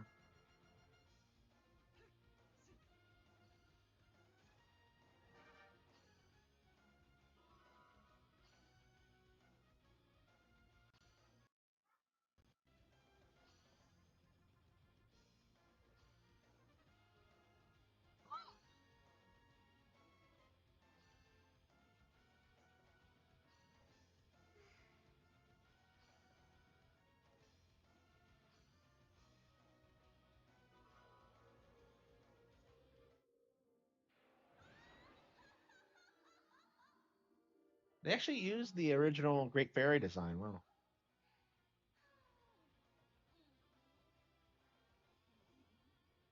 Yeah, this is the last time we've seen this model, isn't it?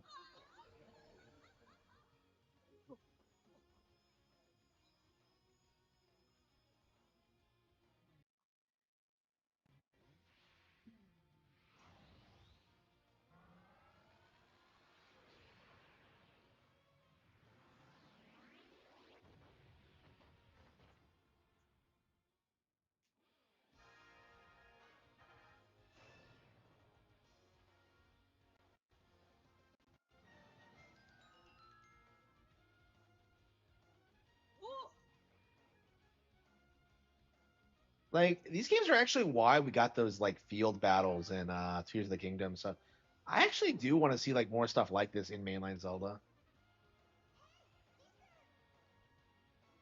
Because there's always been like ancient wars and stuff in the game's lore, but you never seem to actually like take part in them or like are involved in any way. So it'd be kind of cool if they could do more stuff like this. But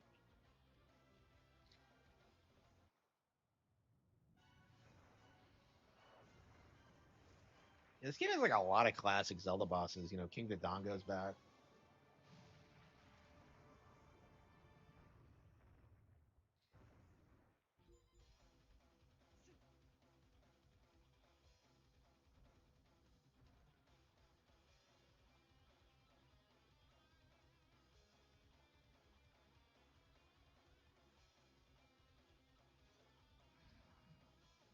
Here's Dongo.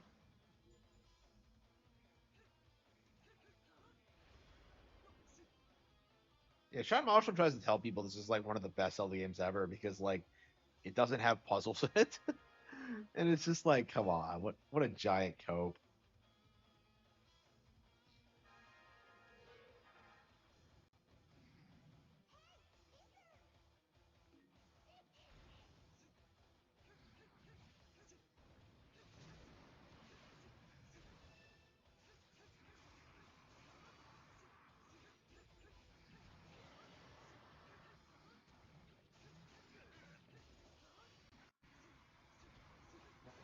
Yeah, since we're still playing through Imprisonment, I think we should probably put this on the back burner for now. I think I'll take it back tomorrow and pop in something else. Pick up something else.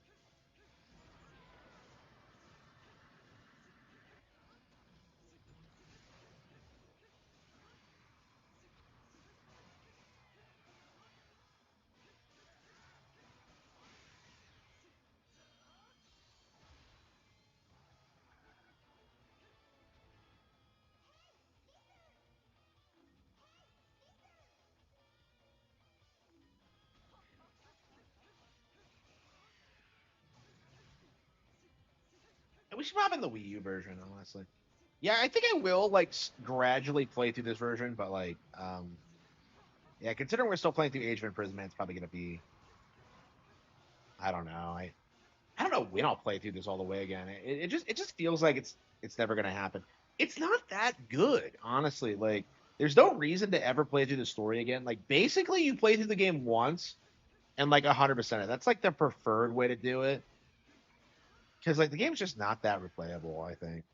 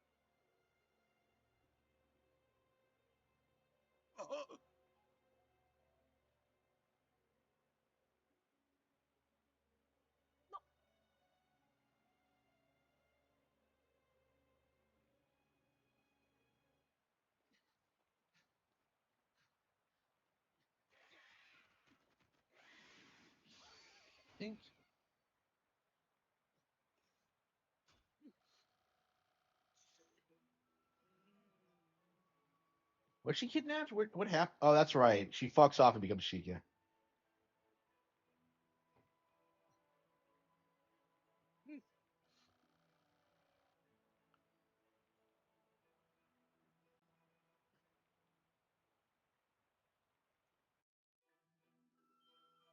The Triforce is the harmonious union of power, wisdom, Whoa, that's and the courage. first time we've heard of that in years.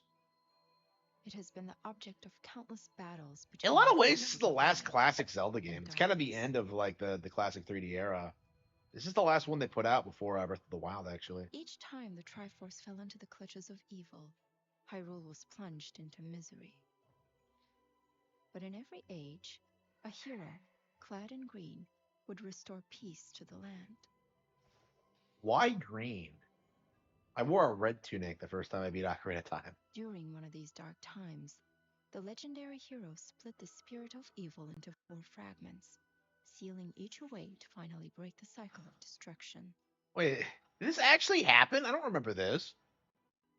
3 of the fragments were scattered across time and Oh, space. come on, really? The final fragment was sealed in a sacred temple built upon holy ground, imprisoned by the blade of evil's bane. So you're okay.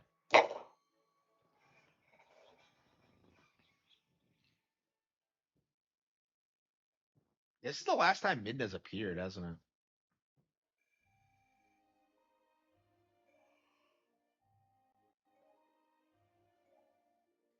I never understood why Warriors Link has a scarf.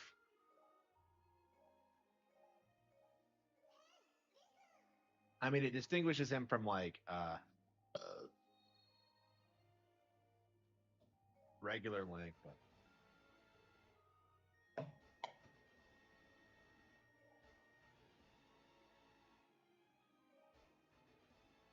Era of the Wilds outfit. Okay.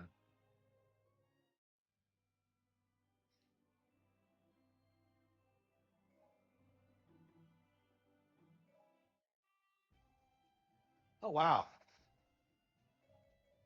We actually have all the characters here. Wow. Linkle. So they actually give you everyone right off the bat in this one. All right. Oh, not everyone. I think you unlock. I don't think I ever like maxed out every badge.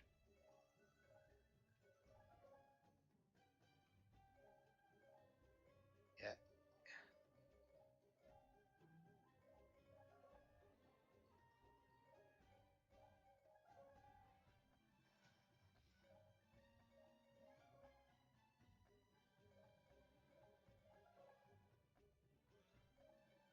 Yeah, I think we're just gonna get the Wii U version out and like play that some more. Like, there's no reason to like play this really. Like, I was curious about like how the definitive edition was different, which is why I wanted to pick this up. But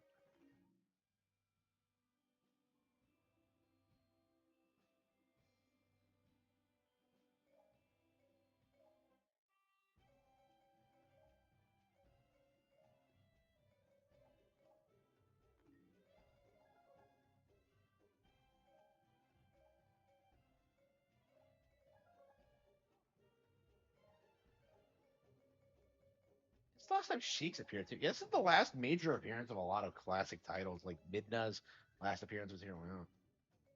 Marin's in this too. Oh, yeah. Marin was not in the original like Hyrule Warriors, so yeah, she's one of the additions. I think maybe they put her in the DLC. I don't know. Did I ever buy the last batch of DLC? I don't know if I did. The guy from Skyward Sword. Yeah, you can. Yeah, yeah. Jared Him's here. Yep. Like everyone's here. You have a pretty stable cast of characters. Like, she's legit wearing like a Griffith mask. Okay. Wait a minute. Like, doesn't she like she's wearing a Griffith mask, but she has Casca's skin tone? But what did Nintendo mean by this? Nurture and raise your companion fairies. Did they add this mode in? Huh.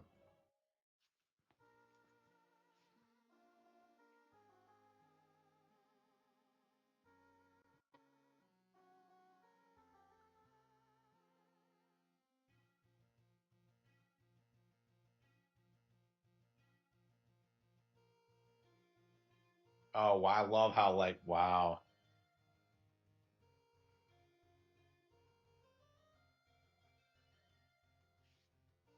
based. What a great homage.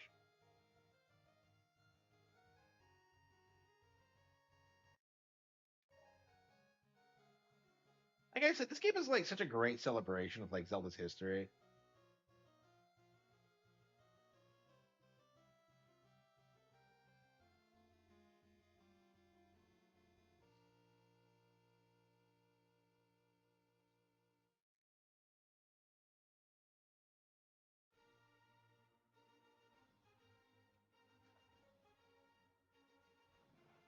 Yeah, they added a bunch more maps into this. Okay.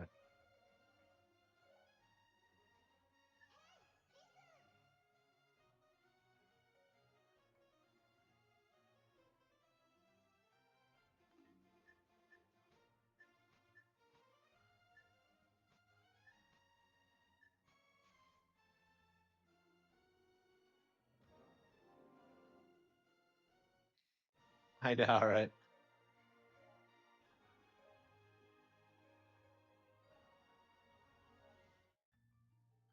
First Zelda, the Pikachu Zelda.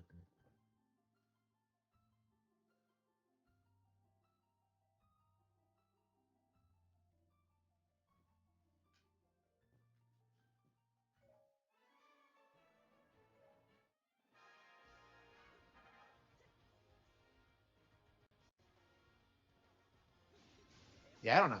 I don't know if the definitive edition it really adds all that much more aside from like a couple of adventure maps. Like I don't know. I wish I was able to bring my save data over, but I think I am gonna just stick with the Wii U version. Like I made that decision years ago, and I don't regret it. Well, I didn't buy this, but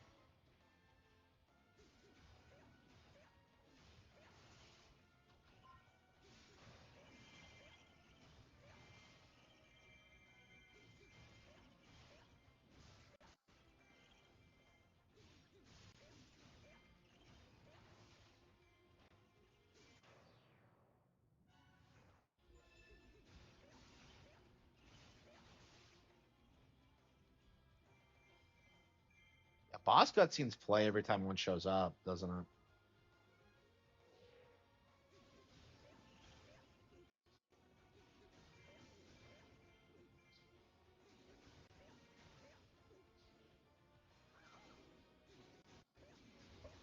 Yeah, I think Age of Imprisoment's better to play.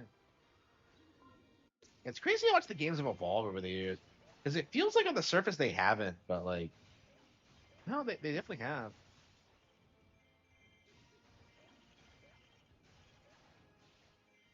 Yep. Yeah, 18-hour days. Well, more like 17. Yeah, I could probably go for a bit longer. Like I have a bunch of viewers, right? So why can't I keep going?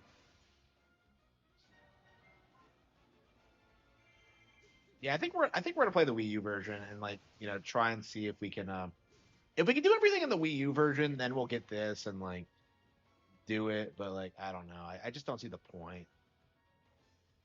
This was like an extremely grindy game to begin with, and I don't like the idea of starting over from scratch. Like, is there a way to carry your save data over? I doubt it, but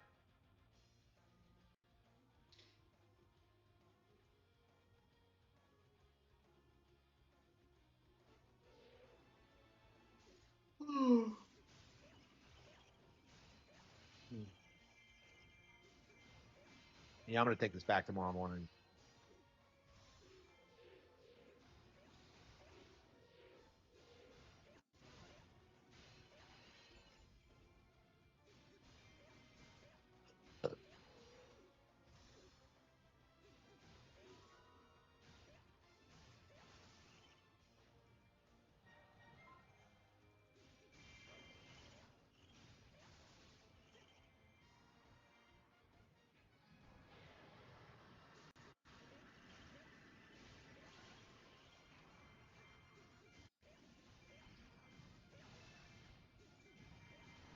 How do you A rank this? Like,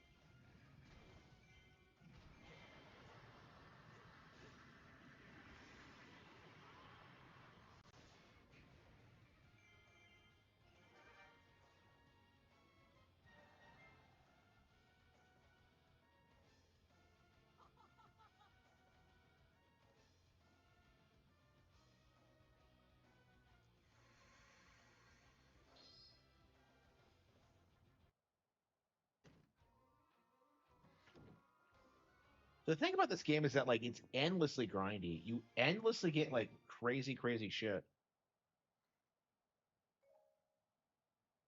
Legendary Sheikah. Oh.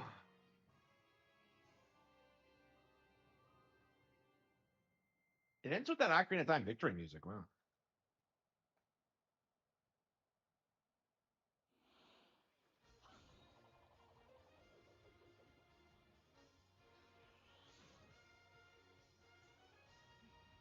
I can't believe they ported this entire game to 3DS at one point. And it actually had more content than the Wii U version. Like, I don't know. They want to bitch about Donkey Kong Country Returns HD, but like this exists, and like this was, I don't know.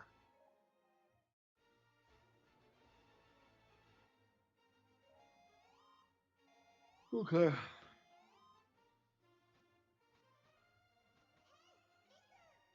Yeah, I think we are. Yeah, I think we're just gonna get the Wii U version and like, well, just play the Wii U version again and see where we're at. Um, they definitely added more adventure mode maps, but like, I don't know, like like I don't know, like I really, I don't know. We'll see. I think, but I think when we play this game next, it'll be the Wii U version. Okay.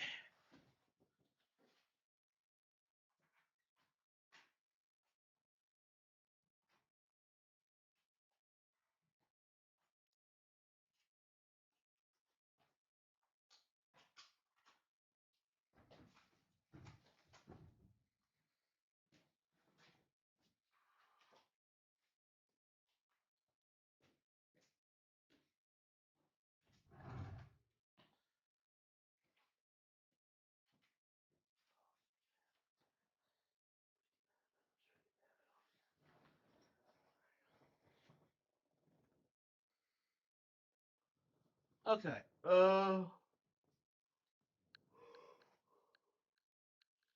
I don't know. Should we play some more Age of Imprisonment since we're playing Hyrule Warriors? I mean, this is the real reason why I shouldn't have gotten that one out. Is that like, well, we're still playing Hyrule Warriors, Age of Imprisonment.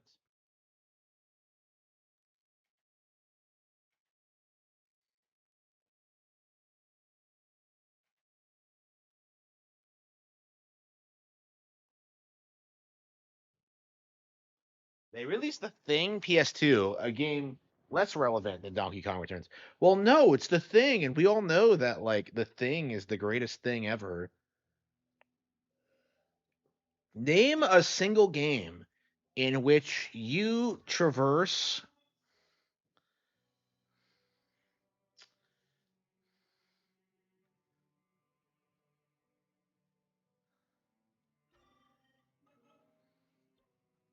Okay. Oh. Magnificent. Yeah, this is yeah, from a gameplay perspective, this actually does play way better than the original Hyrule Wars. I'm kind of surprised, but like My wings. Who's this? for me, the problem with this game is like the interface and like the pacing and stuff like that. Like I'm not a fan of the map screen specifically. Setting out.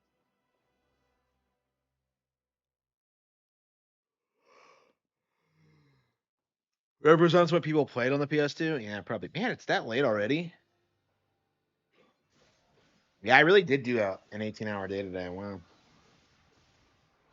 Yeah, I think I should call it quits. Okay. Yeah, I'm gonna get up tomorrow. Get to the library.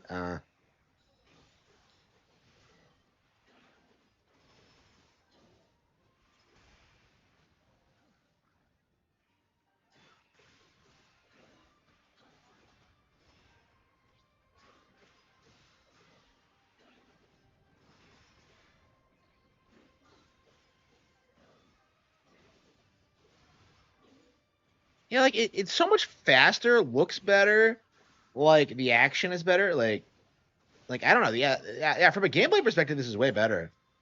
I don't know. Like I look back on Hyrule Warriors, and I'm kind of like thinking about what I thought when I first played it. It was kind of a mediocre game. I liked it for what it was, but yeah, I think I was too nostalgic towards it.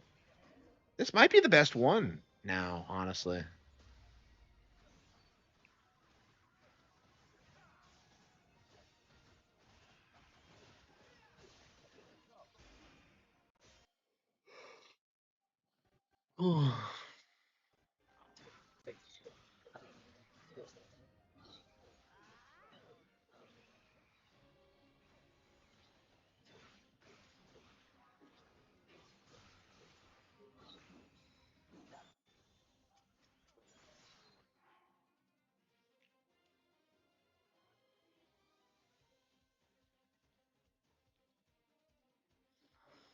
Spider-Man 2. Yeah, I wonder when that's gonna happen. I mean, I want Spider-Man N64 to come be re-released specifically. I'll be making like an entire retrospective on that one. I love that game. What the hell is this?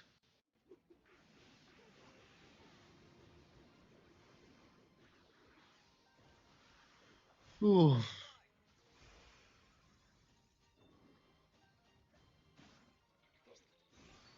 I love the whole fist bump system. It's badass. It's like that fist bump in like Tropical Freeze where you do that crazy like move. All right.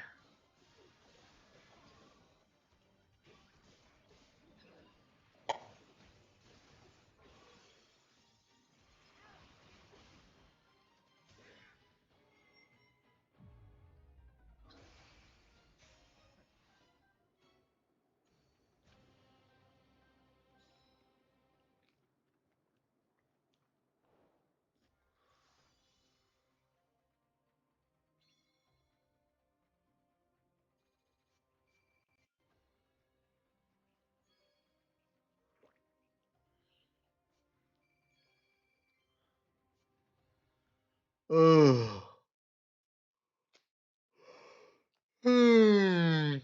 Ooh.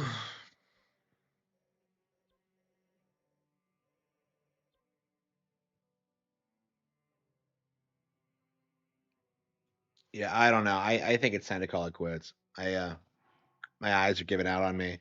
Man, I only managed like 17 and a half hours, I think.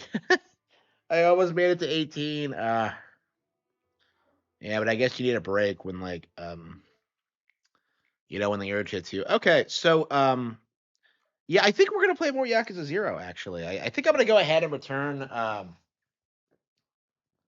Hyrule Warriors and we'll see what they have waiting for me next time. I put a bunch of stuff on hold, so I think I'm just gonna like keep doing this where I just randomly pick up games and randomly start playing them. Uh,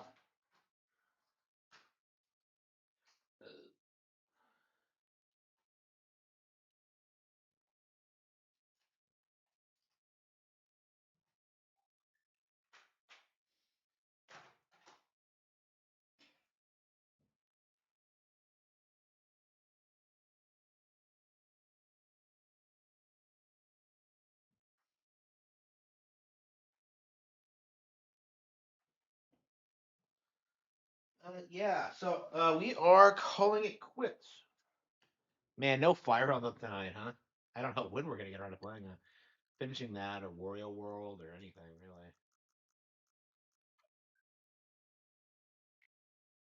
So yeah, that's it for the night. Thank you all for tuning in. All of you have been great so far. Thank you all.